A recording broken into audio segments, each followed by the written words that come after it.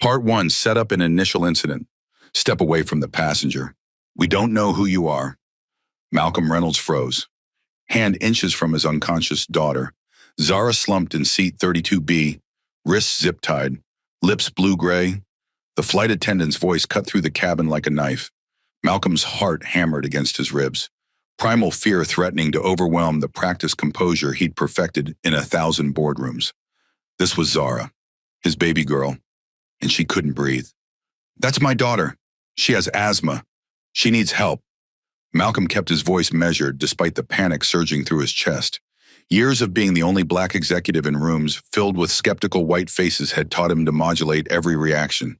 Even now, when every cell in his body screamed to push past these people and save his child, Heather Wilson exchanged glances with Jason Pierce, a silent conversation loaded with assumptions. "We need ID. People claim relationships they don't have." Malcolm reached for his wallet slowly, the way he'd learned when black skin meant threat. Driver's license, credit card. Heather barely glanced at the documents. Her eyes already decided. "Doesn't prove anything. What seat? 3A, business class." Jason's eyebrows shot up, scanning Malcolm's hoodie and worn jeans. "Business? Your daughter's in economy doesn't make sense." The unspoken accusation hung in the recycled air between them. Malcolm saw the math in their eyes. Black man plus casual clothes plus different seating class equals suspicious. It was a calculation he'd encountered his entire life, but never with his daughter's life in the balance.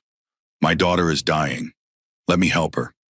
Malcolm's voice dropped to something colder than anger as Jason stepped between them. "Step back or we'll restrain you." Jason's hand moved to his radio, stance widening slightly. A passenger nearby whispered, "Why is he so aggressive? Crew's just doing their job." Murmurs spread through the cabin, judgment replacing curiosity. Malcolm stepped back, hands visible. His mind raced through scenarios. Making a scene would only delay help for Zara, but every second without intervention. "You don't know who you're dealing with. None of you do." It wasn't a threat. It was a reminder to himself that he had resources, connections, ways to make this right, later. But now Zara needed oxygen, not his righteous anger. Heather radioed Air Marshal to row 32. Security threat. The man in the hoodie they had just dismissed would soon reveal exactly who he was. And when he did, everything would change. Flashback 30 minutes earlier. "Can I please have some water?" Zara Reynolds' voice barely carried over the jet engines. Her throat felt tight, that familiar constriction that always started her attacks. Flight attendant Heather Wilson swept past without acknowledging her, busy serving drinks to passengers across the aisle. Zara's fingers fumbled with her purple asthma inhaler, the plastic case slick with nervous sweat. Her chest tightened, that familiar vice grip sensation that always started small before escalating. She pressed the call button again. This would make 5 times in 15 minutes. Stay calm, she thought, trying to follow her doctor's advice. Panicking makes it worse, but it was hard not to panic when you felt your airways closing and no one would listen. 3 rows ahead, an elderly white woman complained about the temperature. Jason Pierce responded immediately, adjusting her air vent, offering a blanket, his smile never faltering. "Everything okay?" he asked solicitously. "Much better now. Thank you," the woman replied. Zara pressed the button again, breathing becoming more labored. Her inhaler was nearly empty. She needed water to take her emergency medication, the small white pills in her backpack that her doctor had prescribed for exactly this situation. Dad would make them listen, she thought, then push the idea away. She'd been the one who insisted on sitting in economy, on flying like a normal teenager instead of being treated like a precious cargo. "I'm 14, not 4, she told him. "I don't need you hovering." Now she wished he was hovering right next to her. Meanwhile, in business class, Malcolm Reynolds adjusted his noise-canceling headphones, the Obsidian Systems logo subtle on the band. His tablet displayed quarterly projections for the $42 billion merger they'd finalized yesterday. The acquisition would revolutionize cloud security, positioning Obsidian as the industry leader. "More champagne, Mr. Reynolds?" Tara Sullivan asked, hovering with practiced deference. "No, thank you. Just water." Malcolm checked his watch. 4:30 p.m. He'd promised Olivia he'd be home for dinner. After 15 years of marriage, they still maintained Friday date nights, even with his company's explosive growth. He scrolled through his calendar for next week, board meetings, investor calls, his monthly volunteer session at the tech incubator for underserved youth. Sometimes he wondered if Zara resented his schedule, though she never complained. Like him, she kept things inside, processing privately before sharing. Olivia called them the introspective twins, while she was the family's emotional barometer. His phone buzzed with a text from Zara. "Dad, feeling kind of tight-chested?" Malcolm sat up straight, thumb immediately typing, "Do you have your inhaler? Need me to come back?" 3 dots appeared, then "I'm okay, using inhaler now." Malcolm hesitated. Zara had insisted on flying economy pointing. "Dad, I'm 14, not 4. I don't need you hovering." Part of their agreement about independence. She'd flown solo countless times, but something in his gut twisted uncomfortably. He typed, "Everything okay." The response came quickly. That would be the last message he received from his daughter before everything went wrong. In economy, Zara's breathing grew more labored. The high altitude was exacerbating her asthma.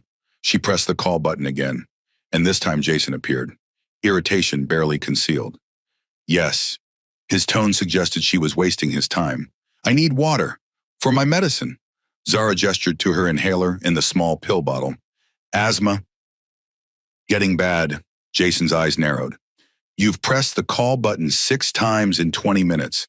Other passengers have needs too," Zara tried to explain, but each word required precious oxygen. "Please." "Water." Her voice came in gasps now. Dark spots floated at the edges of her vision. This was bad, worse than the attack at summer camp last year. "I'll be back when I can." He turned away, deliberately canceling her call button. 2 seats over, Gloria Hernandez watched with growing concern. 40 years as an ER nurse had taught her to recognize respiratory distress. The girl's lips were developing a subtle blue tinge around the edges. Cyanosis. Early, but unmistakable. She'd seen too many children deteriorate rapidly when asthma was dismissed as anxiety or attention-seeking. "Excuse me," Gloria called to Jason's retreating back. "This girl needs medical attention." Jason turned, annoyance visible. "Ma'am, we have a full flight. I'll get to her when I can." Gloria unbuckled her seatbelt. "She's having an asthma attack. She needs help now. Please remain seated. The seatbelt sign is on." Gloria ignored him, moving to the girl's side. "Honey, how long have you been feeling this way?" "About 20 minutes. Zara wheezed. "Getting worse." Gloria turned to Jason, who had followed her. "This girl needs her medication immediately. Get her water and notify the captain we may have a medical emergency." Jason's face hardened. "Ma'am, return to your seat. We're trained to handle medical situations. I'm a registered nurse with 40 years' experience. This girl is in respiratory distress." Passengers began to notice the confrontation. Several pulled out phones. Marcus Rivera in row 34 opened his Instagram app and began recording. "She's been disruptive the entire flight," Jason said loudly enough for nearby passengers to hear. "Constantly demanding attention. She's having trouble breathing." Gloria's voice rose. "Return to your seat now or you'll both be restrained for interfering with flight crew duties." Zara's breathing became more erratic. Panic worsened her symptoms as she struggled to draw air into her constricted lungs. Each breath felt like sucking through a coffee straw that was getting narrower by the second. "Daddy, help me," she thought, the world starting to tunnel around her. "I can't breathe. I can't breathe." Jason radioed Heather, "Disruptive passenger, 32B, backup needed, crisis escalation." Heather arrived within minutes, surveying the situation with cold efficiency. "What's the problem?" "Passenger won't comply with crew instructions." Jason reported, "The older woman left her seat during the seatbelt sign." Gloria stood her ground. "This girl is having a severe asthma attack. She needs her medication and medical attention." Zara's wheezing had become audible to nearby passengers. Her hands trembled as she clutched her inhaler. The plastic chamber nearly empty. Each labored breath created a high-pitched whistle that anyone with medical training would recognize as a dangerous symptom. "She keeps using this," Heather said, taking the inhaler from Zara's hand. The weight felt light, the cartridge nearly spent. "Is she on drugs?" "It's an inhaler, for God's sake," Gloria exclaimed.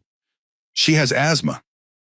We'll need to confiscate this until we can verify what it is, Heather decided, pocketing the inhaler. We've had incidents with teenagers using devices to vape on flights. Zara tried to stand, reaching desperately for her inhaler. Please, can't breathe. The edges of her vision were darkening, a numbness spreading through her limbs. Sit down, Jason pushed her back into the seat. This is your final warning. Zara's panic escalated, her breathing becoming more distressed as her lifeline disappeared into Heather's pocket. She tried again to stand. Movements clumsy and uncoordinated as oxygen deprivation affected her motor control. That's it? Heather nodded to Jason. Restraint protocol. Jason produced plastic zip ties from his pocket. With practiced efficiency, he grabbed Zara's wrists, pulling them together as she weakly tried to resist. The plastic bit into her skin as he tightened them, the sharp edge catching slightly on her friendship bracelet, the one her best friend Laylo had made her for her birthday last month. What are you doing? Gloria was incredulous. She's having a medical emergency, not being combative. Ma'am, one more word and you'll be restrained as well, Heather warned. This passenger has repeatedly ignored crew instructions and is now physically resisting. The zip ties cut into Zara's wrists as Jason tightened them. Her breathing deteriorated further, the lack of oxygen making her lightheaded and disoriented. In her fading consciousness, she thought about her parents, how her mom always said to stay calm during an attack, how her dad promised he'd always protect her. Where was he now? When she needed him most. Marcus Rivera's recording captured everything. The zip ties, the confiscated inhaler, the girl's blue-tinged lips. His live stream had already attracted over 300 viewers. Comments flooding in, WTF is happening. Is she okay? This is assault. This is straight-up discrimination, someone commented. They wouldn't tie up a white girl having an asthma attack. Flight attendants aren't doctors, another viewer replied. The crew is following protocol for disruptive passengers. In the cabin, the division mirrored the online debate. Karen Peterson from 30D leaned into the aisle. Thank you for maintaining order. Some parents just don't teach their kids how to behave in public. Mind your own business, lady, someone called from further back. That girl is sick. The cabin divided quickly, those who saw a medical emergency and those who saw a disciplinary issue. The distinction fell along lines too predictable to be coincidental. Zara's condition deteriorated rapidly. Her breathing became shallow and irregular. The zip ties restricted her movement, increasing her panic and worsening her symptoms. Without her inhaler, with no water for her emergency medication, her airways continued to constrict. Gloria watched in horror as the girl's lips darkened further. Her oxygen saturation is dropping. We need to remove those restraints now. We have protocols, Heather insisted. The air marshal will assess the situation. She'll be unconscious before your air marshal arrives. Gloria's voice rose with urgency. Rebecca Anderson, the head flight attendant, arrived, quickly assessing the situation. What's happening? Disruptive passenger, Jason reported. Repeatedly ignored instructions, tempted to plot in during seatbelt sign, possible contraband. Rebecca glanced at Zara, now slumped in her seat, breathing shallow and labored. Has the captain been notified? Not yet, Heather admitted. We were handling the situation. She needs medical attention, Gloria insisted. I'm a nurse. She's having a severe asthma attack. Rebecca hesitated, noting the growing audience of recording passengers. Let's move her to the galley for privacy. She shouldn't be moved in this condition, Gloria objected. She needs her inhaler and emergency medication. Rebecca made her decision, siding with her crew. We'll wait for the air marshal before changing protocols. Maintain current status. As the crew conferred, Zara slipped deeper into respiratory distress. In her oxygen-deprived mind, memories flickered her 10th birthday when Dad had taken her to the Science Museum, Mom teaching her to use her first inhaler, the family vacation where they'd all gone snorkeling and she'd been able to breathe underwater better than on land sometimes. Fragments of her life played against the darkening backdrop of her consciousness. In the background, the cabin system chimed. Ladies and gentlemen, we have a medical situation in the main cabin. If there is a doctor on board, please identify yourself to the nearest flight attendant. Malcolm's discovery. Malcolm's eyes snapped open at the announcement. A medical situation. His stomach clenched. He unbuckled his seatbelt and stood up. Tara approached immediately. "Sir, please remain seated. My daughter's in economy. I need to check on her." The text message. The heart emoji had Zara been trying to tell him something was seriously wrong. Tara's smile remained fixed, but her eyes cooled as she assessed his hoodie and worn jeans. He'd changed after the merger meeting, wanting comfort for the flight home. The $8,000 suit was packed in his carry-on. "I'm sure she's fine. We can't have passengers moving during medical situations." The unspoken subtext hung in the air. "Your kind makes problems." "I need to see my daughter." Malcolm's tone left no room for discussion as he moved past Tara. Moving through the plane, Malcolm noticed passengers turning to watch him. The business class section with its spacious seats and champagne service gave way to premium economy, then to the tightly packed main cabin. The contrast was stark, not only in comfort, but in demographics. As he approached row 32, he saw a crowd forming. Flight attendants creating a barrier, phones recording, raised voices. Then he saw her. Zara slumped unconscious, wrists bound with zip ties, lips now an alarming blue-gray. Rebecca and Heather stood over her like guards rather than caregivers. The world narrowed to a single point. His daughter, restrained, dying. Every parenting fear he'd ever had crystallized in that moment. The terror that despite all his success, all his wealth, all his careful planning, he still couldn't protect his black child in a world determined to see her as a threat rather than a human being in need. "That's my daughter." Malcolm dropped beside her, reaching for the zip ties. Heather grabbed his arm hard. "Step away from the passenger. We don't know who you are." "I'm her father. She has asthma. Why is she tied?" His hands shook with restrained fury. Jason stepped between them, body language aggressive. "We need ID. We've had people claim relationships they don't have." His eyes scanned Malcolm's hoodie, his skin, making calculations unrelated to safety. Malcolm produced his license and credit card. Heather glanced at them for 2 seconds. "Doesn't prove you're her father. Anyone carries fake IDs. What seat are you in?" "3A, business class." Jason's eyebrows shot up. "You're in business. Your daughter's in economy. That doesn't make sense." "I wanted her to learn independence. She flies alone constantly." Every second wasted. Zara's lips darkened further. The rage built in Malcolm's chest like trapped steam. Inside, he was screaming. Outside, he maintained the careful control that had kept him alive for 42 years as a black man in America. Every instinct told him to throw these people aside and save his daughter. But experience warned that such action would only delay help further. Rebecca appeared, assessing the situation, gaze lingering on Malcolm's appearance before moving to Zara. "What's the issue?" "This man claims he's the girl's father, but we can't verify," Heather reported. "He's dressed casually, says he's business class, but she's here. Something doesn't add up." Rebecca studied Malcolm with that expression he'd seen 1,000 times in stores, lobbies, spaces where black bodies meant guilt. She saw his hoodie, worn Nikes, dark skin, and decided, "Sir, return to your seat while we verify your identity. Security will check. If you don't comply, we'll restrain you."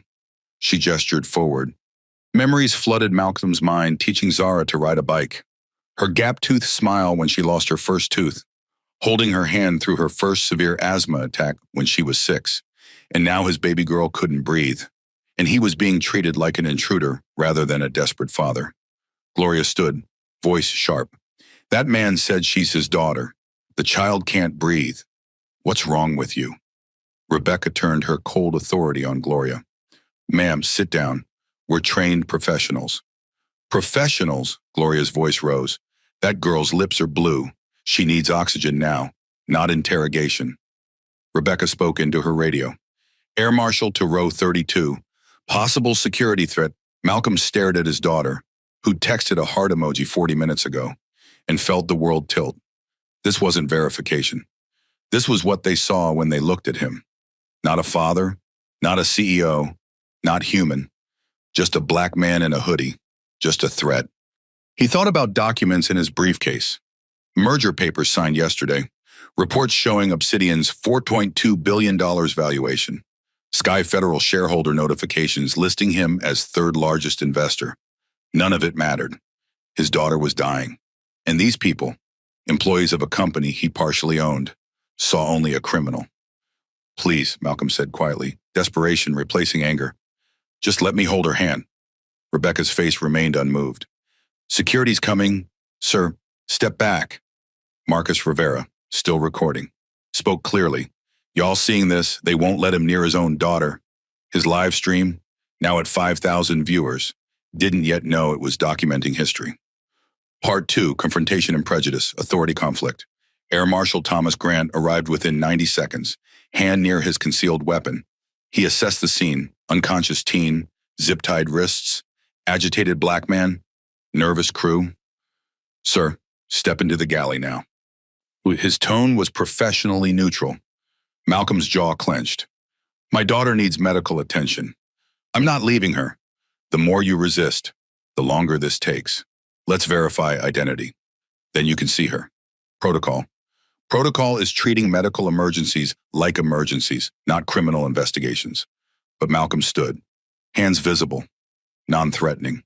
Black men didn't get righteous anger without consequences. He'd learned that lesson early from his father, reinforced it through every phase of his rise from scholarship student to tech CEO.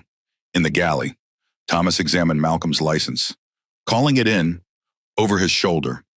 Malcolm watched Rebecca check Zara's pulse with clinical detachment, not urgency. 45 seconds passed. Every second without oxygen could mean permanent brain damage. Malcolm's mind raced through scenarios, used his shareholder position. Call the CEO directly, physically intervene. Each option carried risks.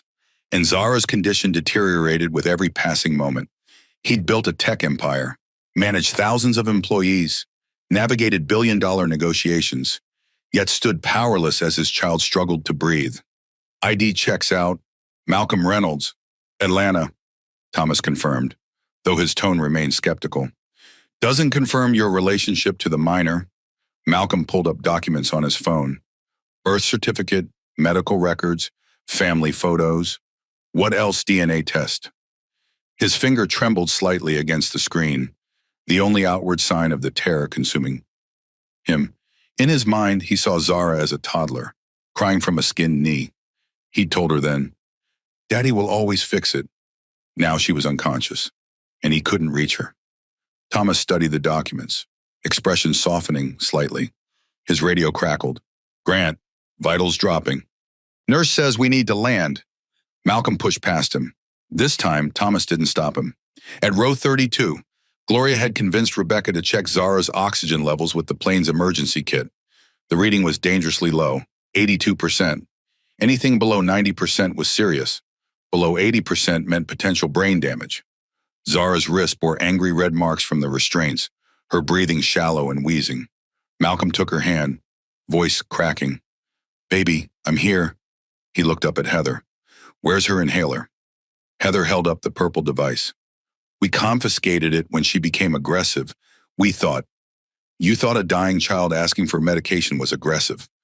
Gloria's voice shook with fury. She was begging for her inhaler, a nearby passenger added. She caused a disturbance, Jason said defensively. Demanding water, making a scene. We have protocols for disruptive passengers. Understanding hit Malcolm like ice water. She asked for water because that's what you do before using her emergency pills. And you called that disruptive. His hands trembled, retrieving the inhaler, but Zara was too unconscious to use it. The anger he'd been suppressing threatened to explode. These people had watched his daughter suffocate, had actively prevented her from receiving treatment. He wanted to scream, to rage, to make them feel even a fraction of the terror Zara had experienced. Instead, he focused on the next step, survival first, justice later. We need to land now, Gloria said firmly. Not in 40 minutes, now. Rebecca exchanged glances with her crew. Malcolm saw the calculation. Emergency landing meant paperwork, cost, questions. He texted his assistant, Sarah. Emergency, send Zara's medical records to Flight 447 crew immediately. Legal team stand by. Sir, you can't use your phone, Heather started. Malcolm's look silenced her. His eyes held a promise. This isn't over. Captain Richard Turner emerged from the cockpit, a white man in his 50s with military precision in his bearing. He assessed the scene. Unconscious teen, frantic father, defensive crew, passengers filming. What's the situation? His authority was absolute. Medical emergency, possibly exaggerated. Rebecca said quietly. The father is being difficult. Claims we mishandled his daughter, but she was disruptive. Her lips are blue, Gloria interrupted loudly. Severe asthma. She'll have brain damage or die if we don't land. Richard looked at Zara, then Malcolm. Something flickered in his eyes. Doubt, recognition of humanity. For the first time since this nightmare began, someone in authority was seeing Malcolm's daughter as a child in danger, not a problem to be managed. How long to Seattle? Malcolm asked, voice tight with controlled emotion. 96 minutes, Richard replied. She has maybe 10 before permanent damage, Gloria stated with professional certainty. Richard's decision came swiftly. We're landing in Denver. 23 minutes. Rebecca started to object. Captain, the protocols, I've made my decision. Richard turned back toward the cockpit, then paused. Remove those restraints, now. As Jason reluctantly cut the zip ties, Malcolm noticed something he'd missed before. Marcus Rivera, phone steady, recording everything. The digital eye capturing what so many would later deny. Malcolm caught Marcus's gaze, a silent acknowledgement passing between them. Whatever happened next, there would be evidence. No one could rewrite this story. Social media documentation. Marcus Rivera hadn't intended to become the documentation specialist for a civil rights moment. He'd started recording out of instinct, recognizing a situation where truth would be contested. His live stream began with just 12 viewers, friends who regularly watched his travel content. When Malcolm Reynolds arrived to find his daughter restrained, Marcus kept the camera steady, narrating quietly, they're preventing this man from helping his daughter. She's clearly in medical distress. By the time the plane landed in Denver, viewers had multiplied to thousands, then tens of thousands. Comments flooded in faster than anyone could read. Outrage, demands for accountability, calls to identify the airline and crew members. What airline is this? Call 911 when you land. Sky Federal needs to answer for this. Those flight attendants need to be fired. That poor girl, OMG. If this was a white teenager, this would never have happened. They took her inhaler during an asthma attack while someone had identified the airline from the uniforms. Within minutes, Sky Federal's social media accounts were bombarded. Their latest promotional tweet, "Your comfort is our priority," became a lightning rod for outrage. Inside Sky Federal's corporate headquarters, night staff monitored the unfolding disaster. Their social media accounts faced unprecedented backlash, hundreds of thousands of negative comments, boycott pledges, cancellation screenshots. The customer service phone lines crashed from call volume. At 3:17 a.m., James Hamilton was awakened by his chief of staff. Sir, we have a critical situation. Hamilton, who had initially dismissed the incident as operational matter to be handled by appropriate departments, now faced the full magnitude of the crisis. By 6 a.m., he was on a corporate jet to Denver. PR team and legal counsel in tow. Their hastily crafted statement emphasized safety protocols, pending investigation, and commitment to all passengers. The response backfired spectacularly. Hashtag empty apology began trending alongside hashtag boycott Sky Federal and hashtag justice for Zara. Marcus's complete live stream had been viewed over 2 million times overnight, with clips reaching tens of millions more. This corporate BS is why we need to boycott Sky Federal until they fire everyone involved, tweeted one user with 50K followers. Notice how they never actually apologize or admit what they did was wrong. Another pointed out, just we're investigating while a child nearly died. Celebrity activism amplified the outrage. NBA star Jordan Taylor tweeted, "My 12-year-old son has asthma. What if this was him? Hashtag boycott Sky Federal." His post included a picture of his son with an inhaler, gathering 300K likes in an hour. Oscar winner Danielle Washington shared her own experience with racial profiling at airports. This happens every day. Now we have proof. Hashtag I see you Zara.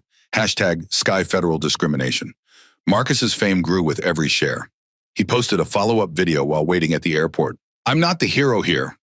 Gloria Hernandez, the nurse who spoke up, she's the real one. And Zara, man, that girl fought for every breath while they had her tied up. Don't make this about me."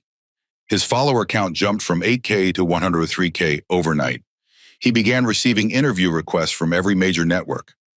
Meanwhile, a counter-narrative emerged in certain corners of the internet. The flight attendants were just following protocol for disruptive passengers, read one heavily shared post. The media is race-baiting again. A Sky Federal flight attendant anonymously defended her colleagues on a private Facebook group that leaked to Twitter. "You weren't there. That girl was being disruptive for an hour before anything happened." The father seemed aggressive. "We're trained to prioritize safety."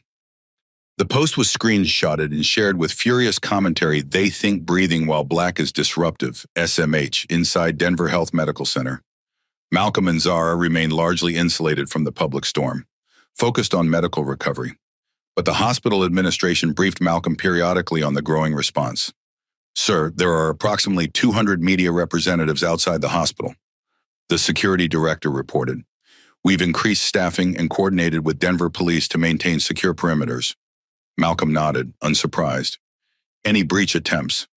3 reporters attempted to access this floor using fake IDs. They've been removed and barred from the property. What did surprise Malcolm was the physical presence gathering beyond media. Ordinary citizens, many carrying signs with Zara's name, had begun a vigil outside the hospital. By mid-morning, their numbers exceeded 500. Messages of support, flowers, and stuffed animals accumulated at the hospital entrance. A group of black teenagers had organized an impromptu demonstration, holding handmade posters with slogans like, "Breathing is not disruptive," and "Justice for Zara." Online, the hashtag I stand with Zara was trending alongside hashtag Sky Federal Racism. Users shared their own experiences of medical dismissal and racial profiling. True story 247. When my son 9 had an asthma attack at school, they thought he was acting out and put him in detention instead of calling 911. This happens every day.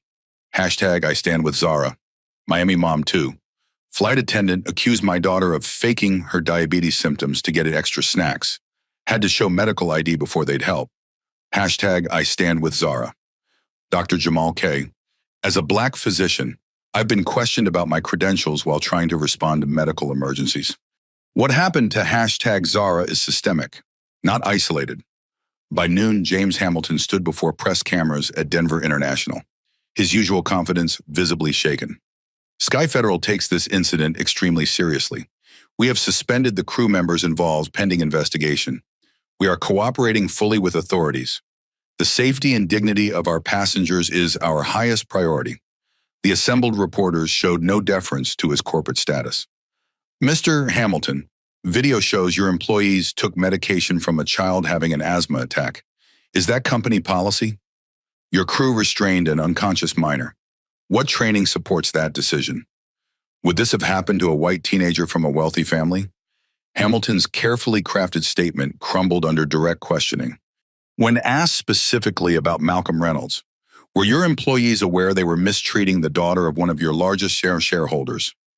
he ended the press conference abruptly. Market reaction was immediate and brutal. Sky Federal stock, already down sharply, plunged another 5% in the hour following Hamilton's failed media appearance. Total market value loss exceeded $950 million in a single day. Corporate leaders, sensing existential threat, acted decisively. At 2:30 p.m., Sky Federal's board of directors called an emergency meeting. By 4:45 p.m., James Hamilton was no longer CEO. As evening approached, Malcolm received updates on these developments while maintaining his focus on Zara, whose condition continued to improve. "They fired the CEO," Zara asked, overhearing a conversation between Malcolm and Sarah. "He resigned," Malcolm corrected gently.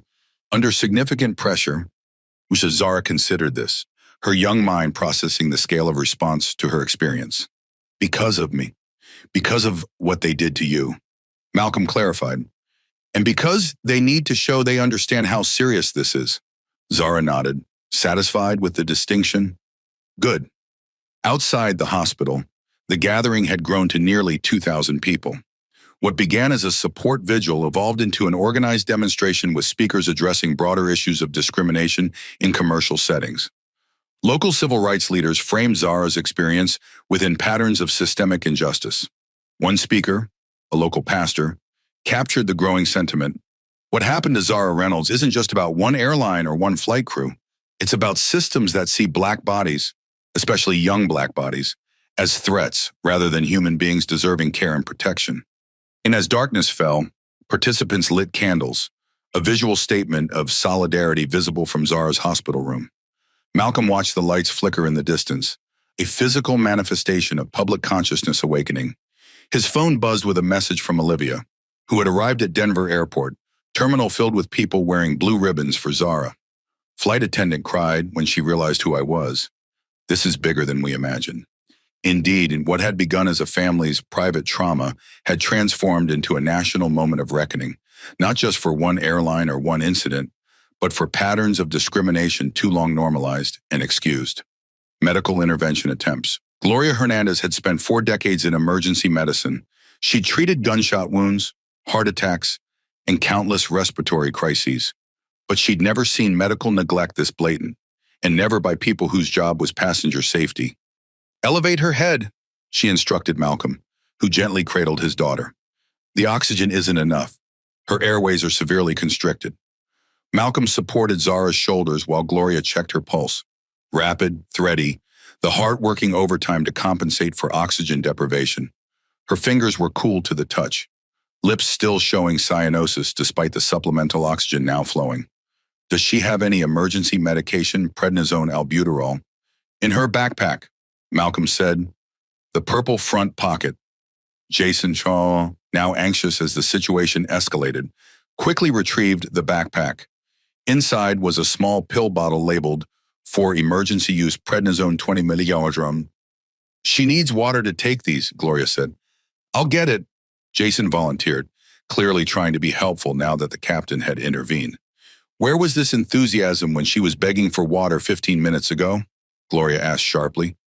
The stethoscope around her neck, she'd been traveling with it after a medical conference, now became a symbol of the professional authority the crew had ignored.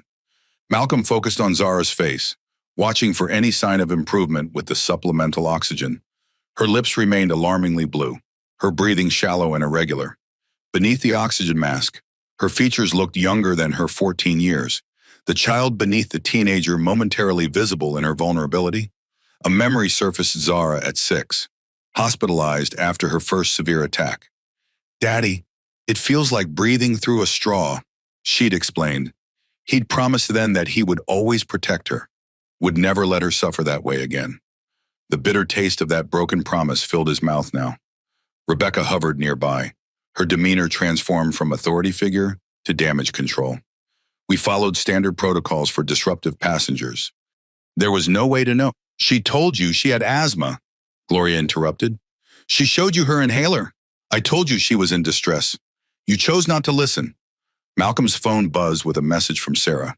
"Medical records sent to Captain and Denver Medical Response Team. Legal team activated. PR crisis team on standby." Jason returned with water. Gloria carefully administered the emergency medication, tilting Zara's head back. "These take time to work," she explained to Malcolm. "The steroids will help reduce the inflammation in her airways, but she needs proper medical attention. Every minute matters." Rebecca had been joined by Tara Sullivan, the junior flight attendant who had earlier prevented Malcolm from checking on his daughter. "Sir, we want to assure you we're doing everything possible now," Tara began, her voice professionally sympathetic. Malcolm didn't look up from Zara. "Now, after you restrained my daughter instead of helping her, after you prevented me from reaching her, after you confiscated her life-saving medication, we have procedures. Don't talk to me about procedures." Malcolm cut her off, his voice tight with controlled rage. "Just make sure there are medical professionals waiting when we land." Thomas Grant, the air marshal, maintained his position nearby but had shifted from security enforcer to concerned observer. "Denver Emergency Services have been notified. They'll be waiting at the gate." The oxygen level readout showed 84%, still dangerously low, but slightly improved from earlier. Gloria continuously monitored Zara's pulse. her expression grave. How much longer until we land? She asked Thomas. 17 minutes, he replied after checking with the cockpit. Malcolm hadn't released Zara's hand since being allowed to reach her. Stay with me, baby girl, he whispered. Help is coming. Just stay with me. Rebecca attempted once more to explain. Sir, if we had known about her condition. Malcolm finally looked up, his eyes meeting hers with an intensity that made her step back. She told you.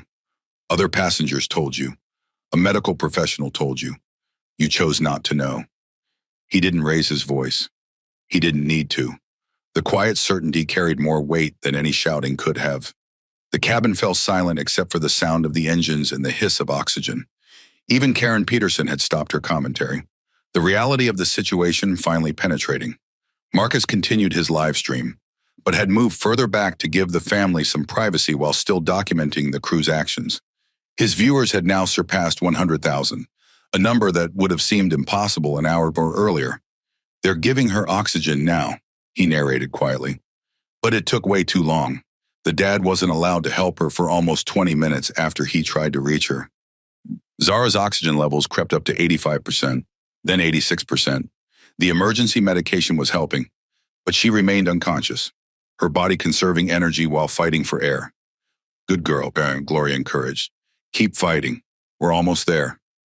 Malcolm thought about the merger he'd finalized yesterday, the culmination of 2 years' work. Positioning Obsidian Systems as an industry leader in cloud security, it had seemed so important 24 hours ago. Now it was meaningless background noise compared to the beeping monitor showing his daughter's oxygen levels. A memory surfaced Zara at 8, proudly showing him her science project on the human respiratory system. Dad, did you know we take about 20,000 breaths every day? She'd asked, eyes wide with the wonder of discovery. Now each labored breath was a battle. Each percentage point on the oxygen monitor, a small victory in a war they should never have had to fight. 90%, Gloria announced as the plane began its descent into Denver. She's responding to treatment. Malcolm closed his eyes briefly, allowing himself the first moment of relief since hearing the medical emergency announcement. When he opened them, he found Rebecca watching him with a new expression. The dawning realization of just how badly they had misjudged the situation and what the consequences might be. Mr. Reynolds, she began tentatively. Not now, Malcolm cut her off. My only concern is my daughter's medical care. We'll address everything else afterward. The unspoken promise hung in the air between them. This wasn't over. Not by a long shot. Security escalation. As the plane began its descent into Denver, the dynamics in the cabin shifted again. Rebecca gathered her crew near the galley, speaking in hushed tones. Their glances toward Malcolm carried something new. Recognition of potential consequences. Thomas Grant received the message through his earpiece, his expression changing subtly. He moved closer to Malcolm, voice lowered. Sir, I've been informed about your position. Please understand we're following required protocols. Malcolm didn't respond. Attention fixed on Zara's oxygen monitor, which had plateaued at 87%. Thomas continued, more urgently. When we land, there will be questions about how the situation was handled. If you feel the response was appropriate given the circumstances. Malcolm finally looked at him. Are you asking me not to report how your crew restrained my unconscious daughter? Thomas straightened, professional mask back in place. Just explaining procedure, sir. My procedure, Babguam, Malcolm replied with deadly calm, will be to ensure that everyone involved in endangering my child's life is held fully accountable. That includes you, Marshall. The plane descended through clouds, Denver's landscape coming into view. The captain's voice came over the intercom. Flight attendants prepare for landing. Medical response teams, please proceed to gate A17. Denver International Airport had activated emergency protocols. When a 14-year-old with severe respiratory distress was your incoming patient, you didn't take chances. Rebecca made one last attempt at narrative control. Approaching passengers who had witnessed the incident, if you observe the situation, we'll need statements upon landing. The young lady became physically aggressive before requiring medical attention. Several passengers nodded agreeably, including Karen Peterson. Others looked away uncomfortably. But Marcus and a few others who had recorded the incident exchanged glances. The digital evidence would tell the truth. "I've got everything on video," Marcus said loudly enough for nearby passengers to hear, "including when they took her inhaler while she was begging for help." Rebecca's face tightened. She moved toward Marcus, voice low but intense. "Sir, recording crew members without consent is against airline policy. We'll need you to delete that footage." Marcus smiled thinly. "Ma'am, this is a live stream. Over 100,000 people have already seen it. You can't delete the internet." Karen Peterson stood, inserting herself into the conversation. "I saw the whole thing. That girl was being completely disruptive. The crew was just doing their job." An older white businessman 3 rows ahead turned around. "That's not what happened. And you know it. I watched that child ask for help repeatedly. I watched them ignore her until she couldn't breathe anymore." "Exactly," agreed a young woman across the aisle. "They literally took her inhaler away while she was gasping for air. I heard her begging for water to take her medication." Karen flushed. "Well, we don't know the whole story." "We do," Marcus interrupted, holding up his phone. "It's all documented. Start to finish." Zara stirred slightly, eyelids fluttering but not opening. Malcolm immediately leaned closer. "Zara, baby, can you hear me?" No response, but her fingers twitched in his hand, the first voluntary movement since he'd found her. Gloria checked the oxygen reading again. 88%. She's fighting back. "Good girl." Jason approached with forms. "Sir, these are standard incident reports. If you could just verify that your daughter received appropriate care once her condition was identified." Malcolm handed the forms back without looking at them. "My daughter will be transported to a hospital the moment we land. Your paperwork isn't my priority." "It's standard procedure." "Your standard procedures literally killed my child," Malcolm replied, his voice dangerously quiet. "I suggest you step away from me now." Rebecca intervened, taking the forms from Jason. "We'll handle documentation later," she lowered her voice. "After things calm down." The plane's wheels touched down, slightly harder than normal for an emergency landing. Medical lights were visible at the gate ahead. Thomas Grant received another message through his earpiece, his posture stiffening. "Sir, airport security has requested all recordings of the incident be surrendered upon landing." Marcus, overhearing this, spoke directly to his live stream. "They're trying to confiscate videos. Download this live stream now. I repeat, download and share this video before they can take it down." His viewer count had reached 155,000. The clip was already being shared across all social media platforms, downloaded by thousands. The attempt at containment had come far too late. As the plane taxied to the gate, Malcolm felt Zara's hand squeeze his, weak but deliberate. Her eyes opened slightly, disoriented and fearful. "Dad," her voice was barely audible beneath the oxygen mask. "I'm here, baby. We've landed. Doctors are waiting." Her eyes flicked to the oxygen mask, the concerned faces surrounding her, then back to her father. Confusion gave way to memory. "They took my inhaler." "I know. We're going to make sure that never happens again." The promise held steel beneath the gentle words. The plane reached the gate. Through the windows, emergency medical personnel were visible. "Stretcher ready." Captain Turner's voice came over the intercom one final time. "Ladies and gentlemen, we have arrived at Denver International Airport. Please remain seated to allow medical personnel to board. I repeat, remain seated." As the door opened and paramedics rushed in, Malcolm looked up at the crew. Rebecca, Heather, Jason, and Thomas, their faces showing the first real traces of fear. Not for Zara, for themselves. They finally understood what was coming.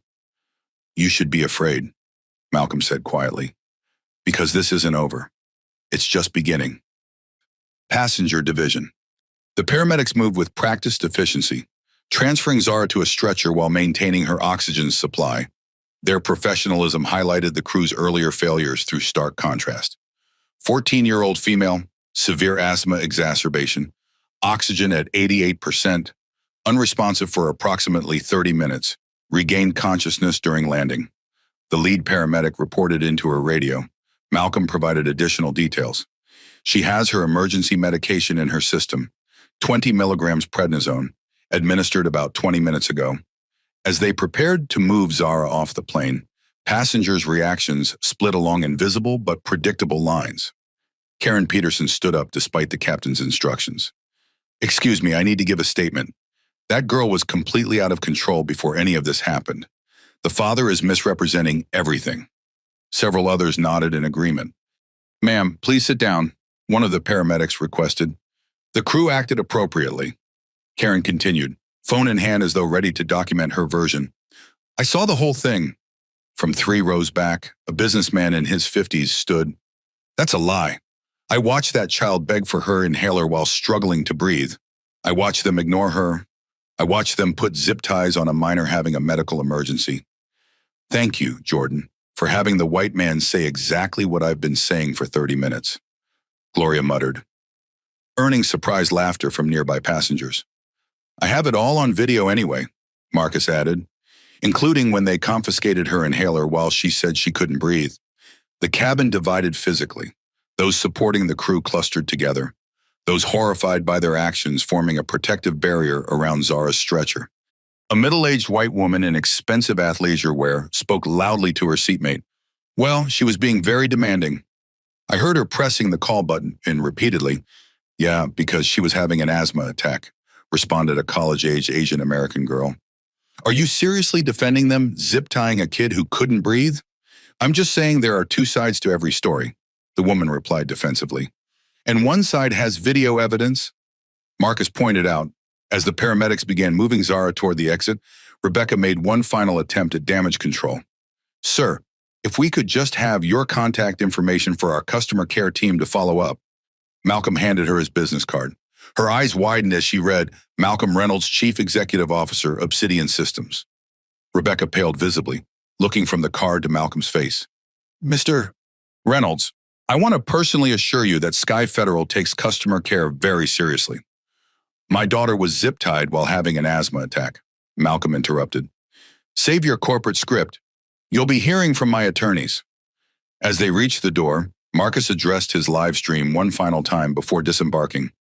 They zip-tied a black teenager having an asthma attack, took her medication, questioned her father's identity even after he showed ID, and delayed emergency medical care.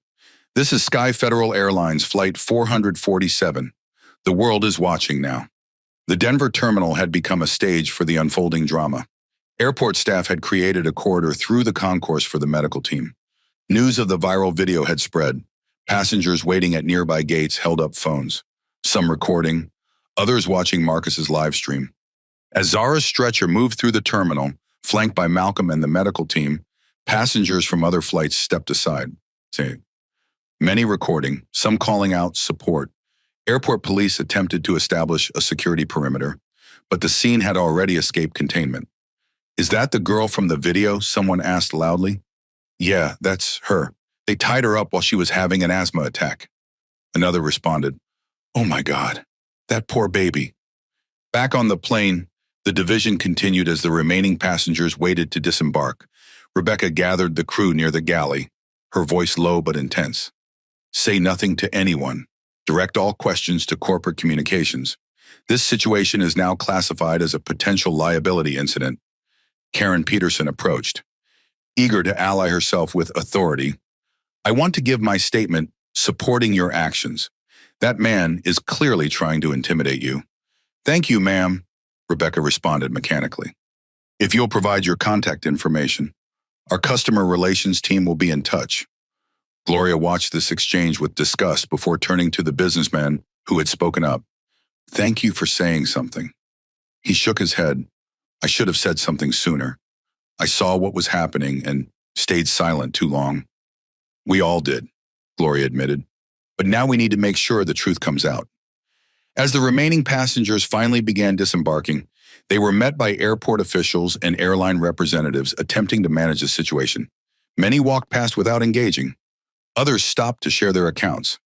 The division wasn't just about what had happened on the plane. It was about what kind of society they wanted to live in. One where authority went unquestioned, no matter the cost, or one where humanity and justice mattered more than protocols and procedures. One young mother, holding her toddler's hand, paused next to Gloria. "I just want to say thank you for speaking up. I keep thinking, what if that was my child and no one had said anything?" Gloria squeezed the woman's arm gently. That's exactly why we can't stay silent. Because next time, it could be any of our children. Meanwhile, at Denver Health Medical Center, doctors worked to stabilize Zara while Malcolm made the hardest phone call of his life. Olivia, it's Vera. She's in the hospital. I need you on the next flight to Denver. His voice, steady through confrontations with flight crew, security, and airline officials, finally cracked as he spoke to his wife. Some burdens weren't meant to be carried alone. What happened? Olivia asked, her surgeon's calm immediately giving way to mother's panic. Asthma attack on the plane. They restrained her. Liv, they took her inhaler and put zip ties on her wrists while she couldn't breathe. The silence on the other end lasted only seconds but felt eternal. Is she stable now?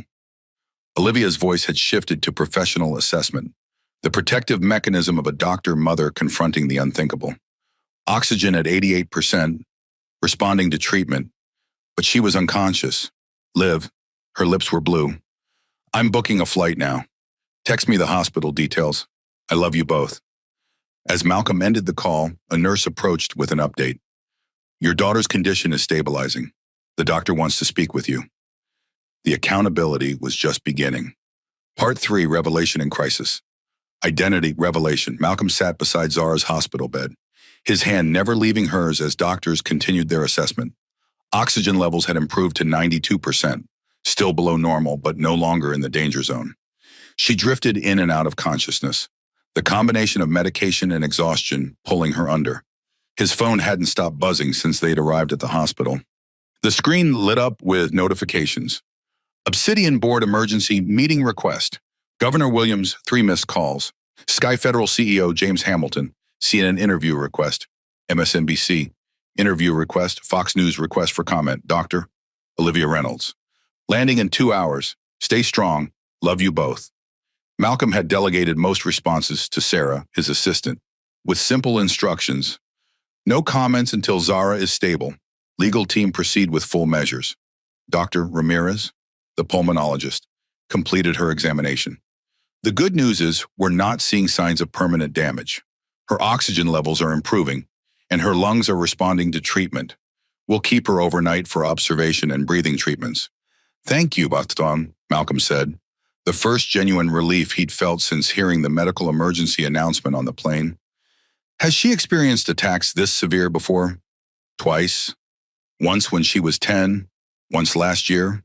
She has all her medications and knows how to manage her condition. That's what makes this so inexcusable. Dr. Ramirez finished for him. I've read the intake report. Restraining an asthma patient and confiscating their medication is... She shook her head, professional demeanor cracking slightly. I have no words. Malcolm's phone buzzed again.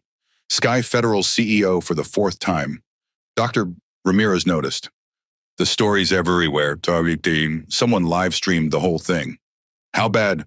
Over 1 million views last I checked. Every news channel is covering it. Hashtag Zip Tie Girl and hashtag Sky Federal Assault are trending. As if summoned by the conversation. A hospital administrator appeared at the door, expression tense. Mr. Reynolds, there are reporters gathering in the lobby. Hospital security is keeping them back. But I wanted you to be aware. Thank you. Please ensure no one gets access to this floor without my approval. Of course. Also, the administrator hesitated. The governor's office called, and Sky Federal's executive team is requesting to visit. Malcolm's laugh held no humor. Tell Sky Federal's executive team that the only way they're getting near my daughter is with a court order. After the administrator left, Malcolm checked his phone again, this time opening Twitter. The video had indeed gone viral, with clips being shared millions of times. Sky Federal was trending nationwide, hashtags like hashtag Zip Tie Girl and hashtag Sky Federal Assault dominating the conversation. He opened one clip, watching with clinical detachment as Heather Wilson took Zara's inhaler, as Jason Pierce applied zip ties to his unconscious daughter's wrists. The footage was damning in its clarity. His phone rang, with some foreign, unknown number. Normally he'd ignore it, but something made him answer. Malcolm Reynolds. Mr. Reynolds, this is James Hamilton, CEO of Sky Federal Airlines. Malcolm closed his eyes briefly. Mr. Hamilton. Well, first, let me express my deepest concern for your daughter's condition. This is a tragic situation that should never have occurred. No, it shouldn't have. I'm personally overseeing our internal investigation. The crew members involved have been placed on administrative leave pending.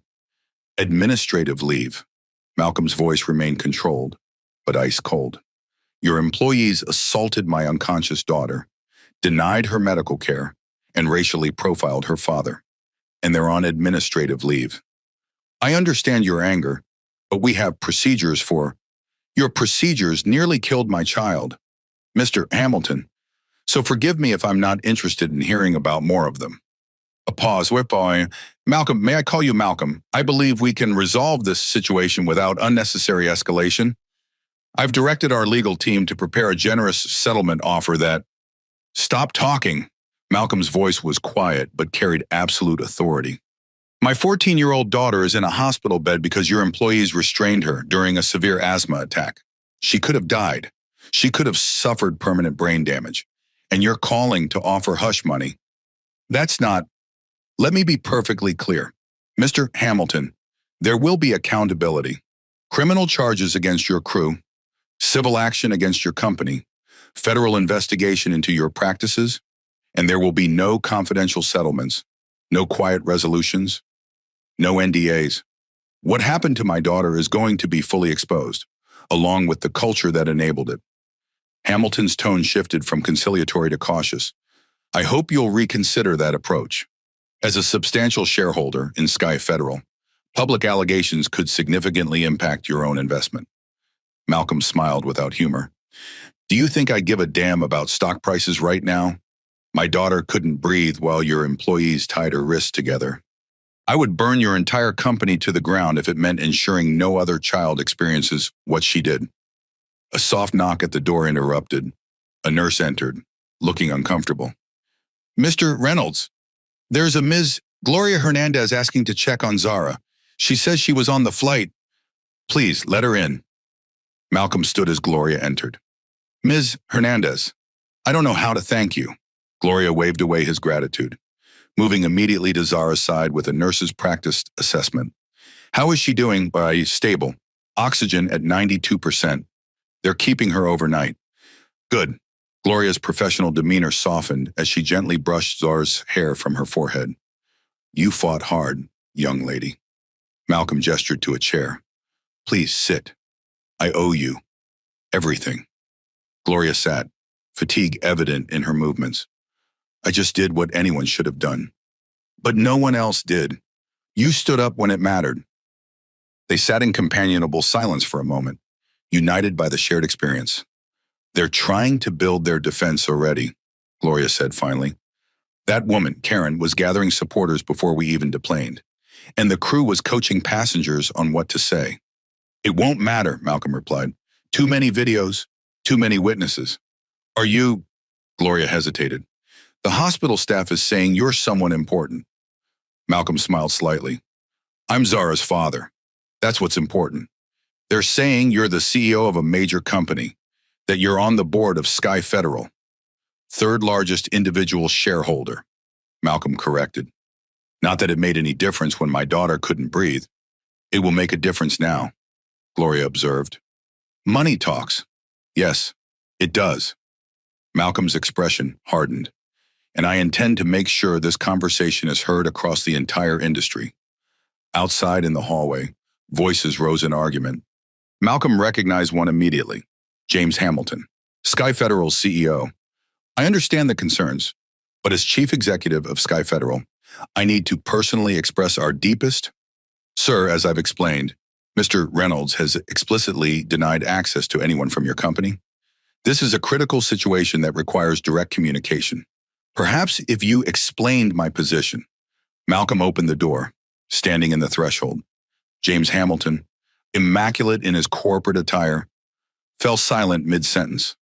Malcolm, he recovered quickly, extending his hand. James Hamilton, I cannot express how deeply concerned we are about your daughter's experience. Malcolm didn't take the offered hand. My daughter has a name, Zara. She's 14 years old. Your employee zip-tied her wrists while she was having an asthma attack. A terrible misunderstanding that we're investigating thoroughly. A terrible misunderstanding. Malcolm's voice remained controlled, but ice cold. Your employees assaulted a minor, denied her medical care, and racially profiled her father. That's not a misunderstanding. That's criminal. Hospital security had arrived, hovering uncertainly. James Hamilton was, after all, a powerful CEO. Malcolm, please, let's discuss this privately. As colleagues, I've brought our chief legal counsel to address any concerns. I'm not your colleague, Malcolm cut him off. I'm the father of a child your employees nearly killed, and I'm the shareholder who's going to make sure every person responsible faces consequences. The elevator doors opened, revealing a news crew that had somehow made it past lobby security. Cameras immediately focused on the confrontation. Mr. Reynolds, can we get a statement about what happened to your daughter? Mr. Hamilton, how does Sky Federal respond to allegations of racial profiling and endangering a minor? Hospital security moved quickly, positioning themselves between the executives and the press. This is a patient care area. You need to leave immediately. As the news crew was escorted back to the elevator, James made one last attempt. Malcolm, please, 5 minutes of your time. Let me explain the steps we're taking. Your employees are still on duty. Malcolm interrupted. Rebecca Anderson, Heather Wilson, Jason Pierce, still in uniform, still representing your airplane. That tells me everything I need to know about the steps you're taking. He turned back toward Zara's room. My attorneys will contact yours. I suggest you prepare for the most expensive lawsuit in your company's history. As Malcolm returned to Zara's bedside, his phone buzzed with a text from Sarah Marcus Rivera's live stream at 27 million views and climbing. All major networks running the story. Sky Federal stock down 12% in after-hours trading. Board members calling. How do you want to proceed? Malcolm looked at Zara. Her breathing finally stabilized, color returning to her lips. Then he typed his response. Scorched earth, medical emergency peak. The night passed in a blur of vital sign checks, breathing treatments, and brief moments of clarity when Zara would wake, confused and frightened, before medication pulled her back under. Malcolm maintained his vigil at her bedside, stepping out only for hushed phone conversations with Olivia, his legal team, and Sarah. At 3:17 a.m., Zara awoke more fully, eyes finding her father's in the dim light. Dad, her voice was hoarse from the breathing treatments. I'm here, baby. Malcolm moved closer, taking her hand. What happened? Where are we? Denver Hospital. You had a severe asthma attack on the plane. Zara's brow furrowed as fragments of memory returned. They took my inhaler. Said I was being disruptive. I know. Malcolm kept his voice gentle despite the rage still simmering beneath the surface. They tied my hands. Her eyes filled with tears. I couldn't breathe, and they tied my hands. Malcolm gathered her carefully in his arms, mindful of the IV and monitoring equipment. I'm so sorry, Zara. I should have been there sooner. Not your fault, she mumbled against his shoulder. You came. I will always come for you. Always. I was so scared, she whispered, the admission breaking through her usual stoic facade. I kept telling them I couldn't breathe, but they wouldn't listen. Malcolm stroked her hair gently, the way he had when she was small and frightened by thunderstorms. I know, baby. I know. Why wouldn't they listen to me? Dad. The question pierced Malcolm's heart with its innocent perception of an ugly truth. How do you explain to a 14-year-old that some people see her black skin before they see her humanity, that no matter her father's wealth or position, to some she would always be suspect first, deserving of care second? Some people make assumptions based on what they see, not who they're seeing, he said carefully. It's wrong, and it's not your fault. You did everything right. They stayed that way until Zara drifted back to sleep, the medication drawing her under again. Malcolm eased her back against the pillows, adjusting the oxygen cannula that had slipped slightly. Doctor, Ramirez entered for her 4 a.m. check, moving quietly to review Zara's vitals. Oxygen at 94%, she noted with satisfaction. Heart rate normalized. She's responding well to treatment. When can we take her home? If her morning assessment remains stable, I'd say by afternoon. Ramirez hesitated. The police were here earlier. They want statements about what happened on the plane. Malcolm nodded. I expected that. They mentioned potential charges against the flight crew, endangerment of a minor, possibly assault. Good. Dart Ramirez studied him for a moment. The media coverage is intense. Security had to remove 3 reporters who snuck onto this floor. I know. My assistant's been updating me. Your wife's flight lands at 5:30. We've arranged for her to be brought in through a private entrance. Thank you. After Dr. Ramirez left, Malcolm checked his phone again. The situation had evolved rapidly overnight. Sky Federal Board calls, emergency meeting, flight crew members, suspended pending investigation, FAA launches probe into Sky Federal restraint protocols. Airline stocks tumble as #boycott. Sky Federal trends nationwide. A text from Sarah provided more specific updates. Sky Federal stock down 18% at market open in Europe. 5 major corporate clients have suspended travel contracts. James Hamilton giving press conference at 9 a.m. DOJ Civil Rights Division has opened inquiry.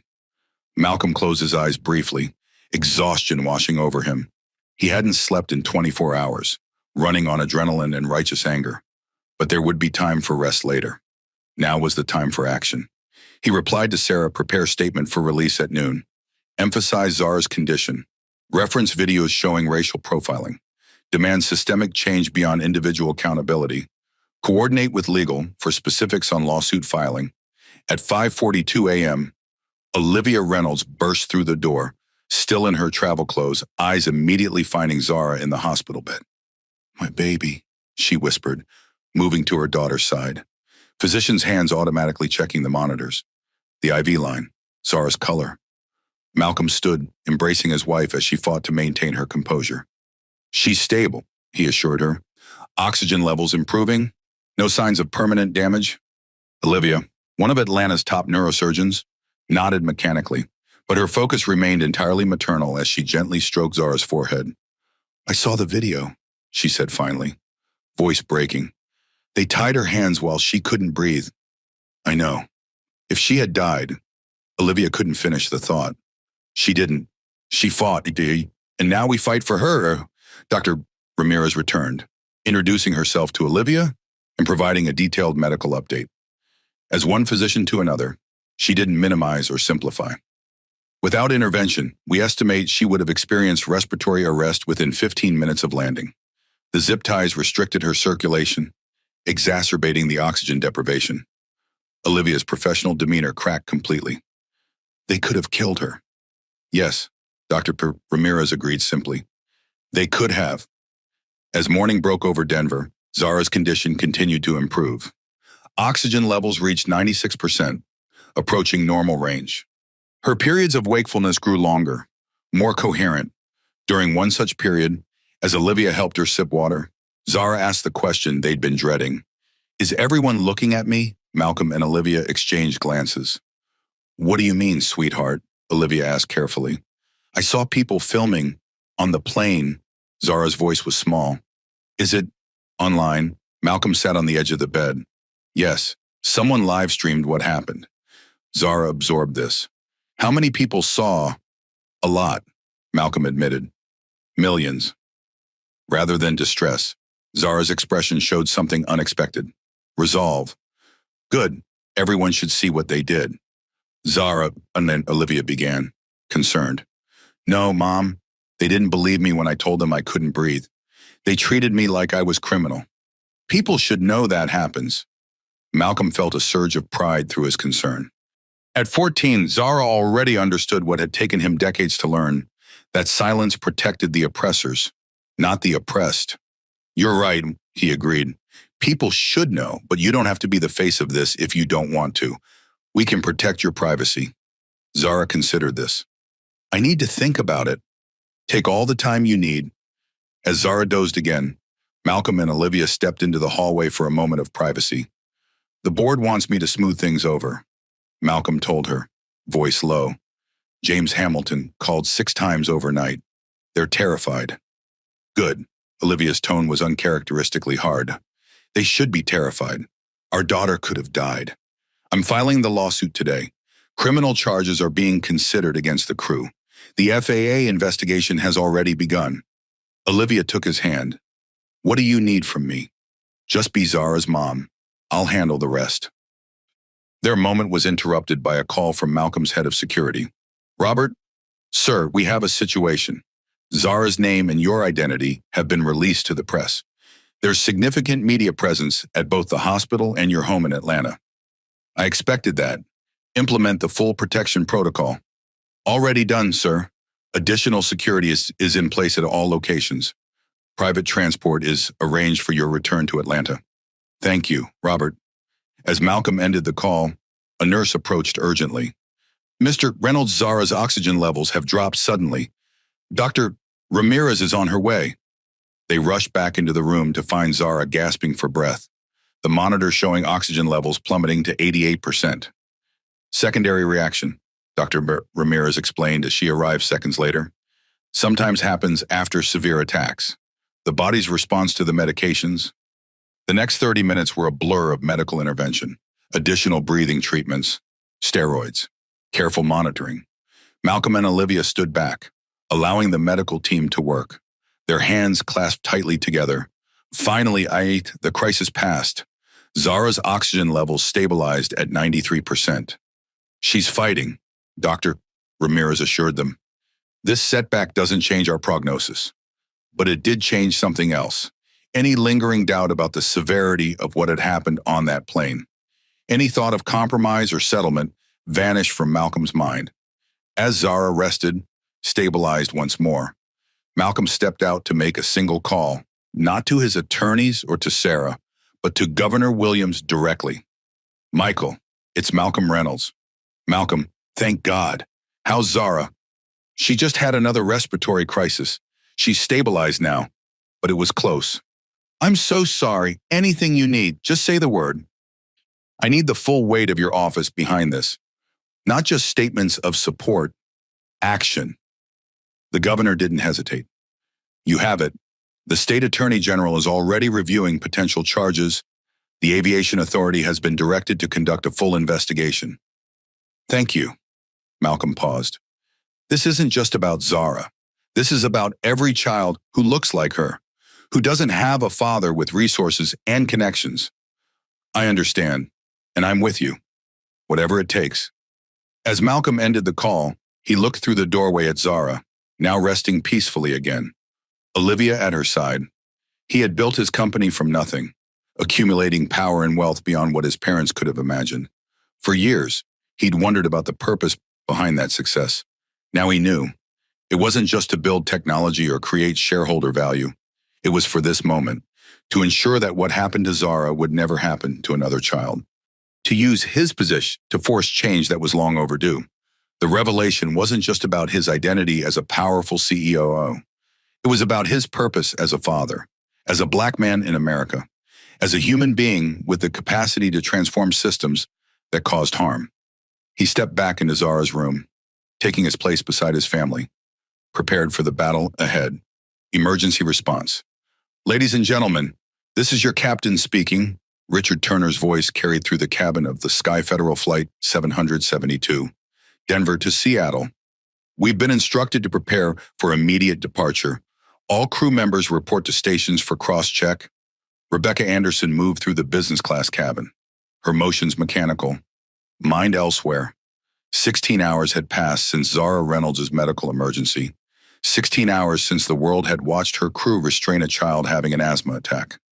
16 hours of mounting consequences. She'd been summoned to Seattle for an emergency meeting with Sky Federal executives.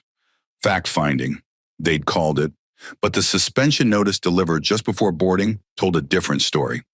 As she secured the cabin for takeoff, Rebecca's phone buzzed with a news alert. Sky Federal stock plunges 23% as Reynolds' case goes viral. She shouldn't have checked, shouldn't have broken protocol by having her phone on during preparation. But normal rules seemed distant now, overshadowed by the career-ending catastrophe unfolding around her. Jason and Heather had been escorted from Denver International by security after crowds of angry passengers recognized them from the viral video. Their suspensions had been delivered more publicly, airport officials handing them documents while news cameras rolled. Rebecca remembered the moment it all went wrong. Zara Reynolds struggling to breathe. Gloria Hernandez insisting it was an emergency. Her own decision to side with her crew rather than question their judgment. One decision, made in seconds, that would forever divide her life into before and after. The plane pushed back from the gate, carrying Rebecca toward whatever remained of her 20-year career. In her pocket, 5 missed calls from the flight attendants union.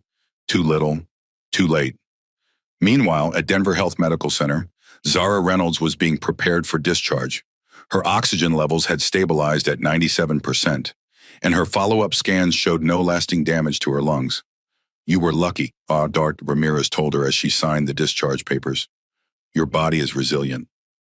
"It wasn't luck," Zara replied with unexpected maturity. "It was Gloria and my dad and you, people who didn't give up." Malcolm and Olivia had transformed her hospital room into a command center, attorneys conferring in corners, PR specialists monitoring media coverage, security personnel coordinating her transfer home. The Reynolds family might have been victims yesterday, but today they were strategists, marshaling resources that few families could access. The hospitals prepared a statement about Zara's condition, Sarah informed Malcolm, tablet in hand. "They're waiting for your approval before release." Malcolm reviewed the medical details, ensuring nothing private was disclosed while confirming the severity of the incident. "Approved, but add that Dr. Ramirez has confirmed the restraints exacerbated her condition and delayed proper treatment." Outside the hospital, media presence had grown exponentially. News vans lined the parking lot, reporters positioned at every exit. "We can't take her through that," Olivia worried, watching the gathering from the window. "We won't," Malcolm assured her. The CEO of Monarch Airlines called personally. "They're sending a medical transport plane, private airfield, no press." This extraordinary accommodation reflected the industry-wide recognition of the catastrophe. Competing airlines distanced themselves from Sky Federal while demonstrating their own commitment to passenger safety. Gloria Hernandez arrived to say goodbye, bringing handmade cards from her grandchildren. "For the brave girl," she explained, handing them to Zara. "Thank you for saving me," Zara said, embracing the woman who had stood up when others remained seated. "You keep that fighter spirit," Gloria told her, "and take your medicine on time." As they prepared for departure, Malcolm received a call from his legal team. "The Denver district attorney is filing charges," his attorney reported. "Felony child endangerment against Heather Wilson and Jason Pierce. Misdemeanor charges against Rebecca Anderson for failing to intervene. And the Air Marshal Captain Turner. Grant is under TSA investigation. Turner is cooperating with authorities, which may shield him from charges." Malcolm shared the news with Olivia, whose relief was tempered by the knowledge that criminal charges wouldn't erase what Zara had experienced. "Will she have to testify?" Olivia asked, medical training giving way to maternal concern. "Not if I can help it. The video evidence is comprehensive." Marcus Rivera had become an unexpected ally in the accountability process. His live stream, now at 8 million views, had been supplemented by footage from other passengers, creating a minute-by-minute record of the incident that left little room for the misunderstanding narrative Sky Federal was attempting to construct.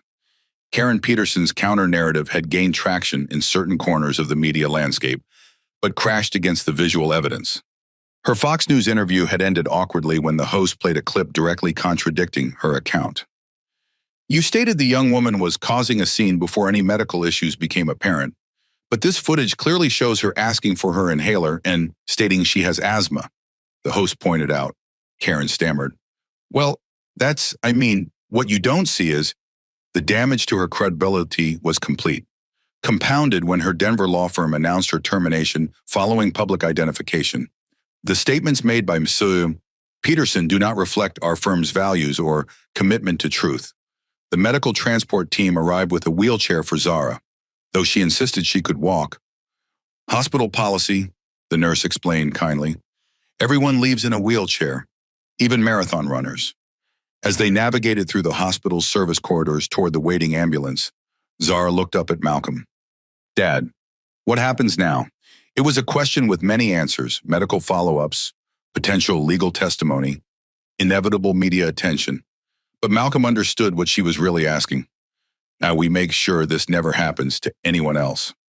Zara nodded, satisfied. "Good. The ambulance transported them to a private airfield where the Monarch Airlines medical plane waited. As promised, no press had been alerted to their departure route. Aboard the plane, equipped with medical monitoring equipment and staffed by a flight nurse, Malcolm finally allowed himself a moment to process the events of the past 24 hours. Zara was safe. The immediate crisis had passed. Now began the longer battle for justice and change. His phone buzzed with an update from Sarah. Sky Federal Emergency Board meeting ended. James Hamilton, no longer CEO, effective immediately. The first domino had fallen. As the plane lifted off, carrying them back to Atlanta in some measure of normalcy, Malcolm gazed at Zara, now sleeping peacefully under Olivia's watchful eye. The terror of seeing his child restrained and struggling for breath would never fully leave him. But it would fuel something more powerful than fear or anger. Determination to ensure that what happened to Zara would become a catalyst for change rather than just another incident buried under corporate apologies and confidential settlements. "I promise you, baby girl," he whispered as she slept. "This time will be different." Landing and medical response. As the medical transport plane touched down in Atlanta, Zara slept peacefully under Olivia's watchful eye. The exhaustion of her ordeal, combined with the lingering effects of medication, had finally overcome her determined spirit. Malcolm gazed at his daughter, memories flooding back. Her first steps, first words, first day of school. He recalled her at age 7 and solemnly informing him that she intended to become both an astronaut and a veterinarian because space animals will need doctors too. Her intelligence, her compassion, her quiet courage, all nearly extinguished because airline employees saw her as a problem rather than a child in distress.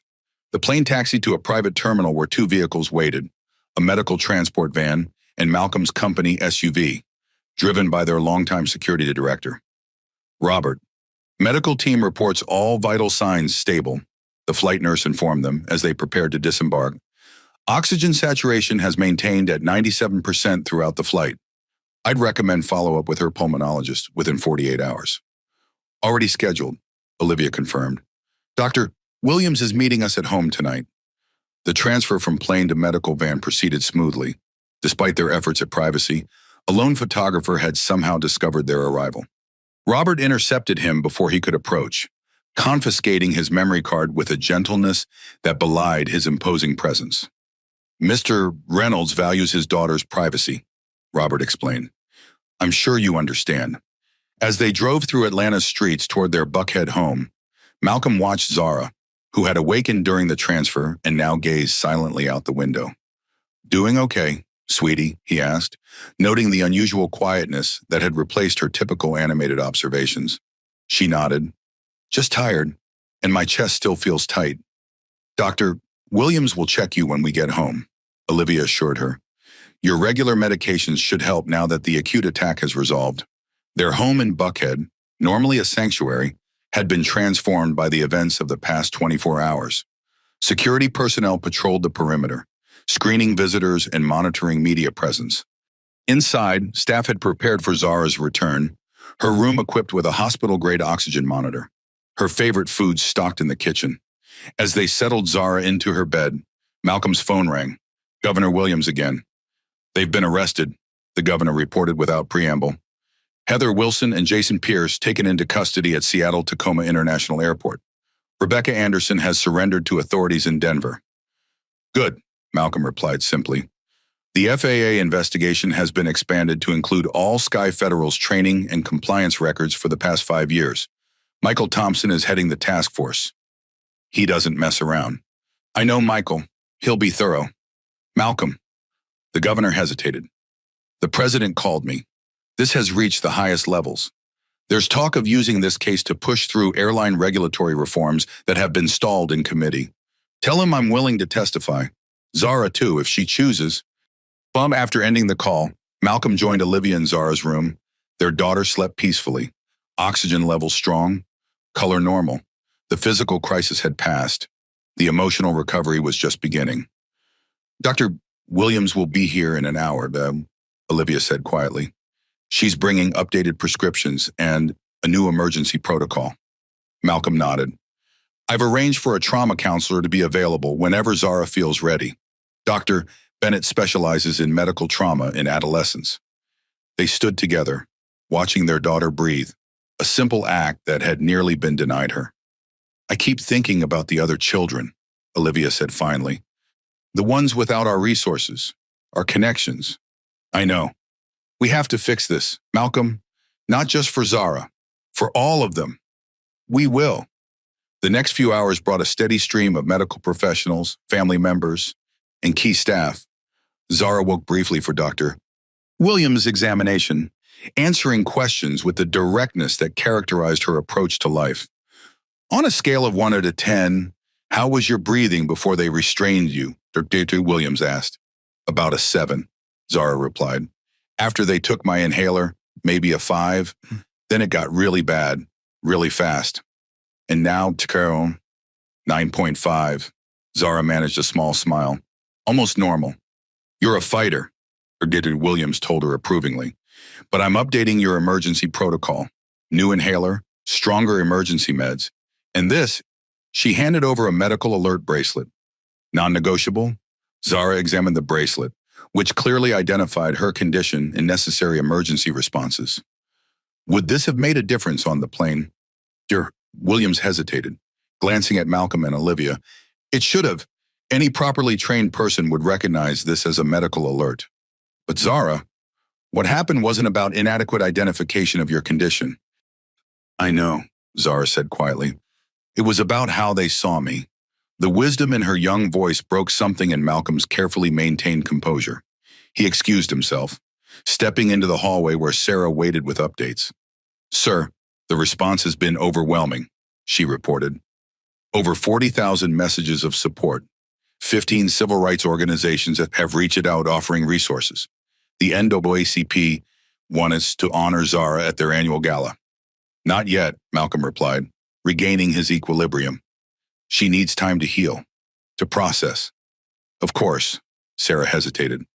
There's one more thing. Karen Peterson has been fired from her law firm. Someone identified her from the video, and social media pressure led to her termination. Malcolm absorbed this with complicated emotions.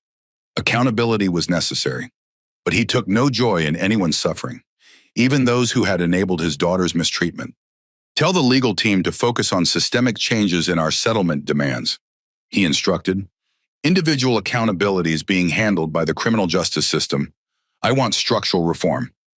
As evening fell, Zara's closest friends began sending video messages, carefully screened by Sarah before being shared. Their support provided the first real smile they'd seen from Zara since the incident. Can I make a video back? She asked, sitting up with more energy than she'd shown all day. If you feel up to it. Olivia agreed, adjusting the pillows behind her, using Malcolm's phone. Zara recorded a brief message. Hey everyone, I'm okay. Still kind of tired, but breathing fine now. Thanks for all the messages, and thanks to everyone who's been sharing what happened. It matters that people know. I'll be back at the school soon. Miss you guys. The simplicity of her message, the resilience in her young voice, struck Malcolm anew.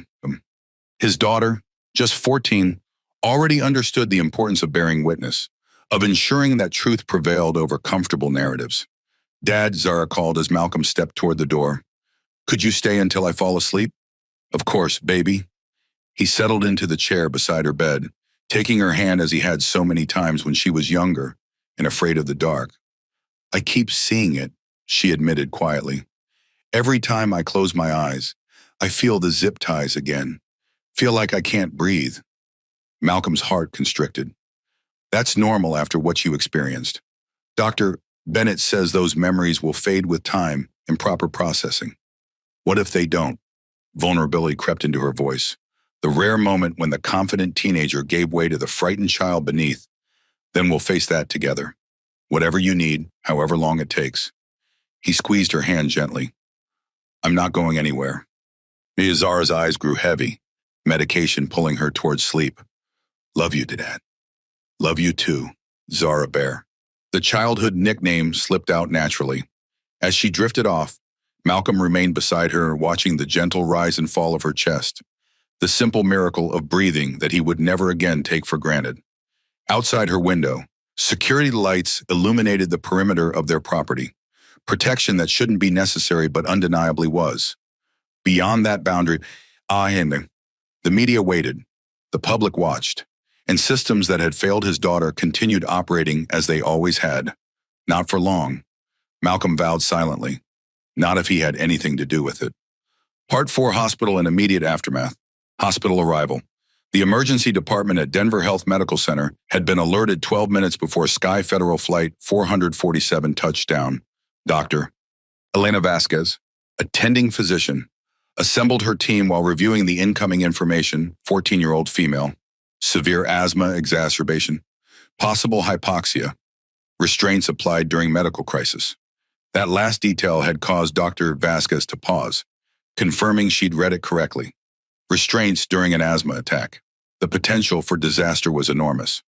I want a respiratory therapist standing by, she instructed. Full bronchodilator treatment ready, possible steroid intervention, and somebody find out why a child with asthma was restrained on a commercial flight. When the ambulance arrived, her team moved with practiced precision. Zara was transferred to a treatment bay. Oxygen levels immediately checked 88%, dangerously low. IV access established. Breathing treatments initiated. Dr. Vasquez performed her initial assessment while Malcolm provided medical history, his voice steady despite the circumstances.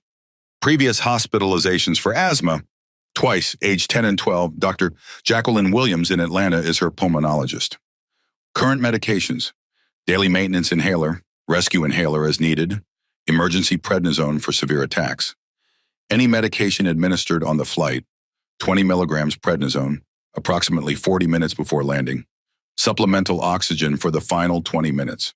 Dr. Vasquez worked methodically, her expression betraying nothing as she noted the marks on Zara's wrists where the zip ties had cut into her skin. These would be photographed later as evidence. When did she lose consciousness? Approximately 30 minutes before landing, she regained consciousness briefly during descent, then became unresponsive again. Behind the professional exchange, the emergency department buzzed with awareness. Staff had seen the viral videos, recognized the patient and her father. Security had already been enhanced. Hospital administration notified. A nurse leaned close to a respiratory therapist, whispering, "That's the girl from the video, the one they zip-tied on the plane." "Jesus," the therapist replied, "who restrains a kid having an asthma attack." Dr. Vasquez overheard but remained focused on her patient. Zara's lungs produced the characteristic wheezing of severe bronchospasm, her skin cool and clammy from poor oxygen circulation. The pulse oximeter showed concerning numbers. "Let's start albuterol nebulizer treatment immediately," she ordered. "IV methylprednisolone 60 milliohms, continue supplemental oxygen and monitor saturation continuously."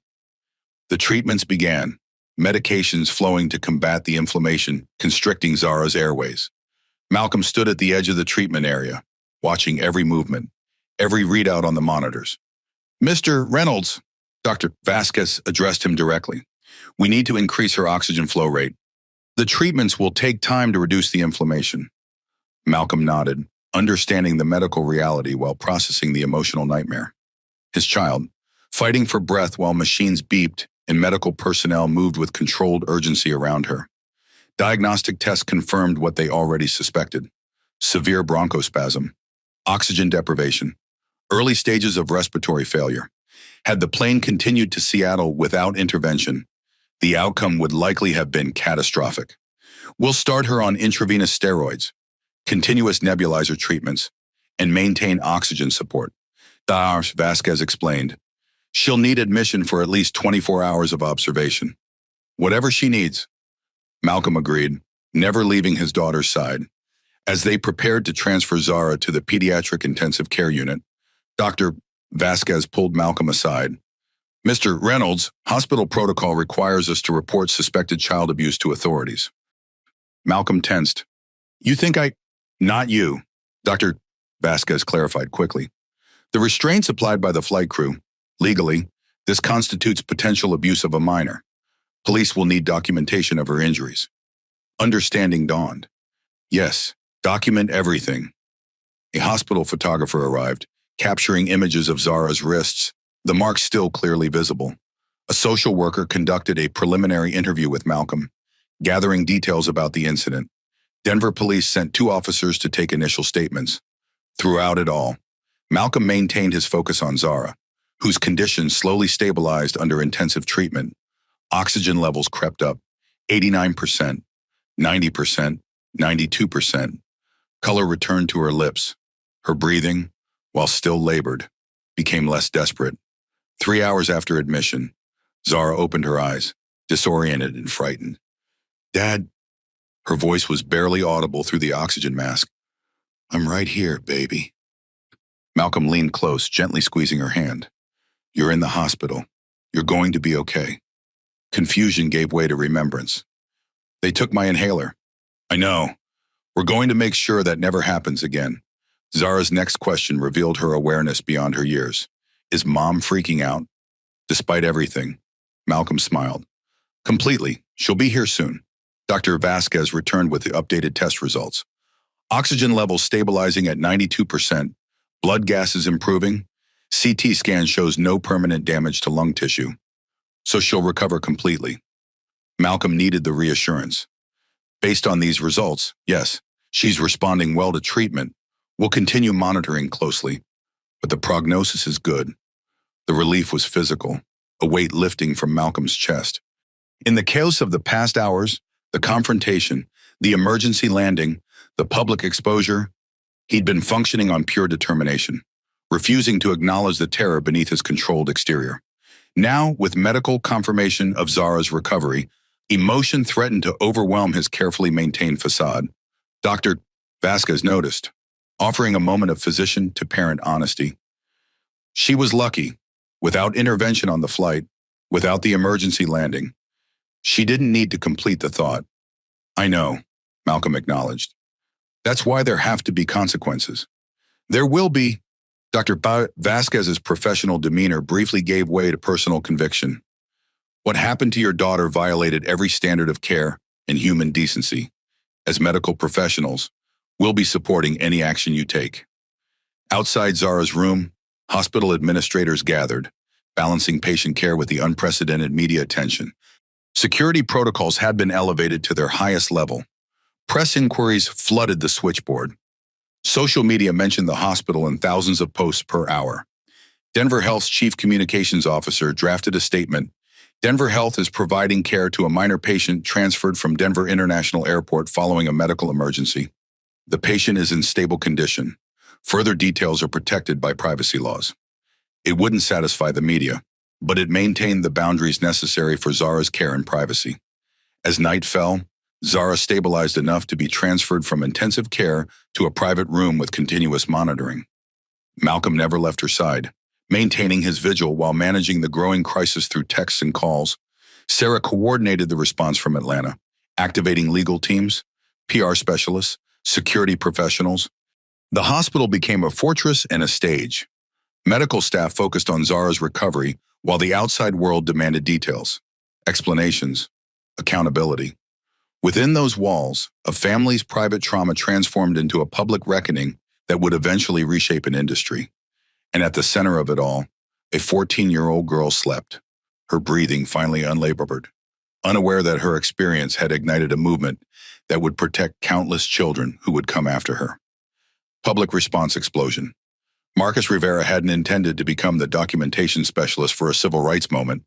He'd started recording out of instinct, recognizing a situation where truth would be contested. His live stream began with 12 viewers, friends who regularly watched his travel content. When Malcolm Reynolds arrived to find his daughter restrained, Marcus kept the camera steady, narrating quietly, "They're preventing this man from helping his daughter. She's clearly in medical distress." By the time the plane landed in Denver, viewers had multiplied to thousands, then tens of thousands. Comments flooded in faster than anyone could read. Outrage, demands for accountability, calls to identify the airline and crew members. When Marcus finally ended the live stream at the hospital, his phone nearly unusable from overheating. The viewer count stood at 155,000 concurrent viewers, a record for his account. What he didn't yet realize was how quickly the footage was being downloaded, shared, and amplified across all social media platforms. By midnight, clips had reached television news. By dawn, they dominated every major network. CNN's Chiron read, "Outrage grows Black teen restrained during asthma attack." Fox News took a different angle. Airline defends safety protocols in passenger incident, though even their commentators struggled to justify the visual evidence. Let's be clear about what we're seeing, CNN's medical correspondent explained. Reviewing the footage frame by frame, this young woman is exhibiting clear signs of respiratory distress. You can see the accessory muscle use, the posture, the panic. These are unmistakable indicators of severe asthma exacerbation, not behavioral issues. MSNBC's Rachel Maddow delivered a 20-minute opening segment connecting Zara's experience to historical patterns of Black bodies being perceived as threats rather than vulnerable, deserving of restraint rather than care. The fundamental question, she concluded, is whose humanity gets recognized in moments of crisis. TikTok users spliced the footage into powerful 15-second clips, set to emotional music that amplified the impact. Instagram accounts with millions of followers shared the story with personal commentary about racial bias in healthcare and transportation. Twitter became a real-time accountability mechanism, with users identifying the airline, the flight number, and eventually the crew members involved. Inside Sky Federal's corporate headquarters, night staff monitored the unfolding disaster.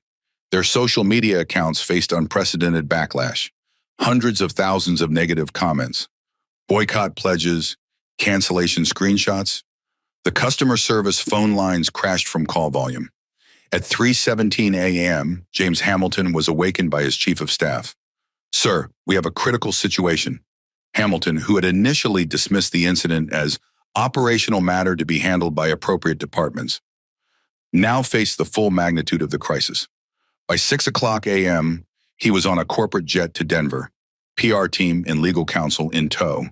Their hastily crafted statement emphasized safety protocols, pending investigation, and commitment to all passengers. The response backfired spectacularly.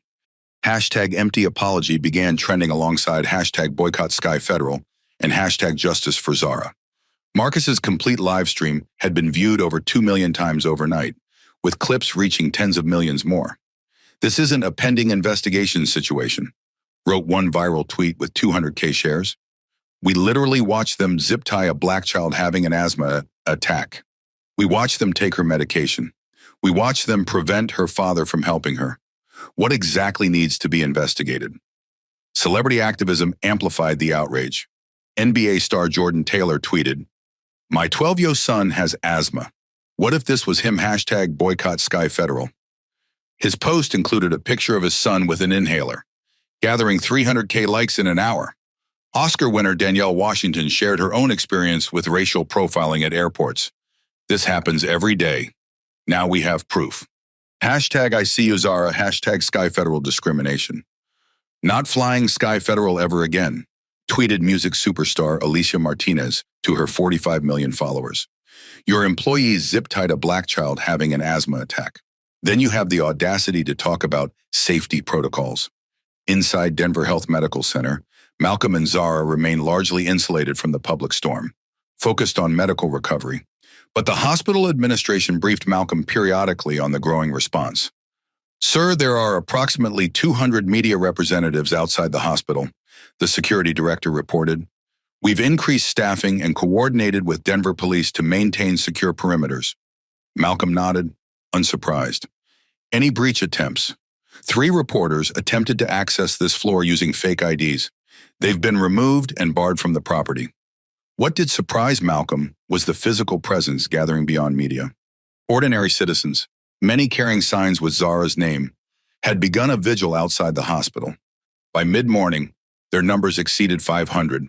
Messages of support, flowers, and stuffed animals accumulated at the hospital entrance. A group of Black teenagers had organized an impromptu demonstration, holding handmade posters with slogans like "Breathing is not disruptive" and "Justice for Zara." Local civil rights leaders arrived to address the gathering, framing Zara's experience within broader patterns of systemic discrimination. Denver's mayor issued a statement. "What happened to Zara Reynolds reflects a disturbing pattern of discriminatory treatment. Denver stands with this family and all families demanding justice and equal treatment."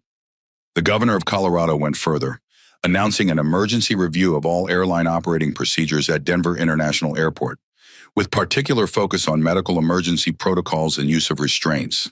As political pressure mounted, Federal agencies joined the response. The FAA launched a formal investigation into Sky Federal's training and compliance. The Department of Transportation announced a broader review of passenger rights. The FBI Civil Rights Division opened a preliminary inquiry. Financial markets opened to chaos. Sky Federal stock plummeted 18% in the first hour of trading, triggering circuit breakers. Analysts issued dire warnings about brand damage and potential liability. 5 major corporate clients, including Goldman Sachs and Microsoft, suspended their travel contracts, citing concerns about employee safety. By noon, James Hamilton stood before press cameras at Denver International, his usual confidence visibly shaken. Sky Federal takes this incident extremely seriously. We have suspended the crew members involved pending investigation. We are cooperating fully with authorities. The safety and dignity of our passengers is our highest priority. The assembled reporters showed no deference to his corporate status. Mr. Hamilton, video shows your employees took medication from a child having an asthma attack. Is that company policy? Your crew restrained an unconscious minor. What training supports that decision? Would this have happened to a white teenager from a wealthy family? Hamilton's carefully crafted statement crumbled under direct questioning. When asked specifically about Malcolm Reynolds, were your employees aware they were mistreating the daughter of one of your largest shareholders? He ended the press conference abruptly. Market reaction was immediate and brutal. Sky Federal stock, already down sharply, plunged another 5% in the hour following Hamilton's failed media appearance. Total market value loss exceeded $950 million in a single day. Corporate leaders, sensing existential threat, acted decisively. At 2:30 p.m., Sky Federal's board of directors called an emergency meeting. By 4:45 p.m., James Hamilton was no longer CEO. The press release cited his decision to step down to allow new leadership during this challenging period. Industry insiders recognized the language of forced resignation. As evening approached, Malcolm received updates on these developments while maintaining his focus on Zara, whose condition continued to improve. They fired the CEO, Zara asked, overhearing a conversation between Malcolm and Sarah. He resigned, Malcolm corrected gently. Under significant pressure. Zara considered this, her young mind processing the scale of response to her experience. Because of Mom, because of what they did to you. Malcolm clarified. And because they need to show they understand how serious this is. Zara nodded, satisfied with the distinction. Good. Outside the hospital barriers, the gathering had grown to nearly 2,000 people. What began as a support vigil evolved into an organized demonstration with speakers addressing broader issues of discrimination in commercial settings. Local civil rights leaders framed Zara's experience within patterns of systemic injustice. As darkness fell, participants lit candles, a visual statement of solidarity visible from Zara's hospital room. Malcolm watched the lights flicker in the distance, a physical manifestation of public consciousness awakening. His phone buzzed with a message from Olivia, who had arrived at Denver Airport, terminal filled with people wearing blue ribbons for Zara. Flight attendant cried when she realized who I was. This is bigger than we imagined. Indeed, what had begun as a family's private trauma had transformed into a national moment of reckoning, not just for one airline or one incident, but for patterns of discrimination too long normalized and excused. The public response explosion wasn't just about volume or visibility. It represented a fundamental shift in accountability, where documented injustice could no longer be buried under corporate statements or diverted through procedural delays. For Malcolm and Zara, watching from the quiet of a hospital room, the response brought validation but also responsibility. Their experience now carried the weight of countless similar incidents that had gone undocumented, unacknowledged, unaddressed. It was a weight they would choose to carry, not just for themselves, but for every family who lacked their resources, their platforms, their power to demand change. Initial accountability. The sun rose on the second day of the crisis, illuminating a landscape fundamentally altered by the previous 24 hours. Outside Denver Health Medical Center, the crowd had maintained its vigil overnight, hundreds remaining despite the cold, their presence a physical manifestation of solidarity.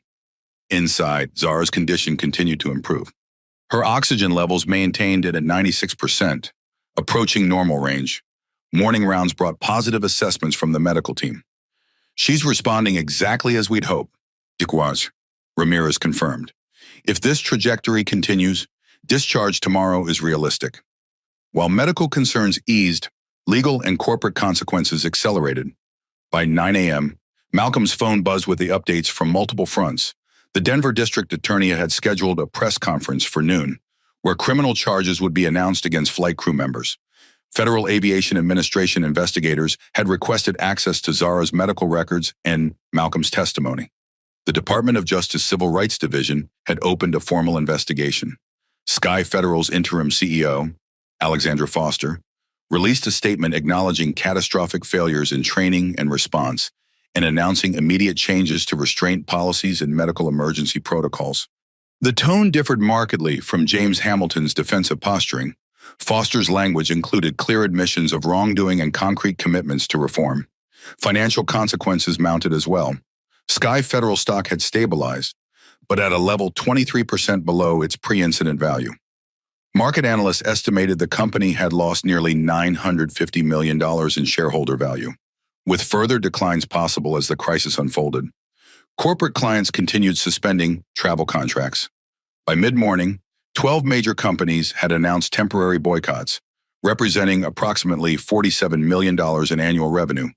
The crew members faced their own personal reckonings. Rebecca Anderson, Heather Wilson, and Jason Pierce had been placed on administrative leave pending investigation. Corporate language for, "You're fired, but we're following HR protocols." Their names and images circulated widely on social media. Their LinkedIn profiles disappeared. Their personal phone numbers were disconnected. Digital erasure preceded what would soon become legal accountability.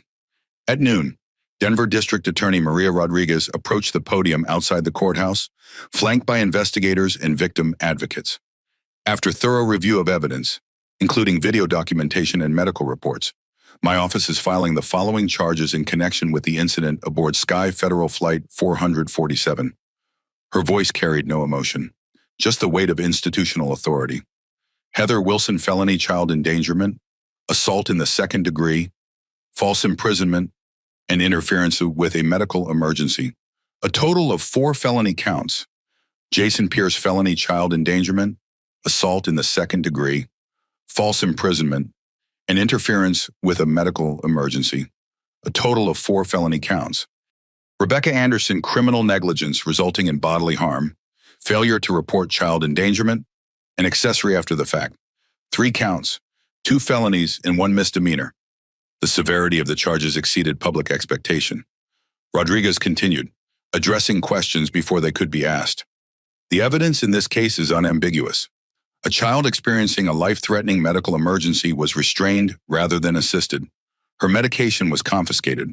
Her father's intervention was prevented. These actions directly contributed to the victim's deteriorating condition and could have resulted in permanent injury or death. She paused, allowing the gravity of the situation to register.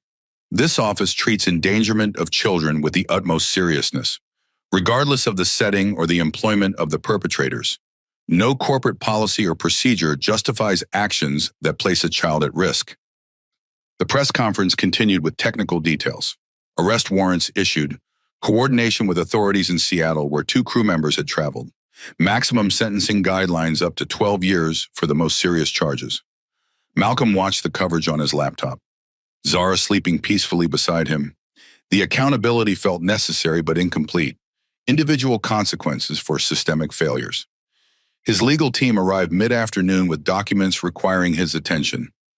Civil lawsuit filings against Sky Federal, Rebecca Anderson, Heather Wilson, Jason Pierce, and the Air Marshal Thomas Grant.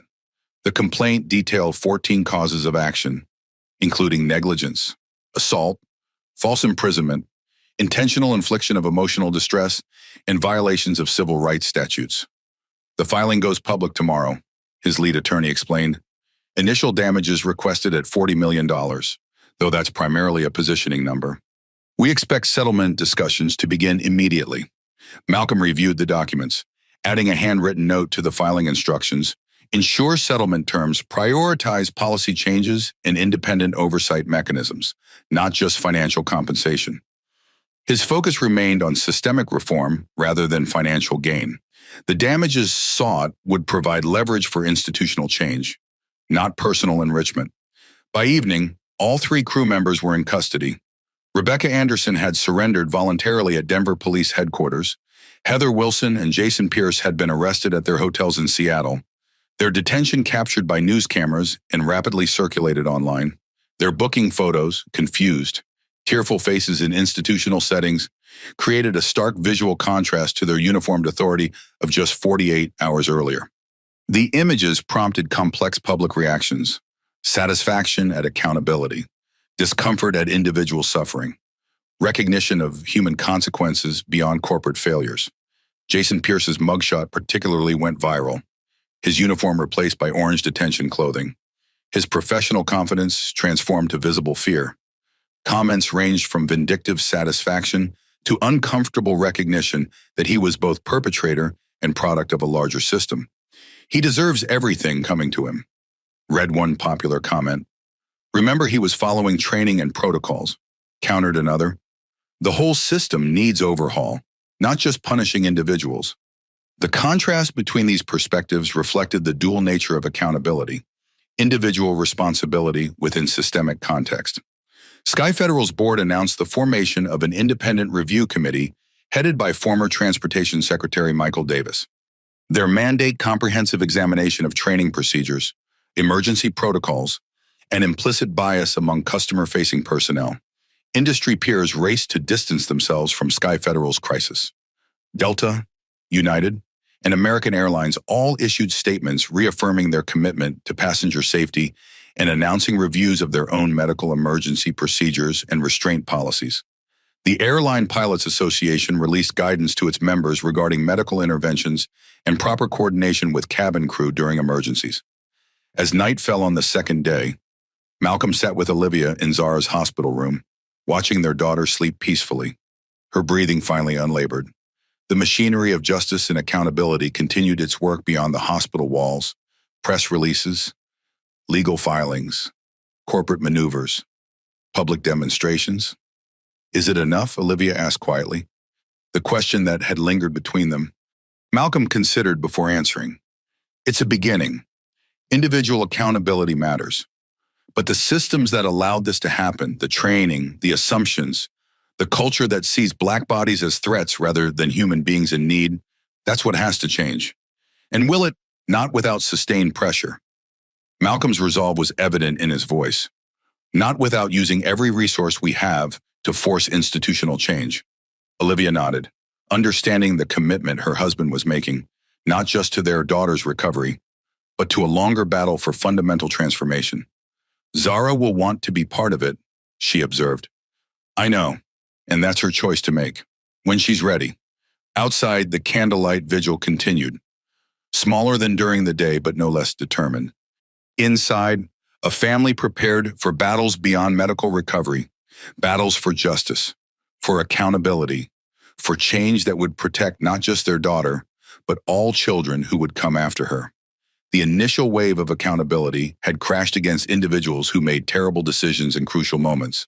The deeper reform, addressing the currents that carried those individuals to those decisions, remained the longer struggle ahead. Part 5: Zara's Awakening and Family Response. Zara regains consciousness. The hospital room was quiet except for the rhythmic beeping of monitors and the soft hiss of supplemental oxygen. Dawn light filtered through partially closed blinds, casting gentle patterns across the bed where Zara Reynolds lay, still pale but breathing steadily. Malcolm and Olivia had maintained their vigil through the night, taking turns dozing in the uncomfortable visitor chairs. Both were awake now, watching for any change in their daughter's condition. It came subtly, a slight change in breathing pattern, fingers twitching against the bedsheet, eyelids fluttering before slowly opening. "Mom." Zara's voice was hoarse from breathing treatments and oxygen masks. "I'm here, baby." Olivia was instantly at her side, physician's hands automatically checking pulse, pupil response, skin temperature. "Dad, too."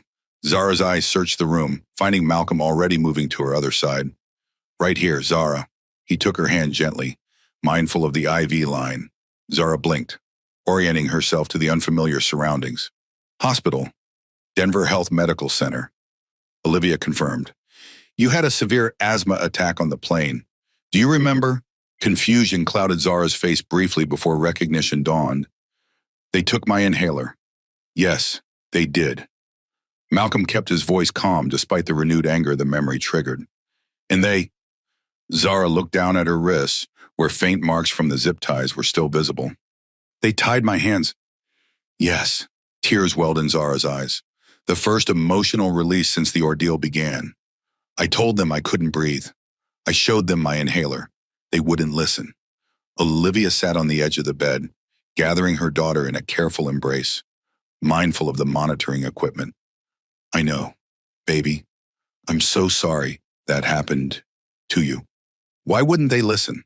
The question contained all the confusion, hurt, and betrayal of a child confronting adult prejudice for the first time. Malcolm and Olivia exchanged glances over Zara's head, years of parenting conversations distilled into a silent exchange. They had always been honest with their daughter about the realities of being Black in America, but had tried to balance awareness with optimism, preparation with hope. Some people see us differently, Malcolm explained gently. They make assumptions based on how we look, not who we are. But I was just sick, Zara protested. I just needed help. I know. And they should have helped you. What they did was wrong. Completely wrong. Zara fell silent, processing this painful reality.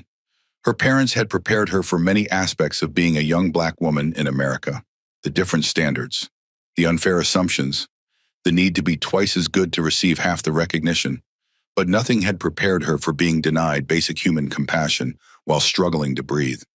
I was scared, she admitted, voice small. I thought I was going to die, and they acted like I was doing something wrong. Malcolm's jaw tightened, rage threatening his carefully maintained composure. Olivia squeezed his hand, a silent reminder of their daughter's immediate needs. You're safe now, Olivia assured her. And what happened to you was not your fault. Not in any way. Ramirez entered, pausing briefly at the family tableau before proceeding with her morning assessment. Good morning, Zara. I'm Dr. Ramirez. How are you feeling? Tired. Kind of sore. Zara's natural resilience was already reasserting itself. Is my breathing okay now?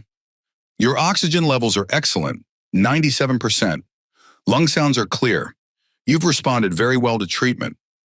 The examination continued with professional efficiency tempered by genuine compassion. Blood pressure, heart rate, respiratory function, all approaching normal parameters. The good news, Dr. Ramirez concluded, is that we're not seeing signs of permanent damage. Your body is young and resilient. With proper follow-up care, you should make a full recovery. When can I go home? Zara asked, the universal question of hospitalized patients everywhere. If your progress continues, possibly tomorrow, we need to observe you through another night to ensure stability. After Dr. Ramirez left, a hospital nutritionist arrived with breakfast options. Zara's appetite had returned, another positive sign of recovery. As she ate, she asked the question that had been inevitable since consciousness returned. Is everyone looking at me? Malcolm and Olivia exchanged another glance, this one less certain. How much should they share about the public dimension their private trauma had assumed? What do you mean, sweetheart? Olivia asked carefully. I saw people filming. On the plane, Zara's perception had been acute even during her medical distress. Is it online? Malcolm sat on the edge of the bed. Yes, someone live-streamed what happened. Zara absorbed this. How many people saw? A lot, Malcolm admitted. Millions. Rather than distress, Zara's expression showed something unexpected. Resolve. Good. Everyone should see what they did. Zara, Olivia began, concerned about the implications of such public exposure. No, Mom. They didn't believe me when I told them I couldn't breathe. They treated me like I was a criminal. People should know that happens. Malcolm felt a surge of pride through his concern. At 14, Zara already understood what had taken him decades to learn. That silence protected the oppressors, not the oppressed. You're right, he agreed. People should know, but you don't have to be the face of this if you don't want to. We can protect your privacy. Zara considered this. I need to think about it.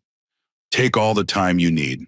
The conversation paused as a nurse arrived to administer morning medications. When they were alone again, Zara asked about the practical consequences. What's happening to those people, the ones who tied me up? Malcolm explained in age-appropriate but honest terms.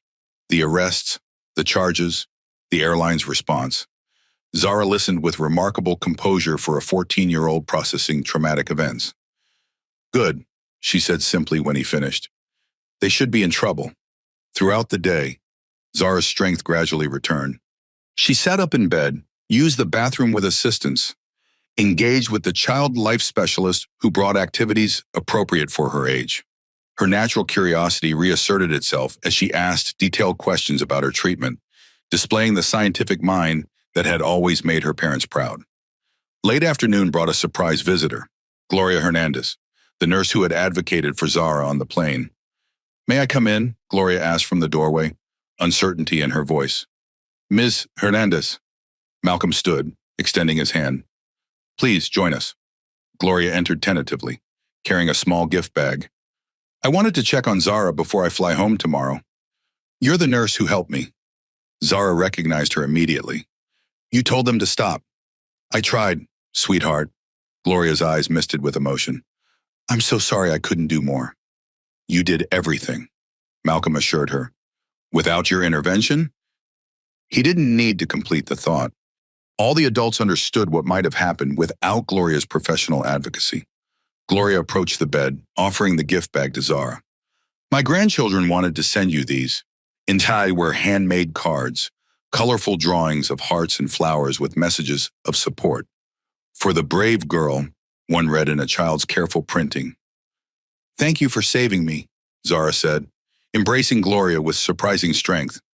"You keep that fighter spirit," Gloria told her, "and take your medicine on time." After Gloria left, promising to stay in touch, Zara's mood became reflective. She was the only one who really tried to help at first. "Yes, she was," Malcolm acknowledged. "Why didn't the others help?" There were so many people watching. It was the question that haunted all discussions of bystander behavior, of complicity through inaction. Why good people remain silent in the face of obvious injustice. Fear, maybe, Olivia suggested. Fear of getting involved, of challenging authority, of standing out. That's not a good excuse, Zara decided. No, so, Malcolm agreed. It's not. As evening approached, Dr. Ramirez returned with positive news. All indicators continue to improve. If this trajectory maintains overnight, we can discuss discharge tomorrow. The prospect of returning home lifted Zara's spirits noticeably. She video called her closest friends, reassuring them of her recovery while downplaying the seriousness of what had happened. 14-year-old bravado masking deeper trauma. It wasn't that bad, she told her best friend Layla, though her parents exchanged knowing glances at the obvious minimization. I'll be back at school next week probably.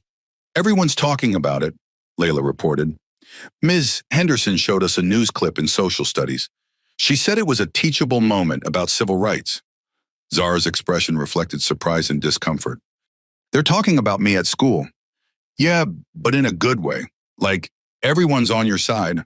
Jax was like, her dad's gonna sue them into bankruptcy. And Ms. Henderson said it wasn't about money.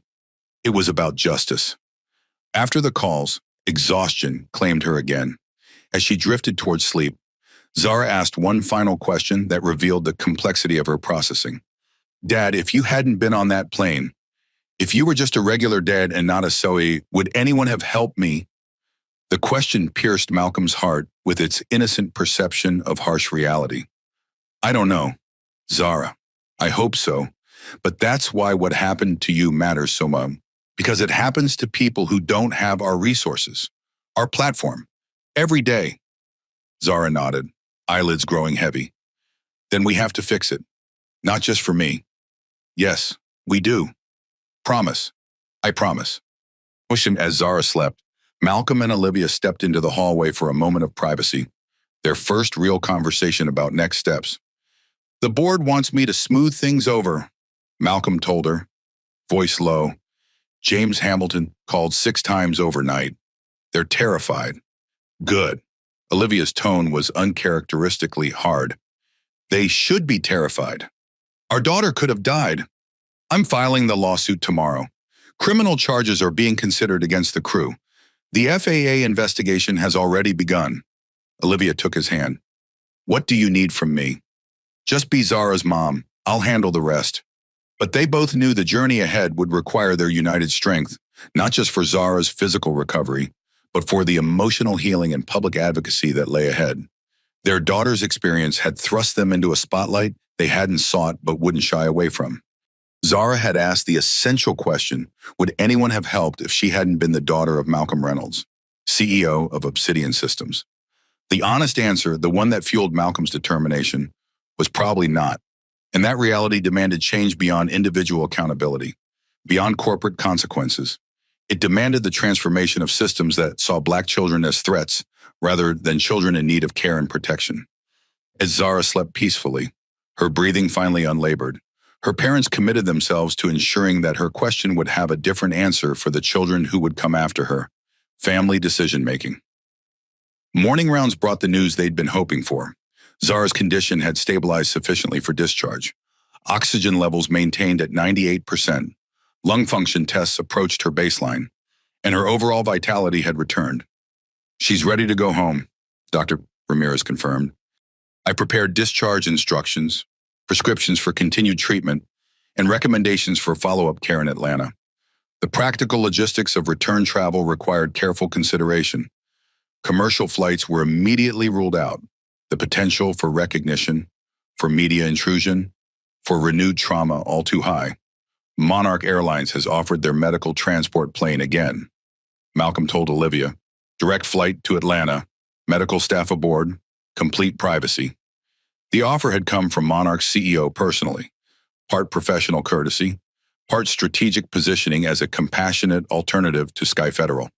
With discharge procedures underway, Malcolm and Olivia gathered in Zara's hospital room for the conversation they'd been postponing, the family decision about how to proceed beyond medical recovery.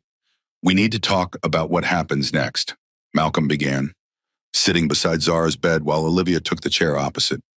At 14, Zara straddled the boundary between childhood and adolescence, her understanding sophisticated but her emotional processing still developing. The Reynolds family had always practiced honest, age-appropriate communication, especially regarding difficult subjects. The doctor says I can go home today, Zara began, her practical nature asserting itself. Yes, that's the immediate next step, Malcolm confirmed. But we need to discuss the bigger picture, the legal actions, the media attention, how public or private we want this experience to be. Zara considered this. You mean, do I want to talk about it to reporters and stuff? That's part of it, Olivia explained. There's already been massive media coverage. People know what happened to you, Tsiga, but they don't know you, your thoughts, your feelings, your perspective. You have the right to privacy, to process this privately if that's what you prefer. Or, Malcolm continued, you can choose to speak publicly, to share your experience in ways that might help create change. But that comes with challenges too. Scrutiny, potential criticism, the emotional toll of revisiting trauma. What are you guys going to do? Zara asked, seeking guidance. We've initiated legal actions, Malcolm explained. Criminal charges against the crew members, a civil lawsuit against the airline. Those will proceed regardless of whether we engage with media. The primary focus is your well-being, Olivia emphasized. Your recovery, physical and emotional, comes first. Everything else is secondary. Zara absorbed this information with surprising maturity. If I don't talk about it, will people still know what happened? Yes, Malcolm assured her. The video documentation is comprehensive. The legal proceedings will establish the facts. Change can happen without you having to relive this publicly. But would it help? Zara pressed.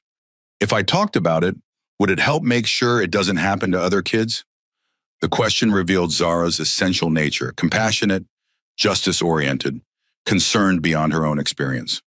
It was the question that had guided Malcolm's own life choices, that had driven Olivia's medical career serving underserved communities. Honestly, yes, Malcolm acknowledged. Your voice would be powerful, but that doesn't mean you're obligated to use it, especially right now. There's no rush to decide, Olivia added. You can take time to heal, to process, to think about what feels right for you. Zara looked down at her hands. the marks from the zip ties fading but still visible.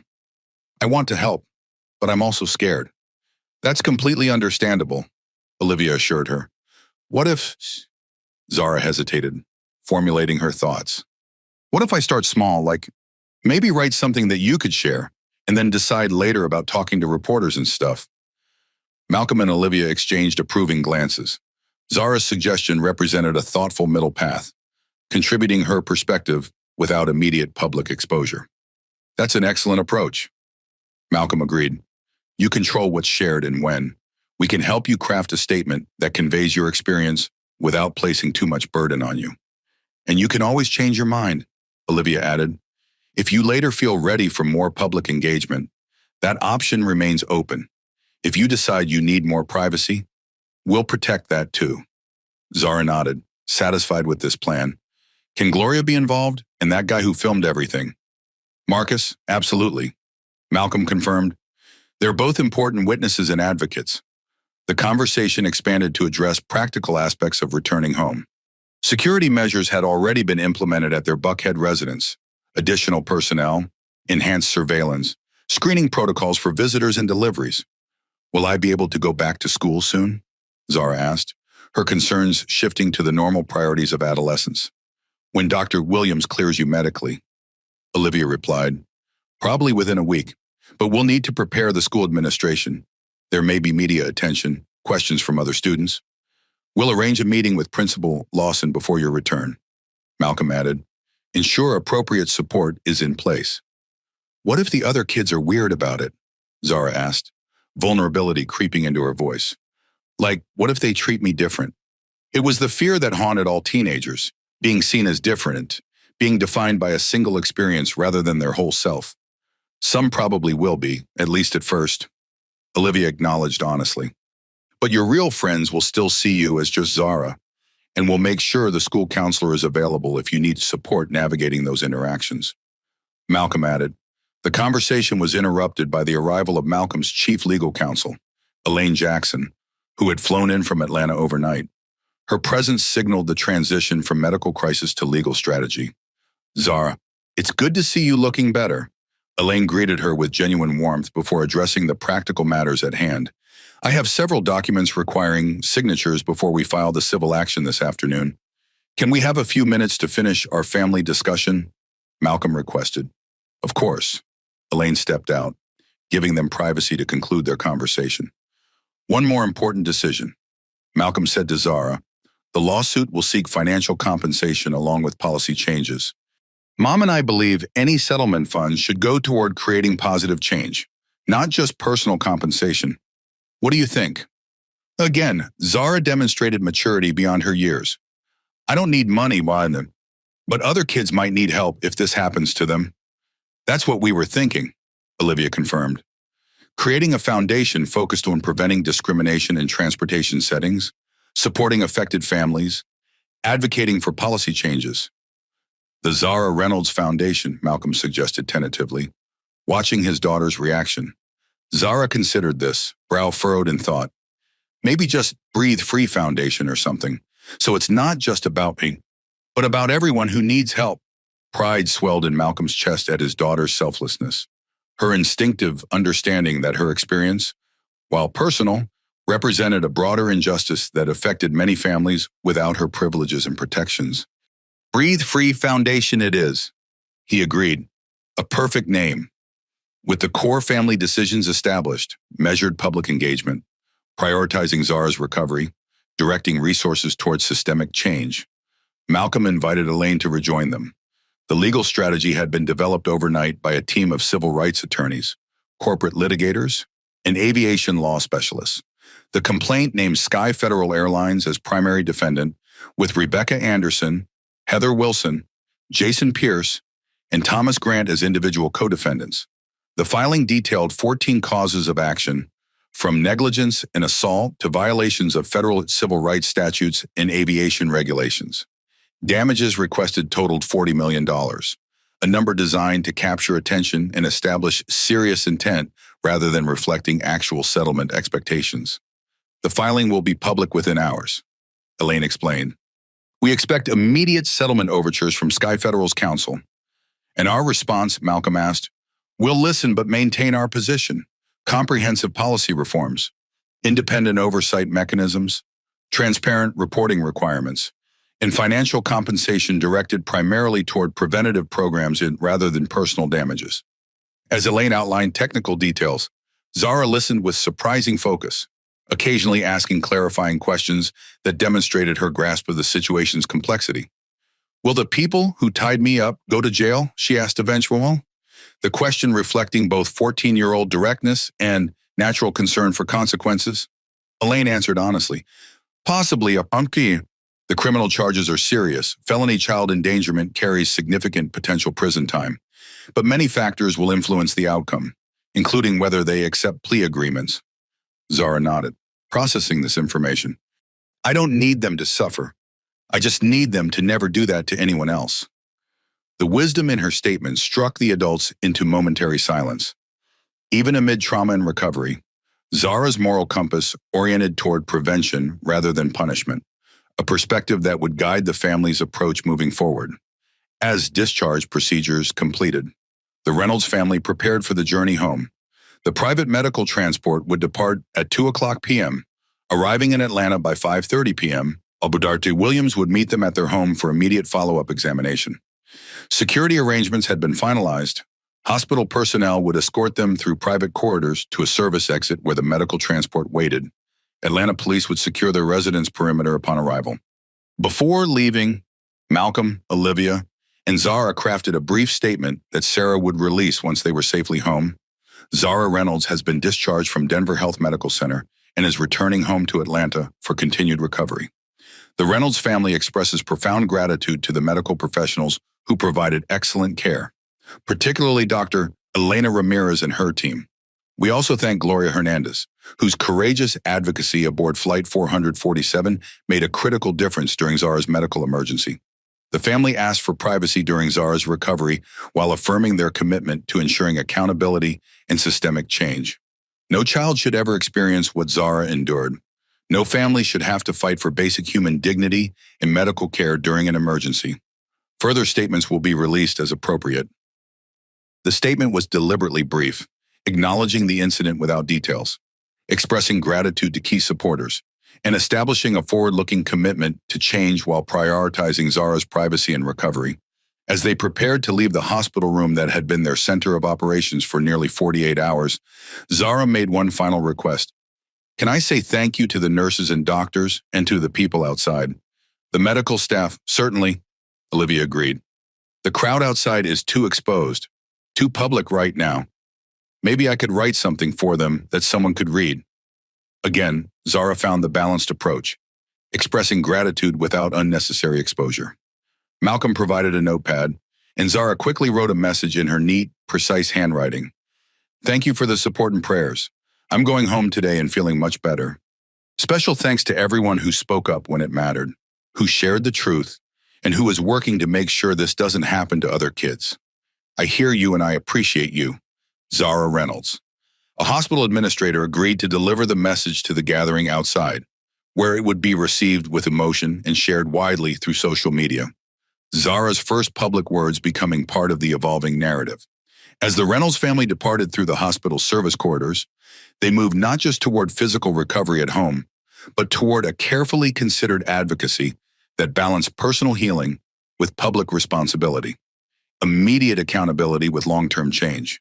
Their family decisions, made collectively with respect for Zara's agency and understanding of her vulnerability, would guide them through the challenges ahead, ensuring that what began as trauma might ultimately create protection for children who would never know Zara's name but would benefit from the changes her experience catalyzed.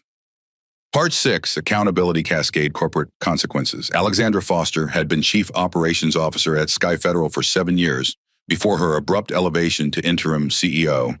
At 6:00 a.m., less than 12 hours after James Hamilton's forced resignation, she sat at the head of the executive boardroom table, facing the leadership team of an airline in freefall. Our market position is critical, CFO Daniel Rodriguez reported, displaying real-time financial data on the wall screen. Stock down 23% and still unstable. Market capitalization loss approaching $950 million. 5 institutional investors have reduced positions significantly. Customer metrics, Foster asked, though she dreaded the answer. Unprecedented, responded Chief Marketing Officer Teresa Lewis. Booking volume down 62% compared to same day last week. Cancellation rate up 847%. Social media sentiment at lowest recorded levels across all platforms. The Reynolds lawsuit, Foster turned to General Counsel William Parker, filed 30 minutes ago, 14 causes of action, $40 million in damages requested, comprehensive in scope, meticulous in detail. They've assembled an exceptional legal team. Settlement options, limited, Parker admitted. The Reynolds team has indicated financial compensation is secondary to policy reforms and structural changes, and given the criminal charges against our employees, our negotiating position is severely compromised. Foster absorbed this cascade of catastrophic news with remarkable composure. Unlike Hamilton, whose leadership style emphasized shareholder value and market positioning above all, Foster had consistently advocated for operational excellence and customer-centered approaches. We need to fundamentally reorient our response, she decided. No more defensive positioning or procedural shields. We accept responsibility, commit to specific reforms, and demonstrate immediate action. The leadership team exchanged uncertain glances. Corporate culture rarely rewarded such direct acknowledgement of failure. Draft a public statement, Foster instructed the communications director. Unequivocal acceptance of responsibility. Acknowledgement that our crew members' actions were wrong. Full stop. Commitment to comprehensive policy review with concrete deliverables and timeline. Shareholders will, the CFO began. Shareholders have already rendered judgment, Foster interrupted, gesturing to the stock chart. Our only path forward is genuine reform that rebuilds public trust. Within hours, Sky Federal released its new position. What happened to Zara Reynolds represents a catastrophic failure in our training, protocols, and culture. There is no justification for restraining a child experiencing a medical emergency or preventing a parent from rendering aid. We accept full responsibility for these failures and are implementing immediate changes. Complete suspension of restraint. Use except in cases of imminent physical danger to others. Mandatory medical emergency response training for all customer-facing staff. Independent review of all policies related to passenger medical needs. Implementation of comprehensive bias. Recognition and mitigation programs. Establishment of independent oversight. Committee with civil rights representation.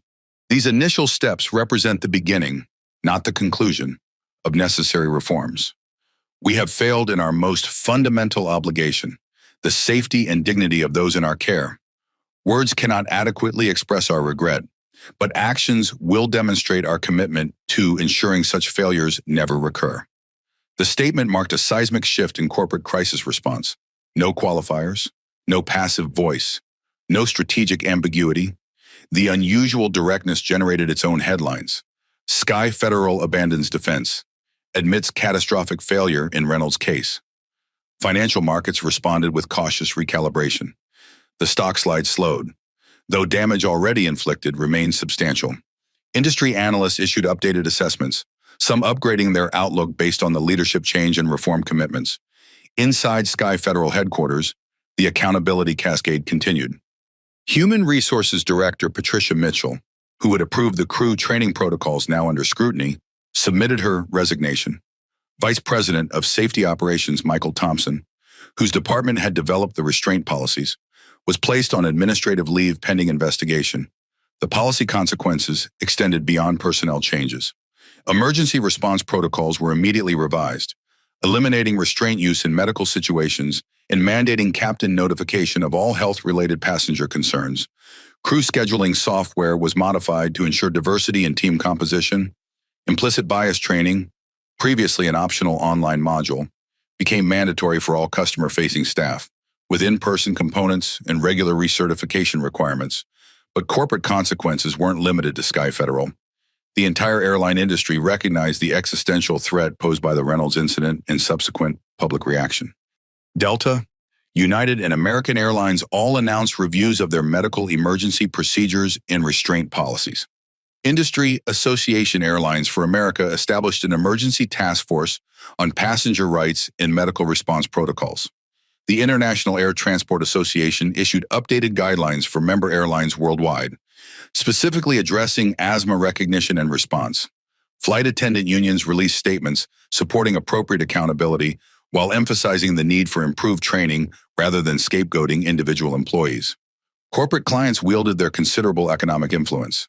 By the third day following the incident, 12 major corporations had suspended travel contracts with Sky Federal, representing approximately $47 million in annual revenue. Several expanded their action to include reviews of diversity and inclusion practices at all preferred airlines. Microsoft's chief diversity officer issued a particularly pointed statement. Our employees' safety is non-negotiable.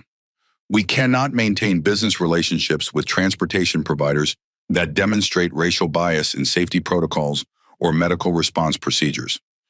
Insurance carriers initiated their own form of accountability, notifying Sky Federal of premium increases for liability coverage and adding specific exclusions for incidents involving restraint use during medical emergencies. The financial implications extended well beyond immediate stock losses to long-term cost structures and risk profiles.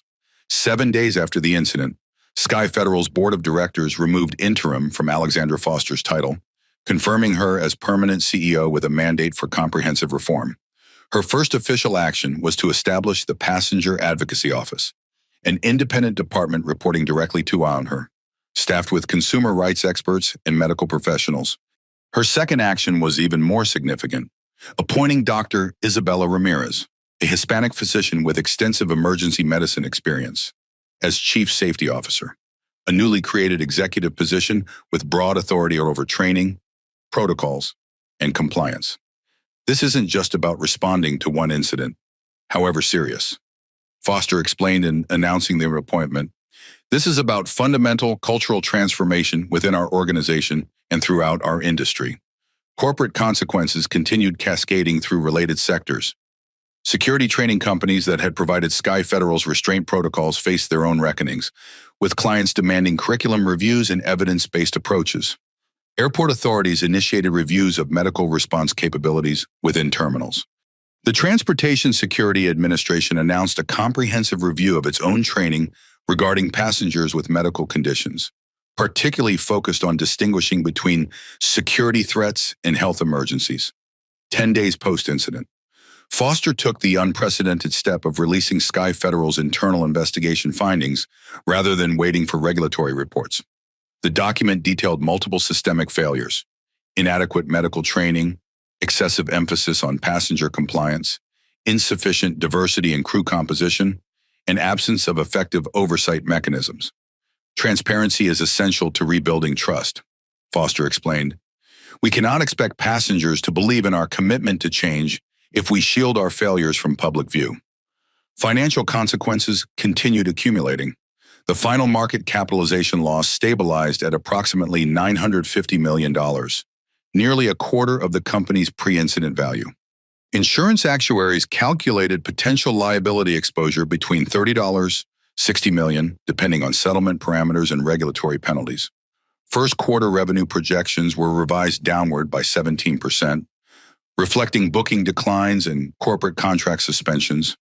Cost projections increased by 12% to accommodate training overhauls, policy implementations, and expanded oversight mechanisms. Perhaps most significantly, Sky Federal's board approved Foster's recommendation to tie executive compensation directly to safety metrics, passenger satisfaction scores, and demonstrable progress on diversity and inclusion initiatives, a structural reform that would outlast the immediate crisis response. 14 days post-incident, Foster requested a meeting with Malcolm Reynolds. To her surprise, he agreed, though specified it would be a private business discussion, not a settlement negotiation. In Malcolm's Atlanta office, the two executives, one fighting to save her company, one using his position to protect others from his daughter's experience, met as reluctant counterparts in a transformation neither had sought but both now navigated. I've reviewed your reform proposals, Malcolm began, professional courtesy masking but not eliminating the underlying tension. They're substantive and specific, which I appreciate. They're necessary, Foster replied simply. What happened to Zara revealed fundamental flaws in our systems. I'm not here to minimize that or seek special consideration. What are you here for, Ms. Foster? Partnership in reform, she answered without hesitation. Your lawsuit proceeds as it should. The criminal cases against our former employees proceed as they should. But beyond those accountability mechanisms, we have an opportunity to create industry-wide change if we work together rather than solely as adversaries. Malcolm studied her with a careful assessment that had built Obsidian systems from startup to industry leader. You're suggesting coordinated reform efforts while legal proceedings continue separately. Exactly, the legal system addresses past harm. Our partnership could prevent future harm. It was an unusual proposal, continuing adversarial legal processes while establishing collaborative reform efforts. But Malcolm recognized the potential impact of working from both outside and inside the system simultaneously. I'll consider it, he agreed, with specific conditions. Any partnership must include independent oversight, transparent reporting, and concrete deliverables with measurable outcomes. I expected nothing less, Foster acknowledged. The meeting concluded without handshakes or formal agreements, but with a shared recognition that corporate consequences extended beyond financial penalties and leadership changes to fundamental questions of organizational purpose and responsibility. As Foster departed, Malcolm reflected on the corporate accountability cascade that had unfolded with remarkable speed. Leadership changes, policy overhauls, structural reforms, industry-wide ripple effects, all catalyzed by what happened to Zara. The corporate consequences represented one essential dimension of accountability, but they were ultimately means rather than ends, mechanisms for ensuring that what happened to his daughter would not happen to another child, another family, another human being whose dignity and safety should never depend on the color of their skin or the resources at their disposal. Legal proceedings initiation. The Denver District Attorney's Office operated with methodical precision in building its case against the Sky Federal crew members.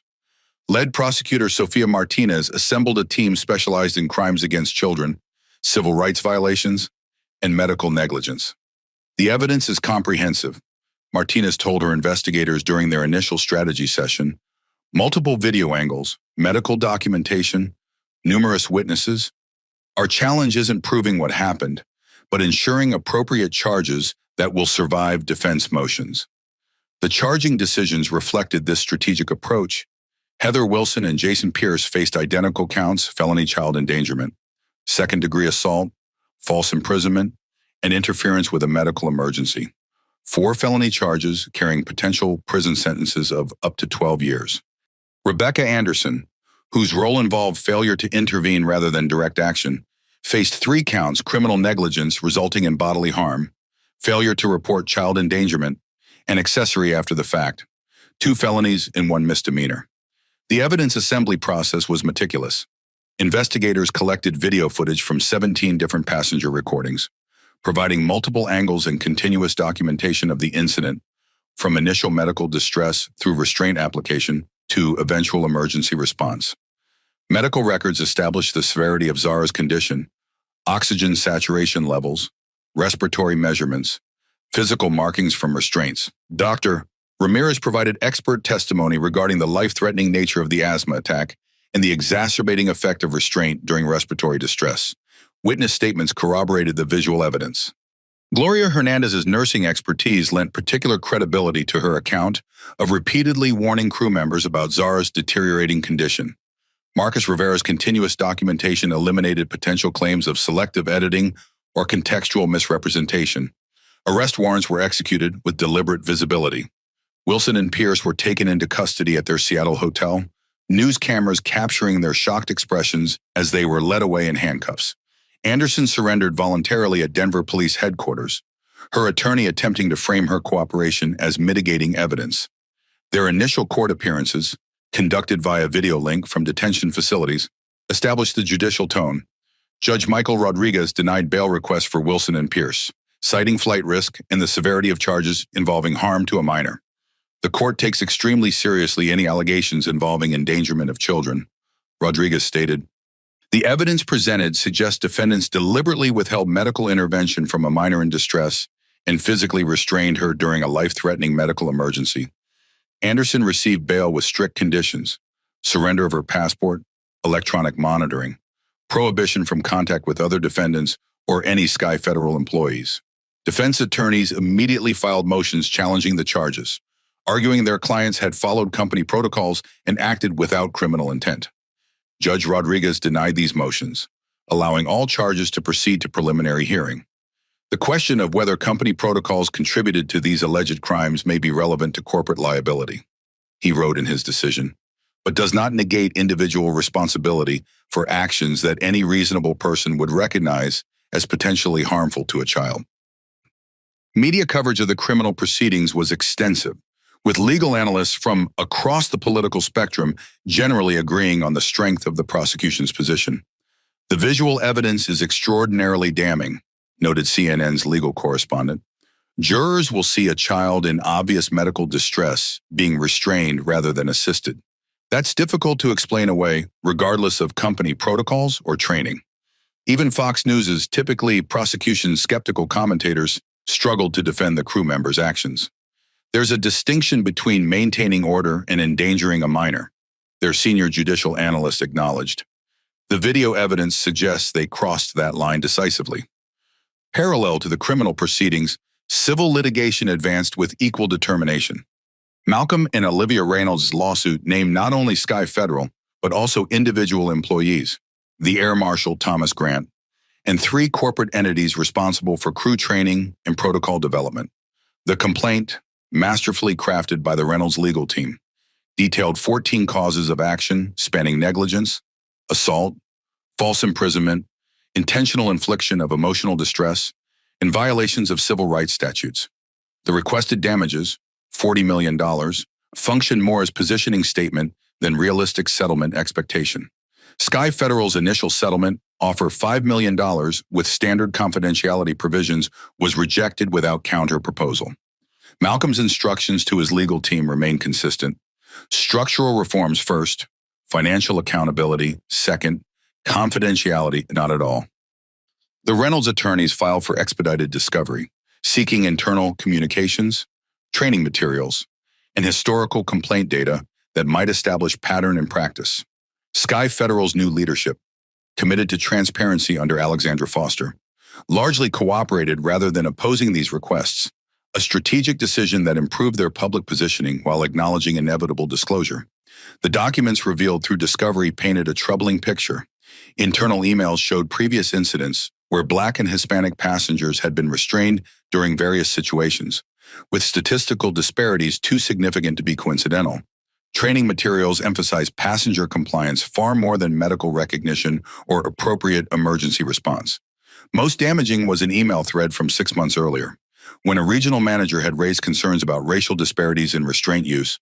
James Hamilton had personally responded, "Focus on operational efficiency, not social engineering. Our protocols exist for safety, not social justice." These revelations fueled both the civil case and public discourse about systemic problems beyond individual actions. They also prompted the Department of Justice Civil Rights Division to expand its investigation from the specific incident to a broader pattern and practice inquiry covering 5 years of Sky Federal operations. Meanwhile, the Federal Aviation Administration launched its own comprehensive investigation, focusing on regulatory compliance regarding passenger medical emergencies and restraint use. Investigators interviewed crew members, examined training records, and reviewed previous incident reports involving medical situations aboard Sky Federal flights. Their preliminary findings, leaked to transportation reporters, identified significant deficiencies in medical emergency protocols, inadequate training regarding recognition of respiratory distress, and absence of effective oversight mechanisms for restraint use decisions. The regulatory consequences extended beyond investigation to emergency directives. The FAA issued an industry-wide safety notice regarding asthma recognition and response. More significantly, they implemented immediate restrictions on restraint use during passenger medical episodes, requiring captain authorization and mandating documentation of medical necessity.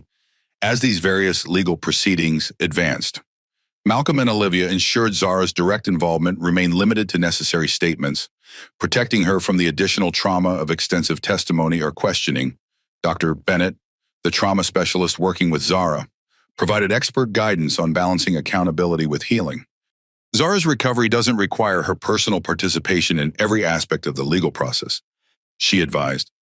The documentation is comprehensive enough to establish facts without requiring her to repeatedly revisit the experience. The Reynolds legal team implemented this approach by providing Zara's written statement to investigators and prosecutors, arranging for video deposition rather than courthouse appearances, and ensuring psychological support during any required legal interactions.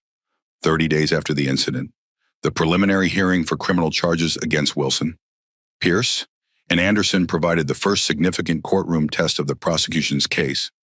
Over 3 days, prosecutors presented video evidence, medical documentation, and testimony from Gloria Hernandez, Marcus Rivera, Dr. Ramirez, and several other passengers. The defense strategy became apparent during cross-examination, attempting to shift responsibility to corporate policies, training deficiencies, and systemic pressures rather than individual decision-making. Were you following Sky Federal protocols regarding disruptive passengers? Wilson's attorney asked her during direct examination. Yes, she testified. We were trained that passenger non-compliance represents a potential security threat requiring immediate containment. And were you trained to distinguish between medical distress and disruptive behavior? The training emphasized that passengers sometimes claim medical issues to avoid compliance with crew instructions. This defense approach, effectively claiming I was just following training, faced significant challenges from prosecutors during cross-examination. Ms. Wilson, Prosecutor Martinez asked, when Zara Reynolds told you she had asthma and showed you her inhaler, what specific training told you to confiscate her medication rather than allow her to use it? I was concerned it might not be what she claimed. Did you have any specific reason to doubt it was an asthma inhaler, which was clearly labeled as such? No, but when Gloria Hernandez identified herself as a medical professional and told you Zara was in respiratory distress, what specific training told you to ignore her assessment? We're taught to maintain crew authority over medical expertise during a health emergency. The preliminary hearing concluded with Judge Rodriguez finding sufficient evidence to proceed to trial for all defendants on all charges, setting trial dates for 90 days hence. The pace and public nature of these legal proceedings created unprecedented pressure on all defendants. Rebecca Anderson, facing the least severe charges but witnessing the overwhelming evidence against her colleagues, approached prosecutors about potential cooperation. After extensive negotiation, Anderson agreed to testify against Wilson and Pierce in exchange for a plea agreement, guilty to criminal negligence with a suspended sentence, supervised probation, and 1,000 hours of community service with organizations serving children with respiratory conditions. Her cooperation provided prosecutors with insider testimony about crew dynamics, communication during the incident, and the institutional culture that had enabled such catastrophic decision-making. Wilson and Pierce, confronting this development along with the overwhelming evidence against them, subsequently engaged in their own plea negotiations. The final agreements reflected the severity of their actions while acknowledging their status as individuals operating within a flawed system. Heather Wilson, guilty to felony child endangerment and interference with a medical emergency, sentence of 4 years, eligible for parole after 18 months, permanent revocation of flight attendant certification, 5-year prohibition from any position involving authority over minors. Jason Pierce, guilty to felony child endangerment and false imprisonment, sentence of 3 years, eligible for parole after 15 months, permanent revocation of flight attendant certification, 5-year prohibition from any position involving authority over minors. The plea agreements included requirements for both defendants to make public statements acknowledging wrongdoing, participate in training videos about medical emergency response, and contribute to educational programs about bias recognition and mitigation. The resolution of criminal proceedings influenced, but did not determine the civil litigation, which continued advancing toward trial. Sky Federal's legal team, recognizing the inevitable finding of liability, focused on negotiating settlement terms that would demonstrate meaningful reform commitment while managing financial exposure. 60 days after the incident, all parties reached agreement on comprehensive settlement terms that satisfied Malcolm's prioritization of structural reform over financial compensation.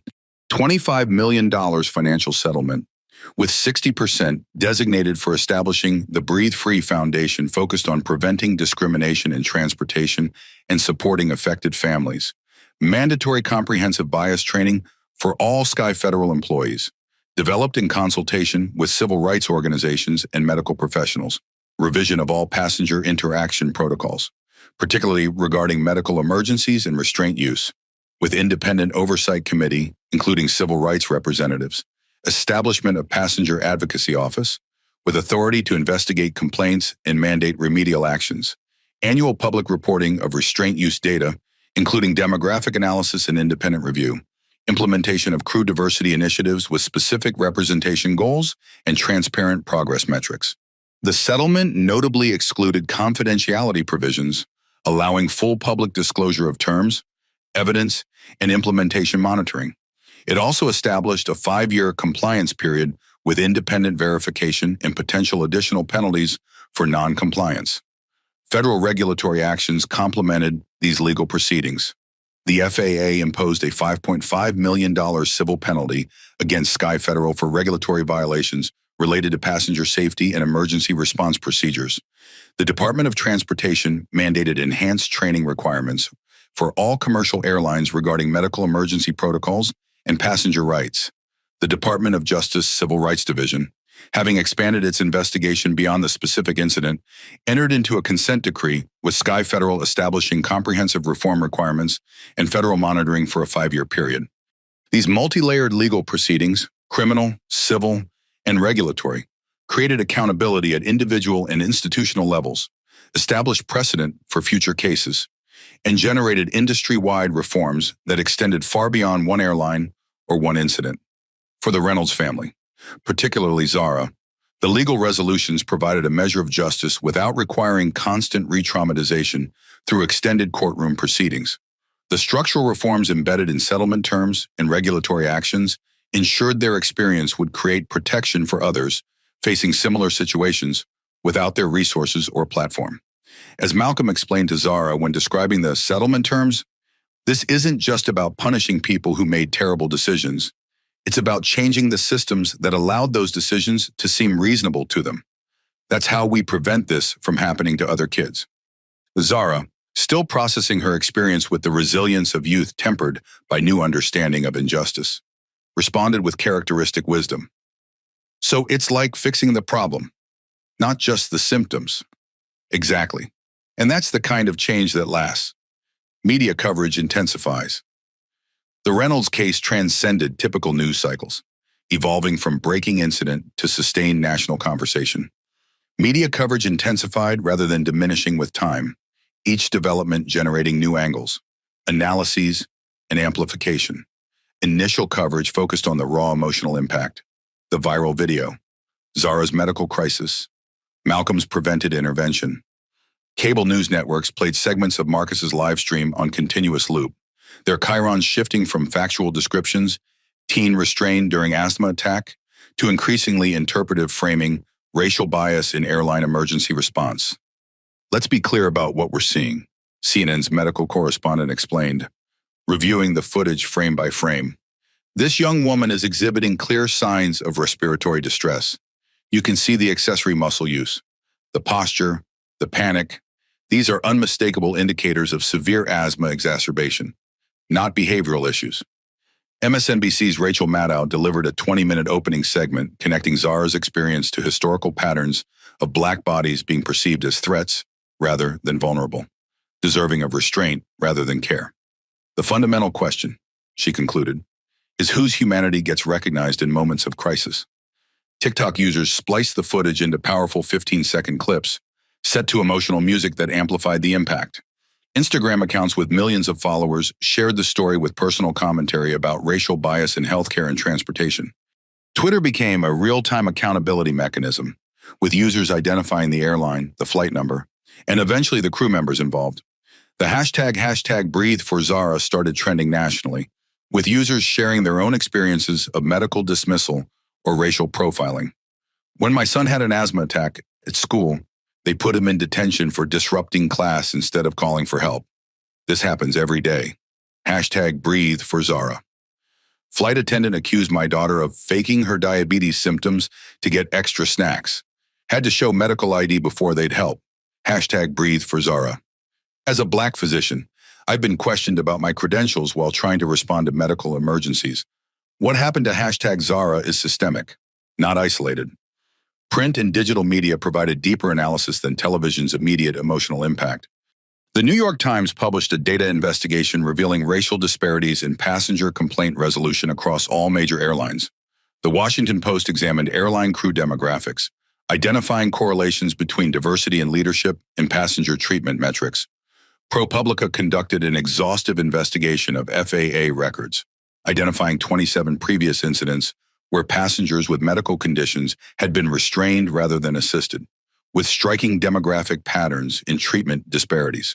Investigative journalists uncovered 5 similar cases from the past 3 years, all involving people of color experiencing medical emergencies that were treated as behavioral problems, all settled with confidentiality agreements that prevented public awareness of the pattern.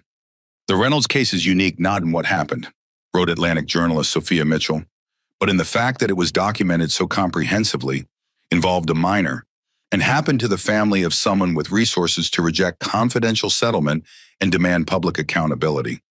Industry publications approached the story from operational perspectives.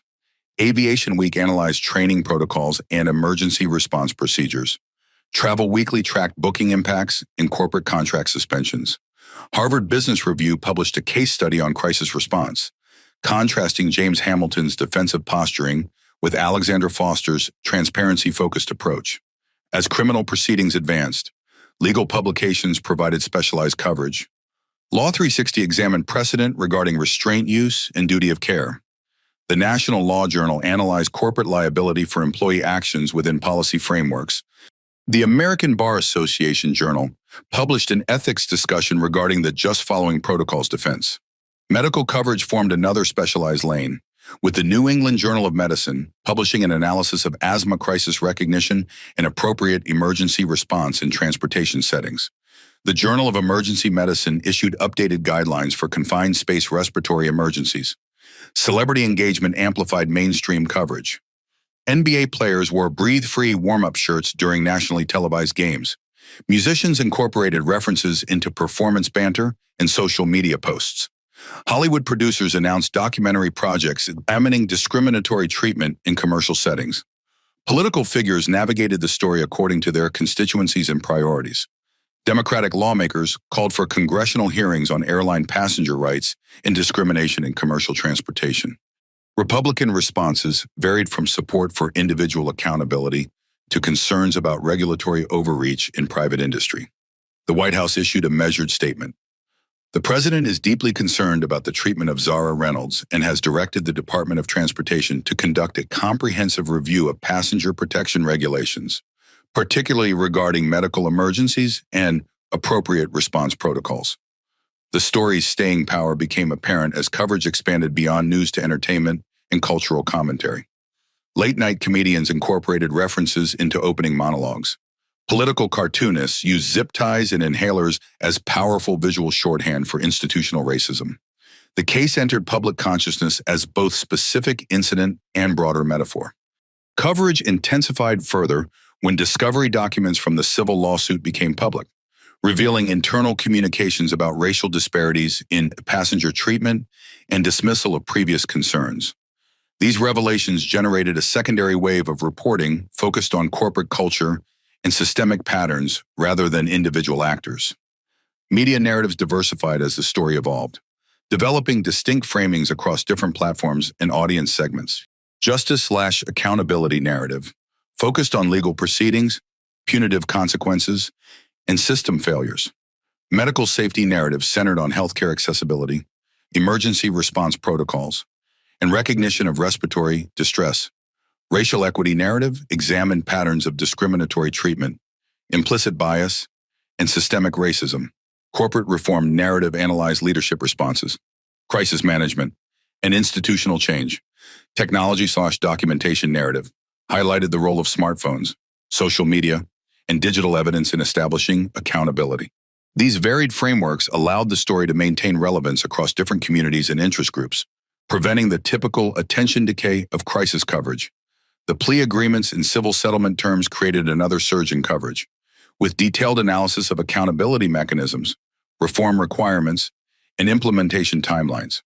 The financial components, particularly the establishment of the Breathe Free Foundation, generated feature stories about innovative approaches to civil rights, advocacy, and institutional change. Throughout this media cascade, the Reynolds family maintained strategic engagement rather than constant availability. Their initial statement from the hospital established key messaging: gratitude for medical care, commitment to accountability, emphasis on systemic change, and priority for Zara's recovery. Malcolm provided a single in-depth interview to 60 Minutes 3 weeks after the incident, focusing on structural reforms rather than personal emotion. This isn't about one flight or one airline, he explained. It's about systems that see Black bodies, particularly young Black bodies, as threats rather than human beings deserving care and protection. Olivia, leveraging her medical expertise, participated in panel discussions about recognition and response to respiratory emergencies, particularly in children. Her professional perspective lent additional credibility to discussions about appropriate medical intervention. Zara, following careful consideration and consultation with her trauma counselor, contributed a written statement shared through the family's attorney. What happened to me on that flight was scary and wrong. I told them I couldn't breathe. I showed them my inhaler. I asked for help, but they saw me as a problem, not a person who needed help. I'm getting better now, but I keep thinking about kids who might not have parents with resources to fight back, or nurses like Gloria to speak up, or people like Marcus to show the world what happened. That's why this can't just be about me or my family. It has to be about changing things so nobody, especially kids, gets treated that way again just because of how they look. Her simple, direct statement, authentically 14-year-old in voice, while profound in perception, generated its own wave of coverage, with particular resonance among younger audiences across social platforms. Media interest expanded to include the other key figures in the story. Gloria Hernandez gave several interviews about her decision to advocate for Zara, despite crew resistance. I took an oath as a nurse to protect patients, she explained. That doesn't end when I board a plane. Marcus Rivera appeared on multiple platforms discussing digital documentation as accountability tool. Without video evidence, this would have been dismissed as unfortunate misunderstanding rather than recognized as the emergency denial and child endangerment it actually was. Karen Peterson, the passenger who had supported the crew's actions, initially participated in conservative media coverage, but retreated from public view after Fox News aired the video segment directly contradicting her claims, and her law firm terminated her employment following public identification and pressure. Sky Federal's leadership transition created another media narrative arc.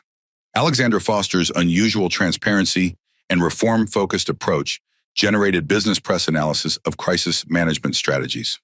Her appointment of Dr. Isabella Ramirez as Chief Safety Officer produced feature profiles examining diverse leadership in traditionally homogeneous industries. Coverage eventually expanded to include implementation reporting, detailed analysis of policy changes, training overhauls, and compliance mechanisms resulting from settlement terms and regulatory actions. Industry publications tracked the Reynolds effect across airlines, noting similar reforms adopted by carriers seeking to avoid comparable incidents and consequences. Throughout this evolving coverage, certain media tendencies required strategic response from the Reynolds family and their representatives. Some outlets attempted to frame the incident as isolated rather than systemic. Others sought to emphasize Malcolm's wealth and status rather than the fundamental injustice Zara experienced. A few fringe platforms suggested the family had somehow orchestrated the situation for financial gain. The Reynolds media strategy consistently redirected attention from individual narratives to systemic issues, from financial consequences to structural reforms, from their specific experience to the broader patterns their case illuminated. This story isn't about a billionaire's daughter, Malcolm emphasized whenever interviewers focused on his status. It's about what happens to children who don't have influential parents, who don't have resources for legal representation, platforms for public advocacy, connections for institutional pressure. This consistent reframing influenced broader coverage over time, with media analysis increasingly examining structural factors rather than treating the incident as isolated or exceptional. 100 days after the incident, as implementation of reforms began and media attention naturally evolved toward other stories, Malcolm authorized a final formal statement summarizing their perspective and forward focus. The Reynolds family expresses profound gratitude for the extraordinary support Zara has received throughout her recovery. The accountability mechanisms now established, criminal consequences for individual actions, civil settlement terms requiring structural reforms, regulatory changes improving passenger protections, represent important progress toward ensuring no child experiences what Zara endured. We particularly acknowledge the courage of Gloria Hernandez and Marcus Rivera, whose advocacy and documentation proved essential to establishing truth and securing justice. While media attention naturally shifts to new developments, implementation of these reforms requires ongoing vigilance and verification. The Breathe Free Foundation, established through settlement funds, will monitor compliance, support affected families, and advocate for continued progress across transportation sectors. Zara continues her recovery with remarkable resilience, returning to school and normal activities while processing her experience with appropriate support. She remains committed to ensuring her story creates protection for others, particularly those without resources or platforms to advocate for themselves. We ask that media respect her privacy as she continues healing while focusing attention on implementation of reforms that will protect all passengers, regardless of appearance, resources, or representation. This statement, like their overall media engagement strategy, balanced acknowledgement of progress with commitment to continued vigilance, personal experience with systemic implications, individual recovery with collective responsibility. The media coverage intensity that characterized the Reynolds case represented both challenge and opportunity, requiring careful navigation to protect Zara's well-being while leveraging unprecedented attention to secure meaningful change. Their strategic engagement ensured that as cameras eventually turned elsewhere, the structural reforms remained in place, continuing their work long after headlines faded. Policy reform momentum. The momentum for policy reform began with Sky Federal's immediate crisis response, but quickly expanded beyond one company to industry-wide reconsideration of passenger treatment, medical emergency protocols, and bias mitigation strategies. Alexandra Foster, in her first official act as Sky Federal's permanent CEO, issued Emergency Directive 2023-7, immediate suspension of restraint use during medical episodes. The directive explicitly prohibited crew members from applying restraints to any passenger exhibiting potential medical symptoms, regardless of concurrent behavioral concerns. This narrow but significant policy change addressed the specific failure that endangered Zara's life. Within 24 hours, Delta, United, and American Airlines issued similar directives, recognizing both the safety imperative and potential liability exposure from continued restraint use during medical situations. The rapid adoption across major carriers demonstrated the cascading effect of the Reynolds case. Policy changes that might otherwise have required years of regulatory pressure implemented virtually overnight through combination of public scrutiny, corporate risk assessment, and competitive positioning. Sky Federal's subsequent policy revision 2023-12 medical emergency recognition and response established more comprehensive protocols for identifying and addressing passenger health crises. Key provisions included mandatory medical professional consultation for any passenger reported respiratory distress, prohibition on confiscation of clearly labeled medical devices or medications, immediate captain notification for all passenger medical concerns, required documentation of crew response to medical situations with supervisor review, passenger advocacy, representative participation in all medical emergency training. Foster followed this internal policy reform with unprecedented transparency initiative, publicly releasing Sky Federal's medical emergency response data from the previous 5 years, including demographic analysis of passenger treatment disparities. The data confirmed what many had suspected.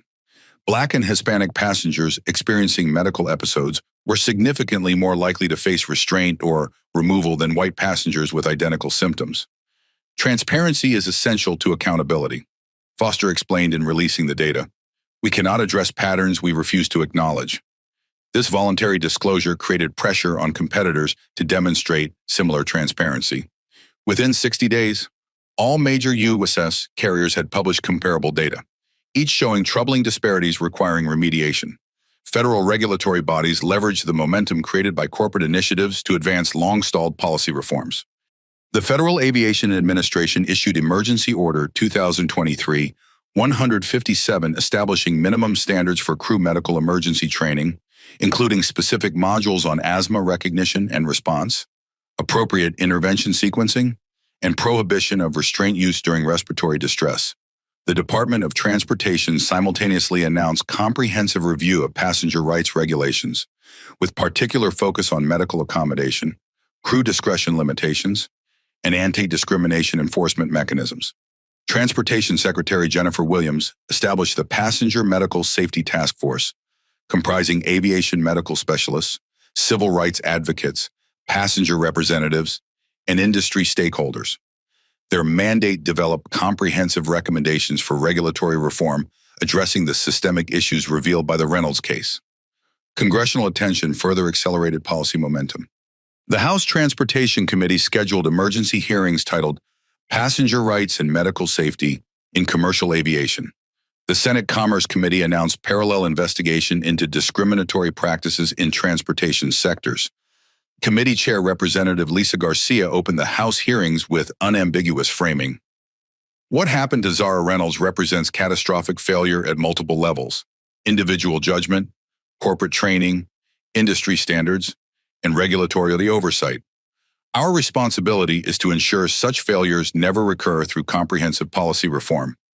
The hearings featured testimony from medical experts describing appropriate emergency response protocols, civil rights advocates documenting patterns of discriminatory treatment, aviation specialists analyzing crew training deficiencies, and regulatory officials acknowledging enforcement gaps. Malcolm Reynolds' testimony provided the emotional and moral center of the proceedings. My daughter told them she couldn't breathe. She showed them her inhaler. A medical professional told them she was in distress. They responded by restraining her, confiscating her medication, and preventing me from reaching her. This wasn't failure of information. It was failure of recognition of her humanity, her dignity, her right to care rather than control. The congressional hearings generated bipartisan support for legislative action. Unusual consensus reflecting the universal recognition that restraining children during medical emergencies transcended normal political divides. Representative Michael Johnson, a conservative Republican, expressed the cross-ideological agreement: I generally oppose excessive regulation of private industry, but there are baseline standards of human decency and care that must be maintained. What happened to Zara Reynolds violated those standards, and policy reforms ensuring such violations never recur deserve support across the political spectrum. The resulting legislation, initially called the Aviation Passenger Protection Act, but quickly renamed the Zara Reynolds Protection Act at congressional insistence, included provisions addressing both immediate safety concerns and systemic discrimination issues. Prohibition of restraint used during passenger medical episodes, except in cases of imminent physical danger to others. Mandatory medical emergency response training, with specific modules on respiratory distress, recognition, required presence of advanced medical equipment, including pediatric appropriate supplies, establishment of independent oversight committee with civil rights representation. Enhanced penalties for violations of passenger medical rights. Mandatory reporting of all restraint incidents with demographic data collection and analysis. Whistleblower protections for crew members reporting safety or discrimination concerns. The legislation moved through committee with remarkable speed, achieving near unanimous support, a reflection of both public pressure and the undeniable evidence provided by Marcus Rivera's documentation. Industry associations recognized the inevitability of enhanced regulation and shifted from opposition to collaborative shaping. Airlines for America, the industry's primary trade organization, established the Passenger Safety and Dignity Initiative, developing voluntary standards that often exceeded minimum regulatory requirements. The International Air Transport Association similarly updated global guidance on medical emergency response, explicitly incorporating lessons from the Reynolds case into recommended protocols for member airlines worldwide.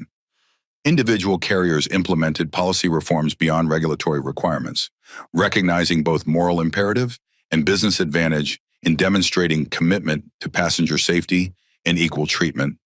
Delta Airlines introduced the Clear Breathing Initiative, enhancing respiratory emergency response capabilities with specialized equipment and advanced crew training. United established the Medical Advocacy Program, designating specific crew members as patient advocates during in-flight health episodes. American Airlines implemented the Dignity Assurance Protocol, with explicit protections for passengers experiencing medical distress. These corporate policy innovations reflected competitive positioning within the new regulatory landscape, each carrier attempting to demonstrate superior commitment to values that is suddenly central to public evaluation of airline quality and safety. Policy reform momentum extended beyond airlines to adjacent transportation sectors. Amtrak revised its medical emergency protocols to emphasize passenger advocacy and prohibit restraint during health crises. Greyhound implemented enhanced driver training regarding passenger medical needs. Cruise lines established specialized response teams for respiratory emergencies. The ripple effects reached non-transportation settings as well. Shopping malls revised security protocols regarding medical intervention. Sports arenas enhanced response capabilities for asthma and respiratory emergencies. Educational institutions implemented specific protections against restraint use during student health episodes. 75 days after the incident, the Zara Reynolds Protection Act passed both houses of Congress with overwhelming bipartisan support, 396-37 in the House, 91-9 in the Senate. President Mitchell signed the legislation in a ceremony attended by the Reynolds family, Gloria Hernandez, Marcus Rivera, and families of other passengers who had experienced similar discrimination without the resources or documentation to secure accountability. The president's remarks acknowledged the broader significance beyond immediate policy provisions.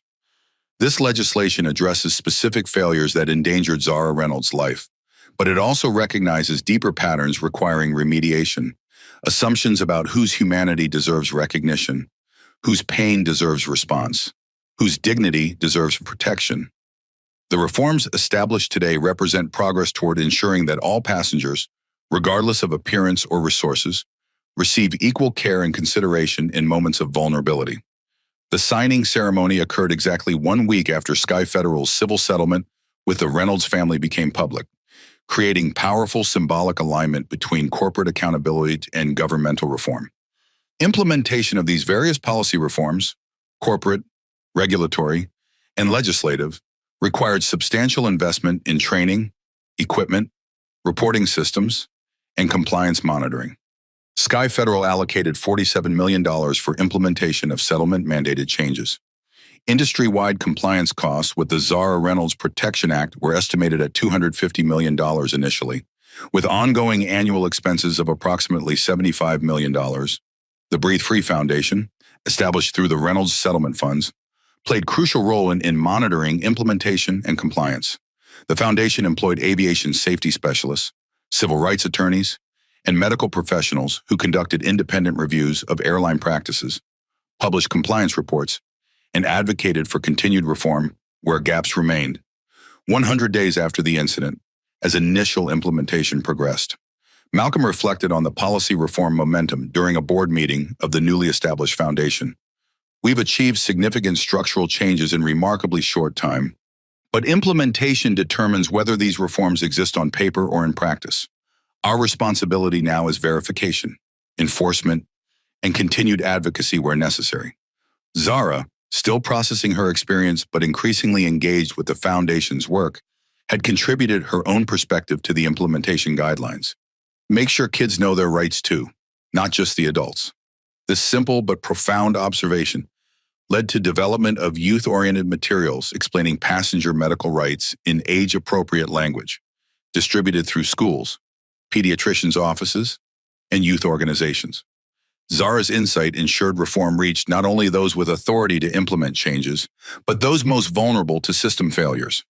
The policy reform momentum, sparked by one child's experience on one flight, ultimately transformed practices across transportation sectors, established new regulatory standards for passenger protection, created legislative guarantees of medical response rights, and implemented corporate accountability mechanisms with ongoing verification requirements. These reforms represented not merely reactive corrections to specific failures, but proactive restructuring of systems that had long enabled discriminatory treatment without consequences. The momentum, sustained by continued advocacy and implementation monitoring, ensured that what began as response to individual trauma evolved into lasting institutional transformation. Part 7 Testimonies and Transformation. Congressional Testimony. The Russell Senate Office Building's largest hearing room had reached capacity hours before the scheduled start time. Congressional staffers, media representatives, aviation industry executives, and civil rights advocates filled every available seat. Overflow rooms with video feeds accommodated hundreds more. The Senate Committee on Commerce, Science, and Transportation had convened special hearings on the Zara Reynolds Protection Act, bringing together key voices from across the stakeholder spectrum. But the day's most anticipated testimony would come from the Reynolds family themselves. Committee Chair Senator William Parker opened proceedings with uncharacteristic emotion. What brings us together today began as one family's traumatic experience, a child restrained rather than assisted during a life-threatening medical emergency, a father prevented from reaching his daughter in distress. But this hearing addresses far broader concerns about whose humanity receives recognition, whose dignity demands protection, and whose safety deserves priority in our transportation systems. The morning sessions featured aviation industry representatives, including Alexandra Foster, who outlined Sky Federal's comprehensive reforms while acknowledging the catastrophic failures that necessitated them. Medical experts detailed proper emergency response protocols and the dangers of restraint during respiratory distress.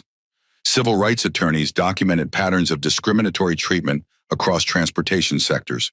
But attention focused primarily on the afternoon session, when Malcolm and Zara Reynolds would provide their first public testimony about the experience that had transformed aviation safety policy and passenger protection standards.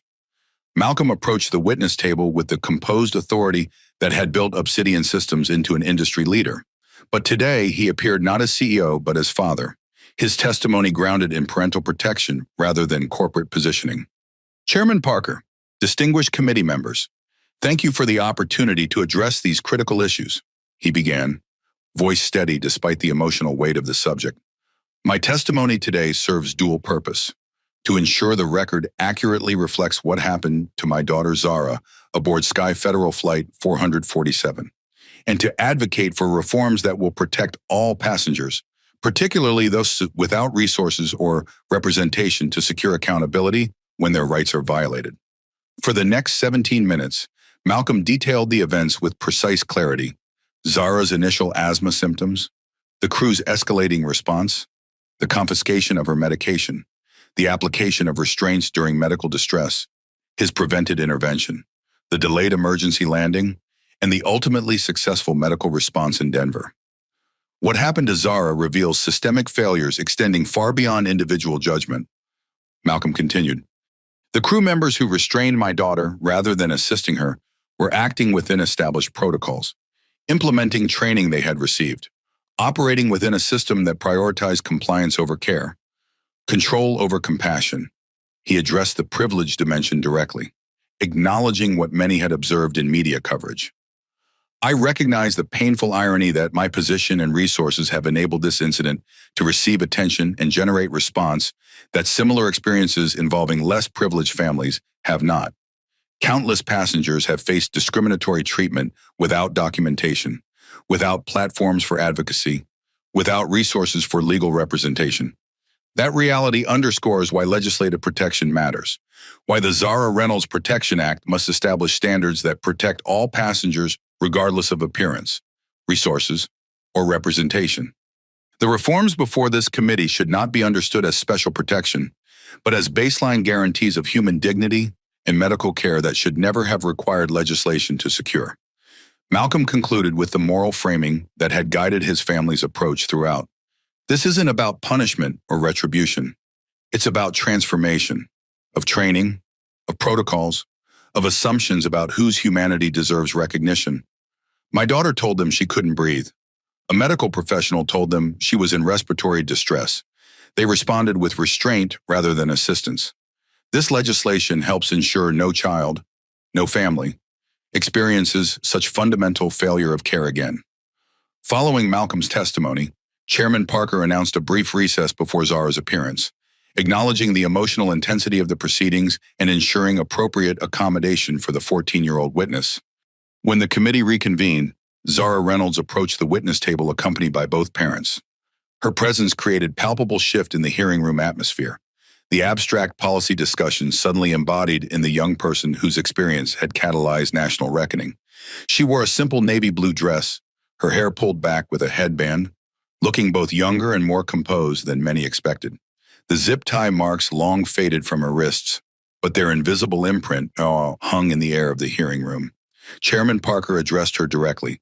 Ms. Reynolds, we deeply appreciate your willingness to share your experience with this committee.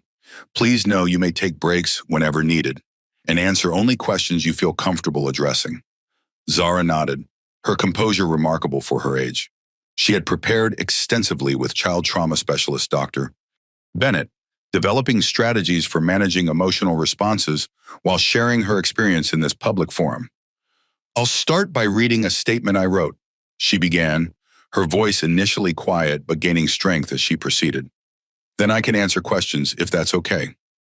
She unfolded a single sheet of paper, the handwritten text reflecting her preference for manual rather than digital drafting, a reminder of her youth amid the formal governmental setting. "My name is Zara Reynolds. I'm 14 years old. I have asthma, which means sometimes my lungs don't work right and I need my inhaler to breathe properly. This has been part of my life since I was 6, so I know what to do when I feel an attack starting." Her direct, unembellished language created powerful contrast with the formal testimony that had preceded hers. "On flight 447, I started feeling tight in my chest about 30 minutes after takeoff. I used my inhaler, but it didn't help much. I pressed the call button to ask for water so I could take my emergency medication, but no one came for a long time. When the flight attendant finally came, I showed him my inhaler and told him I was having trouble breathing. He seemed annoyed, like I was bothering him. He didn't bring water, just told me to wait. I pressed the button again because my breathing was getting worse. My inhaler was almost empty. The same flight attendant came back and seemed really mad that I had called again. I tried to explain that I needed help, but he walked away. The next time, 2 flight attendants came. One took my inhaler and said they needed to verify it. I told them it was for my asthma, that I needed it. The older lady across from me, Gloria, told them I was having trouble breathing and needed help right away. Instead of helping, they put zip ties on my wrists. I remember trying to explain that I couldn't breathe, but they weren't listening. They treated me like I was doing something wrong instead of just being sick. The last thing I remember clearly is my dad arriving and trying to help me. After that, everything gets blurry until I woke up in the hospital."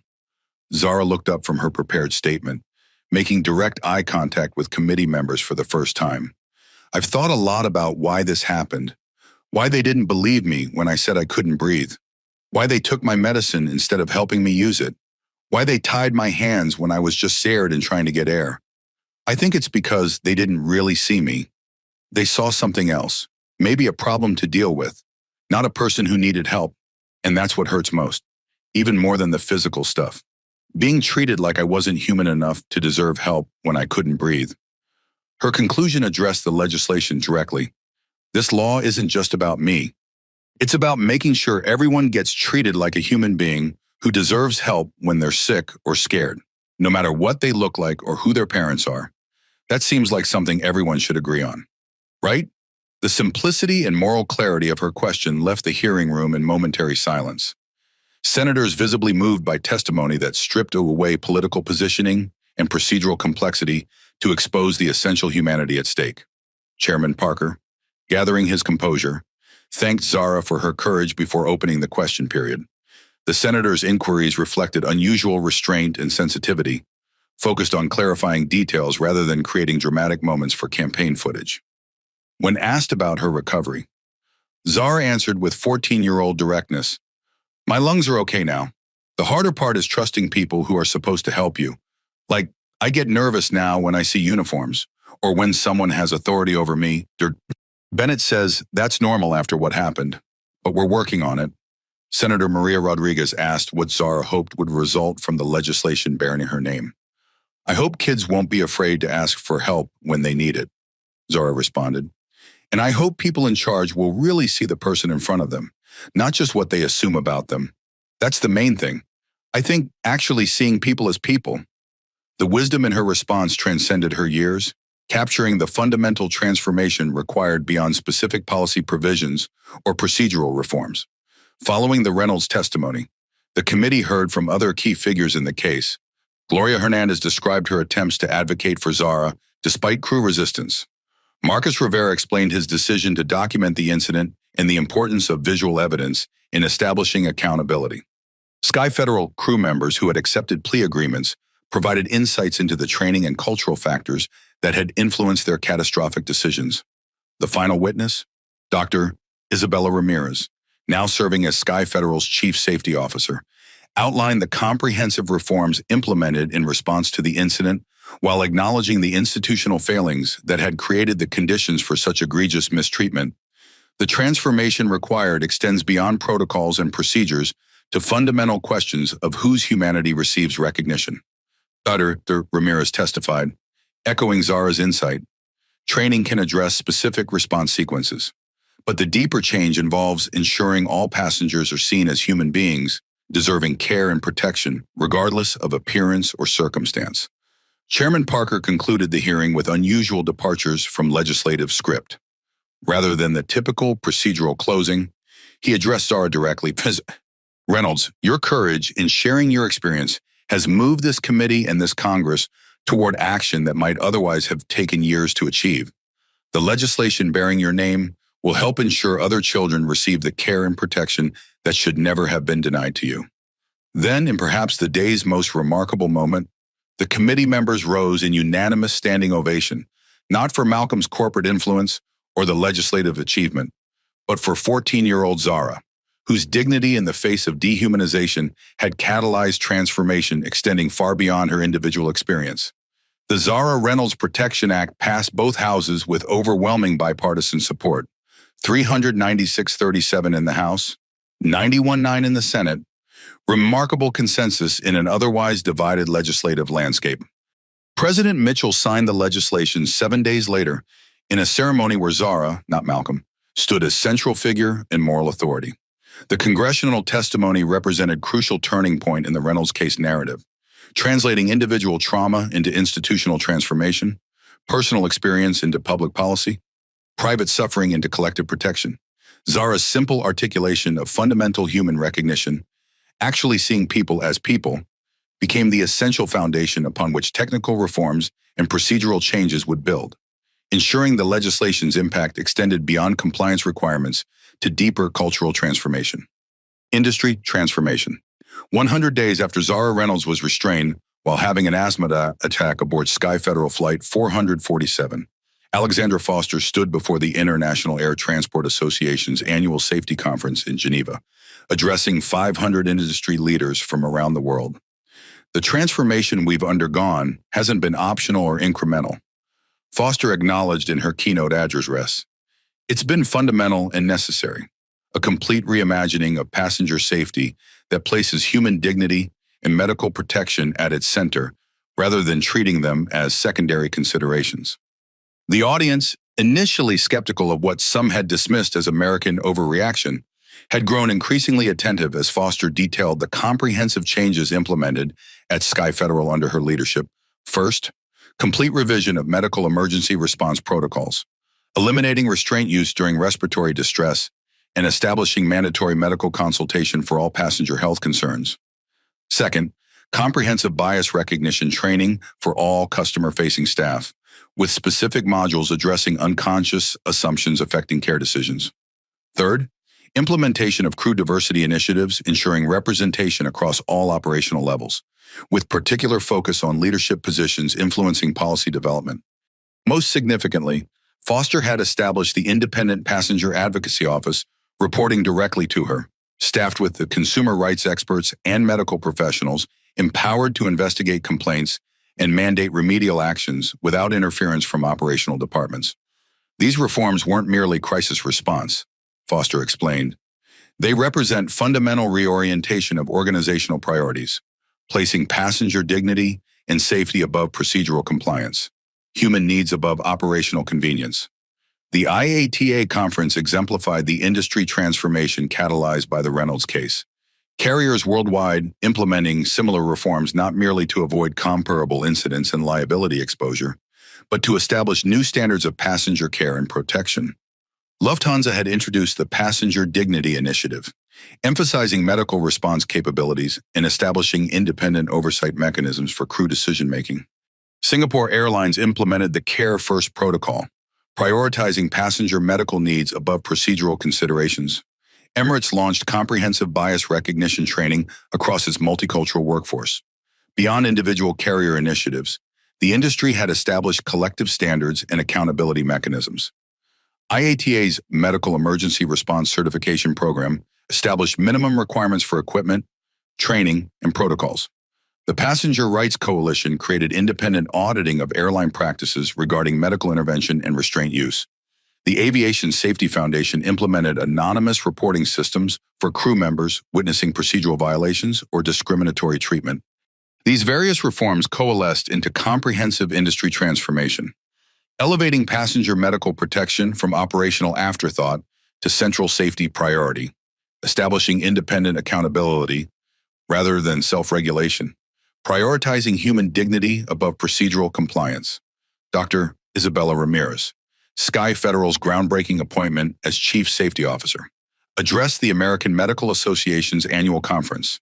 Describing the transformation from medical perspective, we've fundamentally redefined safety within commercial aviation, moving beyond mechanical functionality and operational procedures to encompass passenger medical protection as core rather than peripheral consideration.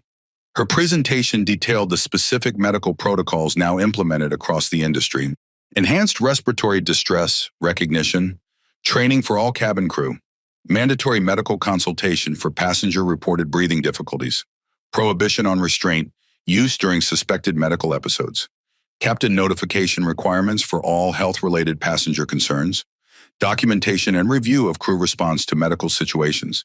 The medical community's engagement represented another dimension of industry transformation. Healthcare professionals collaborating with aviation specialists to develop evidence-based protocols protecting passenger well-being. The American College of Emergency Physicians established the Transportation Medicine Initiative, developing specific guidance for medical emergencies in confined settings. The National Association of EMS Physicians created certification programs for flight crew medical response training.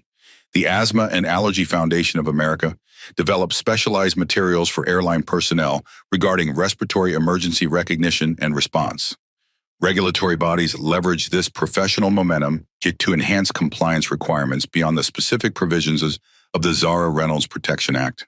The Federal Aviation Administration implemented the Passenger Medical Protection Program, establishing comprehensive standards for crew training, equipment availability, and emergency response protocols. The Department of Transportation created specialized investigation teams focusing exclusively on passenger medical complaints across all carriers. The Transportation Security Administration, recognizing their adjacent role in passenger experiences, implemented enhanced medical accommodation protocols and disability recognition training for security screening personnel. The National Transportation Safety Board expanded investigation mandates to include passenger medical incidents resulting in serious harm or potential harm. Corporate transformation extended beyond policy revisions to personnel consequences. Sky Federal's executive restructuring had been most visible, with James Hamilton's forced resignation followed by comprehensive leadership changes. But similar accountability cascaded through other carriers as internal reviews identified comparable vulnerabilities and failures. Delta Airlines replaced its vice president of in-flight services following internal audit revealing inadequate medical emergency protocols.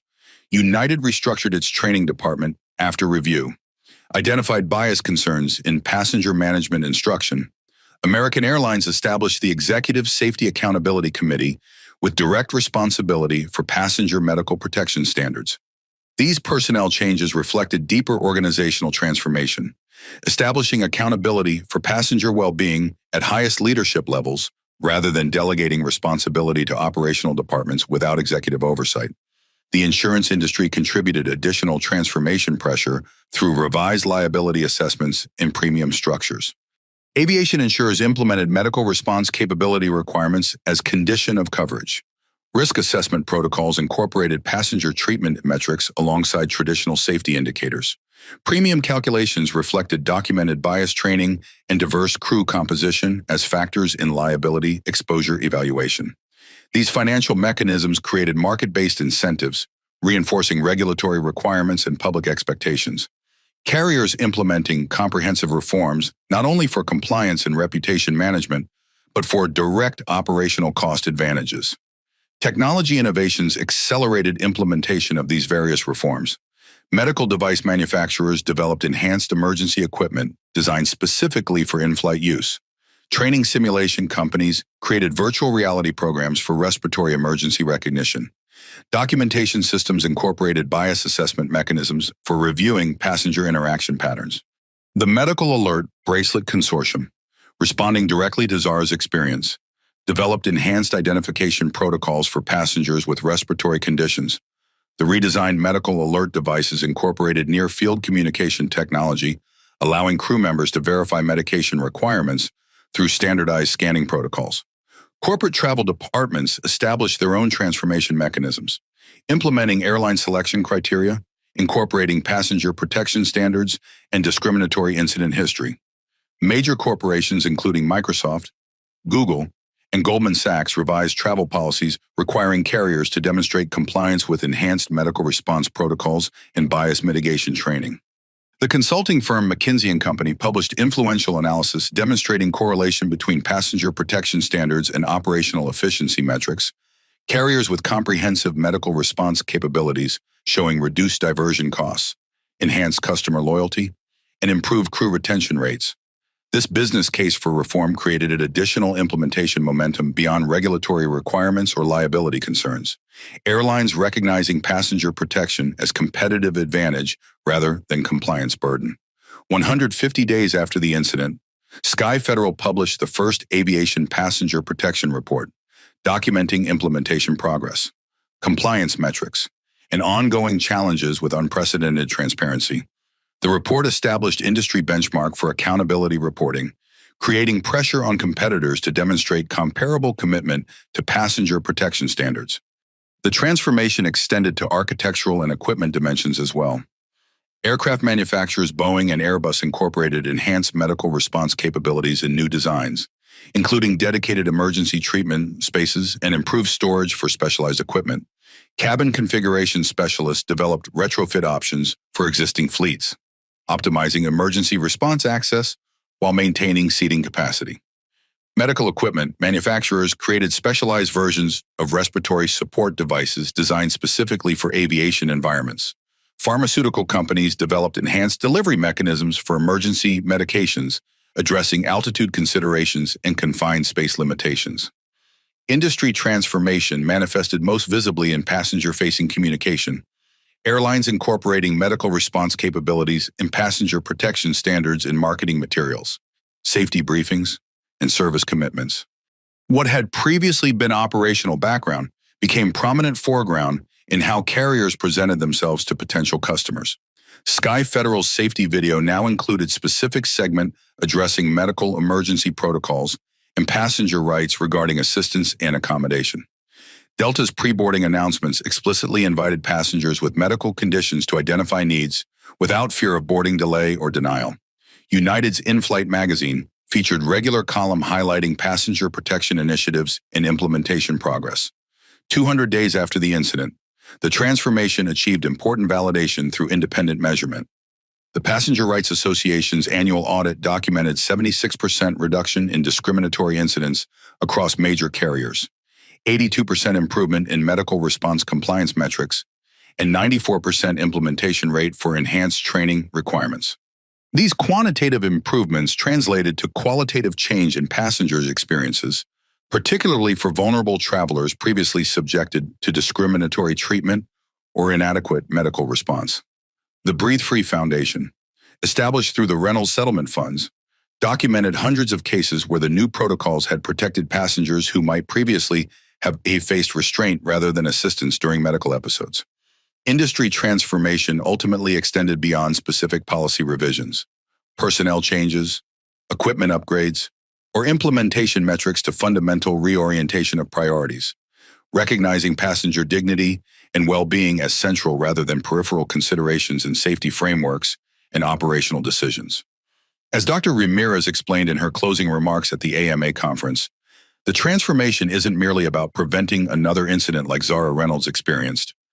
It's about establishing new understanding of safety itself, one that recognizes human dignity as essential foundation rather than optional consideration. When we ask whether aviation is becoming safer, we must now include not only mechanical reliability and operational protocols, but recognition of passengers as human beings deserving care, protection, and fundamental dignity, regardless of appearance or circumstance. This expanded conception represented perhaps the most significant dimension of industry transformation, not merely changing what airlines did, but redefining what safety meant within commercial aviation and how success would be measured moving forward. Part 8, Resolution and Lasting Impact, Justice Completion.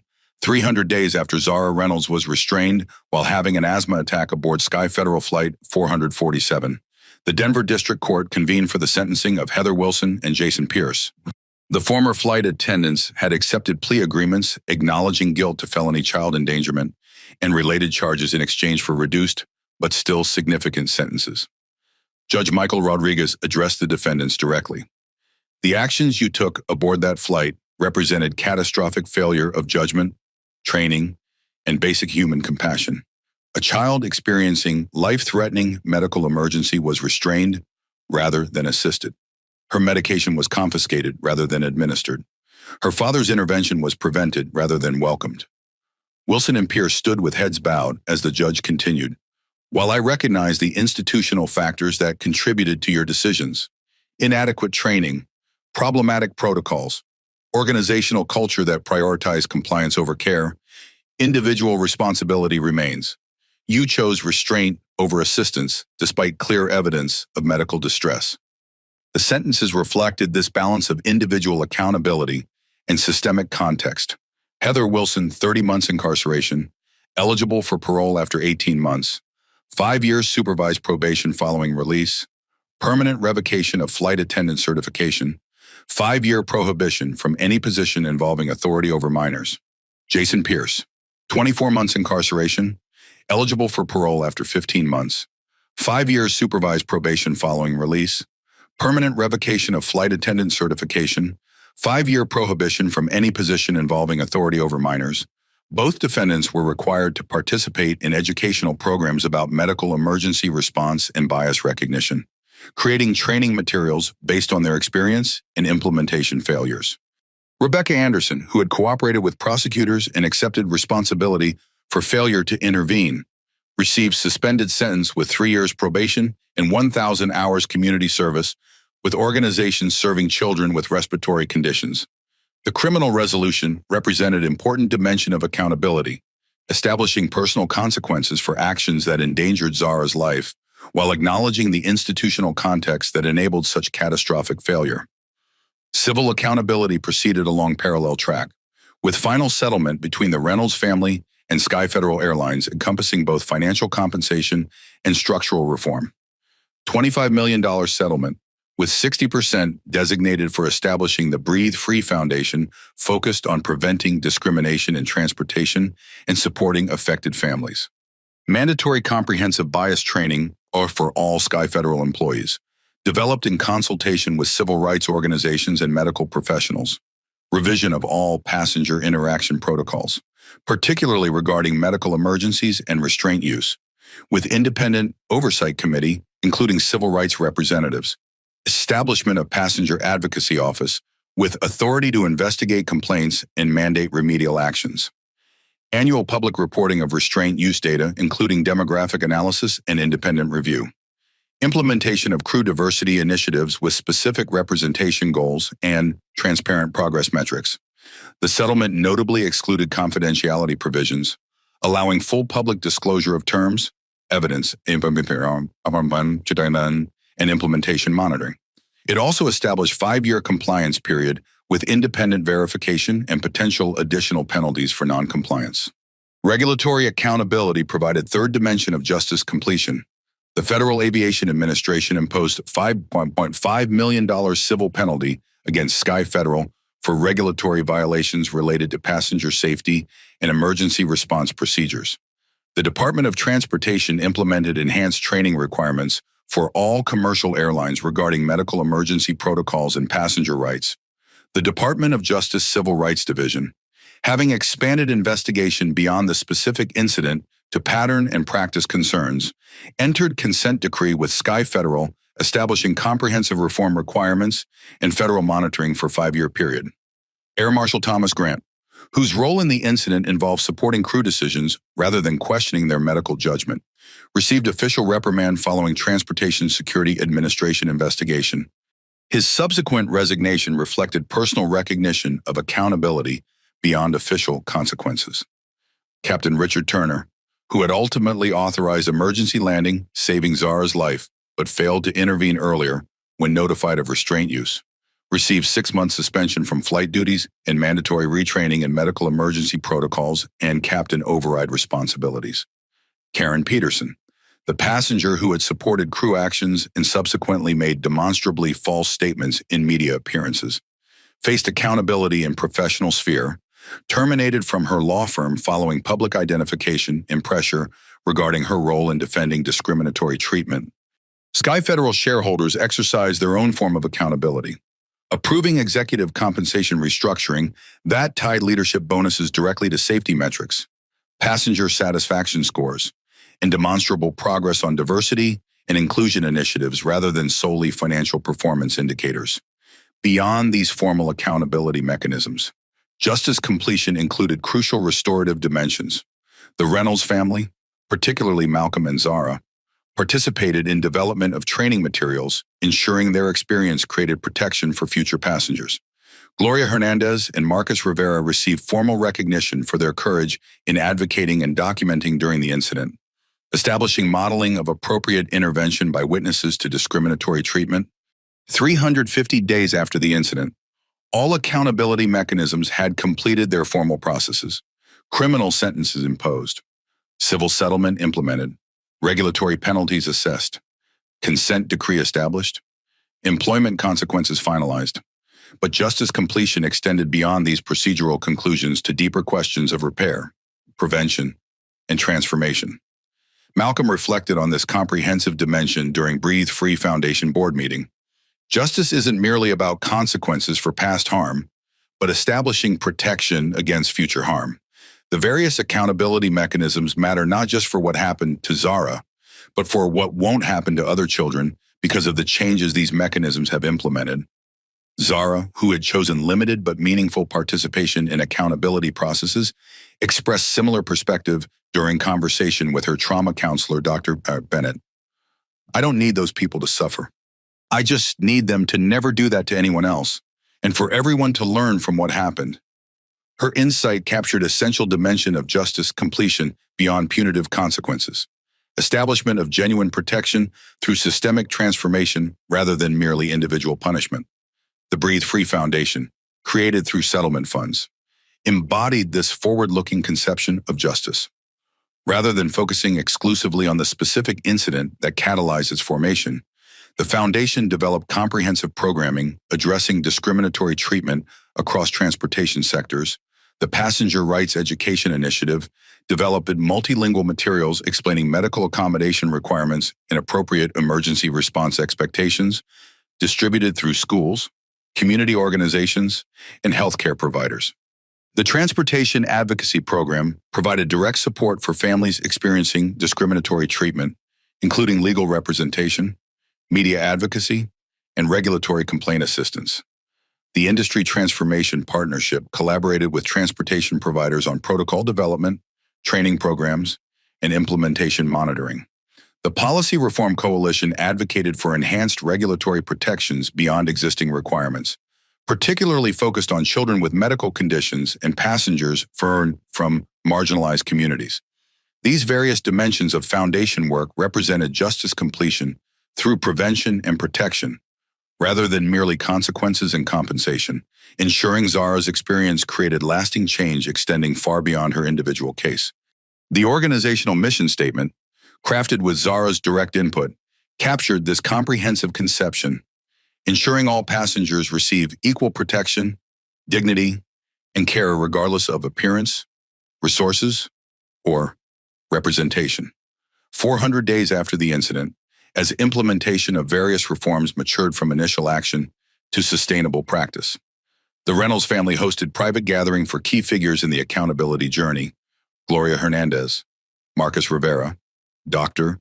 Ramirez, Alexander Foster, legislative sponsors of the Zara Reynolds Protection Act, regulatory officials overseeing implementation, and Breathe Free Foundation staff. Malcolm addressed the assembled group. "A year ago, what happened to Zara represented catastrophic failure at multiple levels: individual judgment, corporate training, industry standards, regulatory oversight. Today, the reforms you've all contributed to implementing represent significant progress toward ensuring such failures never recur.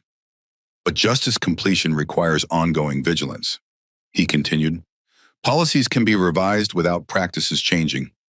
Training can be conducted without culture transforming. Commitments can be made without accountability ensuring. Our collective responsibility extends beyond establishment of reforms to verification of implementation, beyond initial change to sustained transformation. Zara, now 15 and increasingly comfortable with public speaking in appropriate settings, added her own perspective. What happened to me was really scary and wrong. But what you're all doing to make sure it doesn't happen to other kids, that's what matters now. That's what makes something good come from something bad. Her simple articulation captured the essential resolution at the core of justice completion: transformation of traumatic experience into protective change, individual suffering into collective improvement, isolated incident into systemic reform. And as formal proceedings concluded and implementation monitoring continued, justice completion ultimately manifested in countless invisible moments. Children with medical conditions receiving appropriate assistance rather than restraint. Parents accessing their children during emergencies without questioned authority. Crew members recognizing medical distress rather than perceived disruption. Passengers witnessing equal treatment regardless of appearance or resources. These everyday manifestations of change, though less visible than courtroom proceedings or legislative signatures, represented the most meaningful dimension of justice completion. Genuine protection, replacing discriminatory vulnerability in daily experiences rather than merely symbolic acknowledgement of past harm. The true measure of justice completion wasn't found in sentences imposed, settlements reached, or regulations implemented, but in children who would never know Zara Reynolds' name yet would benefit from the protections her experience established. Breathing freely where she had struggled for air, receiving care where she had faced restraint, experiencing dignity where she had encountered dehumanization. This transformative protection represented justice completion in its deepest and most meaningful sense, not merely closing of procedural processes, but opening of new possibilities for equitable treatment and human dignity within systems previously enabling their violation. 1 year later. 1 year after Zara Reynolds was restrained while having an asthma attack aboard Sky Federal Flight 447, the transformation catalyzed by that traumatic incident had evolved from emergency response to sustainable implementation, from reactive crisis management to proactive culture change, from individual accountability to systemic reform. Zara herself, now 15, had recovered physically while continuing to process the emotional dimensions of her experience. Her asthma remained well controlled through updated treatment protocols developed in consultation with Dr. Williams. The faint marks from the zip ties had faded completely, though occasionally she still rubbed her wrists unconsciously when anxious. Her trauma counseling with Dr. Bennett had transitioned from intensive processing to periodic check-ins focused on specific triggers, particularly uniformed authority figures and confined spaces. The therapeutic approach emphasized integration rather than avoidance, helping Zara develop healthy responses to potential anxiety situations without restricting her normal adolescent activities. "I'm not defined by what happened," Zara explained during her final regular session with Dr. Bennett. "It's part of my story, but not the whole story." This perspective reflected remarkable resilience, supported by family resources few children in similar situations could access: private counseling, specialized medical care, protective environment during recovery, controlled re-engagement with potentially triggering situations. Zara recognized this privilege and had committed to ensuring protection extended to all children, regardless of resources or representation. Her involvement with the Breathe Free Foundation had evolved from nominal inspiration to active participation, primarily through the Youth Advisory Council she had proposed and helped establish. The council brought together teenagers with various medical conditions to consult on foundation programs, ensuring interventions addressed young people's actual needs rather than adults' assumptions about them. Grown-ups sometimes forget what it feels like to be scared and not in control, Zara observed during council meeting. "We can help them remember." The foundation's work had expanded significantly during its first year, developing comprehensive programming addressing discriminatory treatment across transportation sectors, educational materials explaining passenger rights, direct support for affected families, industry collaboration on protocol development, advocacy for enhanced regulatory protections. Malcolm Reynolds had transitioned from crisis responder to strategic leader in transportation equity efforts. While maintaining his roles as Obsidian Systems CEO, he dedicated significant time to foundation oversight and industry transformation initiatives. His approach leveraged corporate leadership experience while prioritizing community perspectives, ensuring reforms addressed actual passenger needs rather than merely institutional risk management. The transformation required extends beyond protocols and procedures to fundamental questions of recognition. Malcolm explained during Transportation Equity Conference, whose humanity receives acknowledgement, whose dignity deserves protection, whose safety takes priority. These underlying questions determine whether formal policies translate to actual practices. Olivia Reynolds had incorporated the family's experience into her medical practice, developing specialized protocols for young patients with respiratory conditions. Her approach emphasized patient agency and family advocacy, ensuring children received appropriate support for medical self-management, while parents understood intervention strategies for emergency situations. Medical independence doesn't mean abandonment, Olivia explained to concerned parents. It means graduated responsibility with appropriate support, ensuring children develop both self-management skills and confidence seeking assistance when needed. The family's unified approach, Malcolm addressing systemic reform, Olivia focusing on medical protocols, Zara contributing youth perspective, created comprehensive impact spanning institutional structures, professional practices, and personal experiences. Their collective advocacy ensured reforms addressed multidimensional nature of the discriminatory treatment Zara had experienced. Beyond the Reynolds family, other key figures in the incident had experienced their own transformative journeys over the intervening year. Gloria Hernandez had received the American Nurses Association Advocacy Award for her courage in challenging authority on Zara's behalf. Her experience had catalyzed development of professional guidelines for healthcare providers witnessing discriminatory treatment in non-medical settings, establishing clear ethical framework for intervention regardless of organizational hierarchy. My obligation as nurse transcends institutional boundaries, Gloria explained during award acceptance. Patient advocacy doesn't end when I leave the hospital. It's fundamental professional responsibility, regardless of setting or circumstance. Marcus Rivera had transformed his accidental activism into intentional advocacy, establishing the Digital Documentation Network training citizens in ethical and effective recording of potential rights violations. His approach emphasized responsible practices, focusing on actions rather than individuals, maintaining appropriate distance, providing unedited footage to authorities, considering privacy implications for vulnerable subjects. Documentation without context becomes exploitation, Marcus cautioned during training session. Our responsibility extends beyond recording incidents to understanding their broader implications and supporting appropriate accountability processes. The Sky Federal crew members who had restrained Zara faced their own reckonings. Heather Wilson and Jason Pierce continued serving their sentences, 30 and 24 months respectively, with parole eligibility approaching. Both had participated in educational programs about medical emergency response and bias recognition, creating training materials based on their experience in implementation failures. Rebecca Anderson, who had received suspended sentence with community service requirement, had completed 750 of her mandated 1,000 hours working with the organizations serving children with respiratory conditions.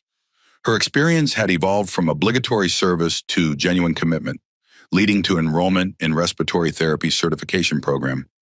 Understanding what actually happens during asthma attack has completely transformed how I view what occurred on that flight, Rebecca acknowledged during professional certification interview.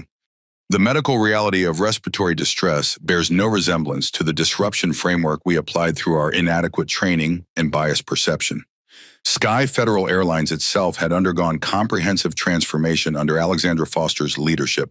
The Policy Revision Initiative had completely restructured passenger interaction protocols, eliminating restraint use during medical episodes and establishing mandatory medical consultation for health concerns.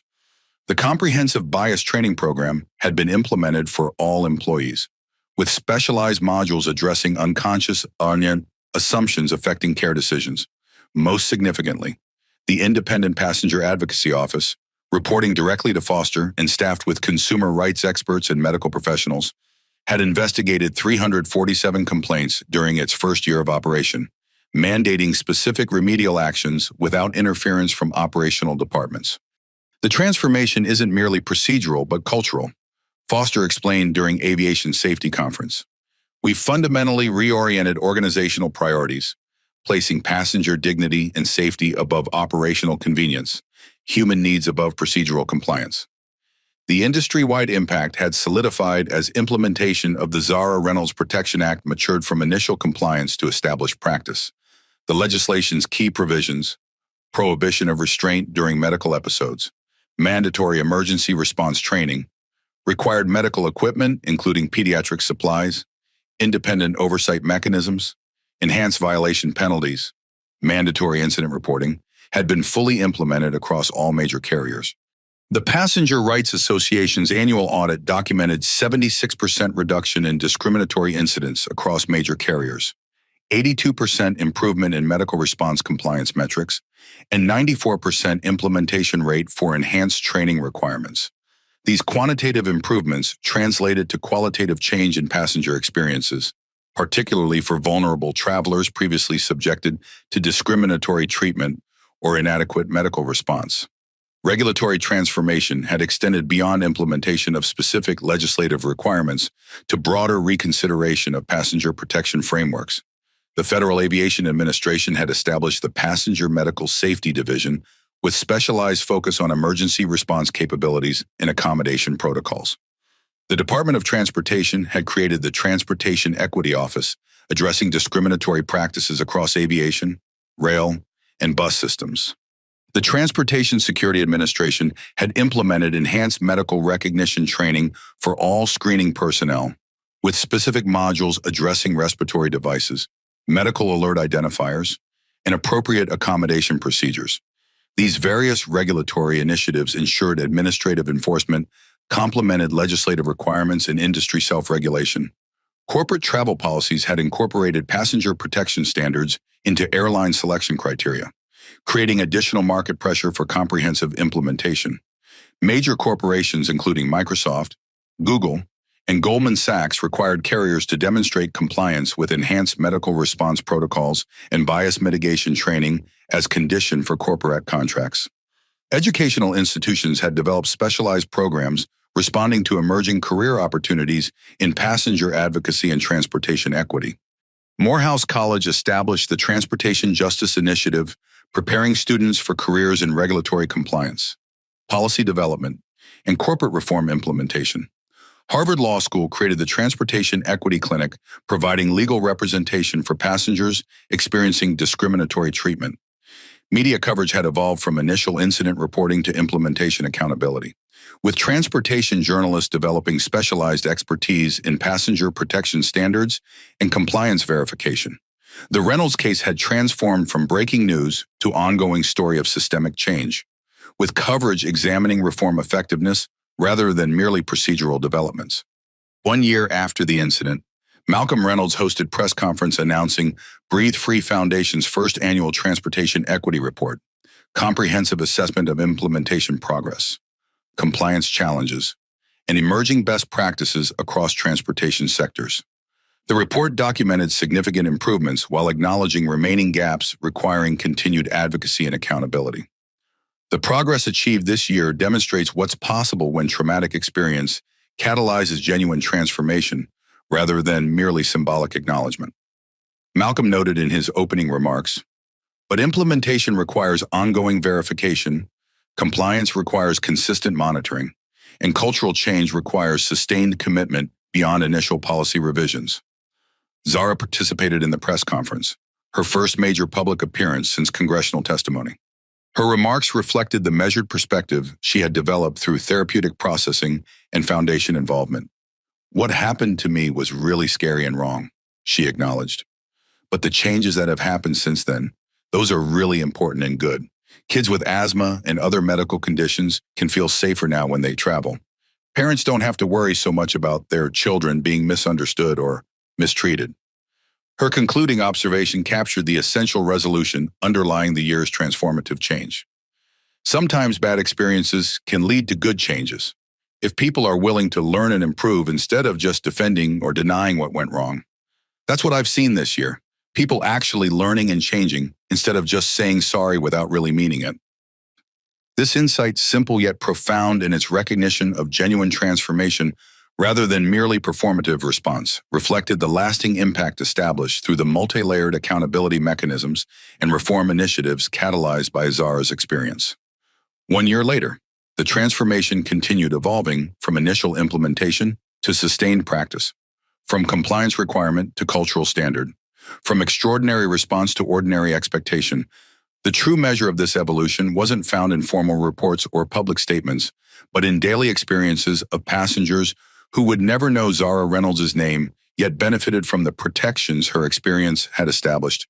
Children with medical conditions receiving appropriate assistance rather than restraint. Parents accessing their children during emergencies without questioned authority. Crew members recognizing distress rather than disruption. Passengers witnessing equal treatment regardless of appearance or resources. These everyday manifestations of change, though less visible than policy documents or compliance metrics, represented the most meaningful dimension of the transformation catalyzed 1 year earlier. Protection replacing vulnerability. Care replacing control. Dignity replacing dehumanization in daily experiences rather than merely formal procedures. As Zara had observed with characteristic wisdom beyond her years, the most important change isn't what's written in rules. It's what happens when someone needs help and actually gets it, no matter what they look like or who they are. Call to action, conclusion. Malcolm Reynolds stood before the cameras, Zara beside him, marking the 1 year anniversary of the incident that had transformed both their family and an industry. Behind them, the newly dedicated headquarters of the Breathe Free Foundation gleamed in the Atlanta sunshine, a visible manifestation of how traumatic experience had been transformed into powerful advocacy. 1 year ago today, Malcolm began, my daughter Zara experienced what no child should ever face, restraint rather than assistance during a life-threatening medical emergency, dehumanization rather than care when most vulnerable, the accountability that followed, criminal consequences, civil settlement, regulatory reform, legislative protection, represents important progress toward ensuring such treatment never recurs. He continued with the direct engagement that had characterized their advocacy throughout. But transformation requires more than policies and procedures. It demands fundamental shift in how we see each other, whose humanity we recognize, whose dignity we protect, whose safety we prioritize. The assembled media representatives listened with unusual attention, recognizing the significance beyond typical corporate messaging or political positioning. The Reynolds family had earned unique moral authority through their balanced approach, seeking accountability without vengeance, reform without grandstanding, transformation without exploitation of their experience. What happened aboard that flight revealed failures at multiple levels: individual judgment, corporate training, industry standards, regulatory oversight. Malcolm acknowledged. The reforms implemented this past year address each dimension through comprehensive approach, but sustainable change requires ongoing vigilance from all of us. He turned to the specific call for action, his tone shifting from reflection to mobilization. If you're watching this, perhaps you're wondering, what would I have done in that situation? Would I have spoken up like Gloria Hernandez, documented like Marcus Rivera, intervened to protect a child in distress, or would I have remained silent, looked away, accepted authority without question? The directness of the question created palpable tension, challenging comfortable assumptions about individual courage in moments of witnessed injustice. These questions aren't theoretical, Malcolm continued. Similar situations occur daily in transportation settings, commercial establishments, public institutions, individuals facing discrimination, denial of medical care, unequal treatment often lack resources, platforms, or representation to secure accountability. He outlined specific actions available to viewers. If you witness someone being mistreated, document it safely, respectfully, focusing on actions rather than vulnerable individuals. Share documentation with appropriate authorities. Offer direct assistance where possible. Your intervention can provide protection when institutional safeguards fail. If you work in service industries, Examine how assumptions might influence your responses to different customers. Question protocols prioritizing compliance over care, control over compassion. Recognize warning signs in organizational culture that enable discriminatory treatment without accountability. If you're responsible for organizational policies, implement proactive protections, comprehensive training addressing unconscious bias, clear medical emergency protocols, independent oversight mechanisms, meaningful accountability for violations. Prevention creates greater safety than crisis response. Zara stepped forward, her presence transforming abstract policy discussion to personal reality. At 15, she carried herself with remarkable poise, her experience visibly integrated rather than defining her identity. I was really scared when I couldn't breathe and no one would help me, she acknowledged with characteristic directness. But what keeps me involved with this work isn't what happened to me. It's knowing other kids might face similar situations without having resources my family has. Her insight shifted attention from past incident to ongoing responsibility. The most powerful thing anyone can do is notice when someone needs help and actually do something. Gloria noticed I couldn't breathe and spoke up even when the flight attendants ignored her. Marcus recorded what was happening even when people told him to stop. They weren't rich or famous, they just refused to look away. Malcolm concluded with the fundamental challenge underlying their advocacy. The question isn't whether you'll witness injustice. You will. The question is whether you'll look away or stand up, remain silent or speak out, accept discrimination or demand accountability. What happened to Zara could happen to anyone's child. Denied care because assumptions about appearance outweighed medical reality. Restrained rather than assisted because compliance mattered more than compassion. The reforms established this past year provide important protections, but their effectiveness ultimately depends on implementation verification, compliance monitoring, and cultural transformation beyond policy revision. His final words shifted from challenge to invitation, from accountability demand to collaborative vision. Join us in creating transportation systems where dignity isn't determined by appearance, where safety doesn't depend on resources, where humanity receives recognition regardless of circumstance, not because policies require it, though they now do, but because we collectively refuse to accept anything less for any passenger, any child, any human being.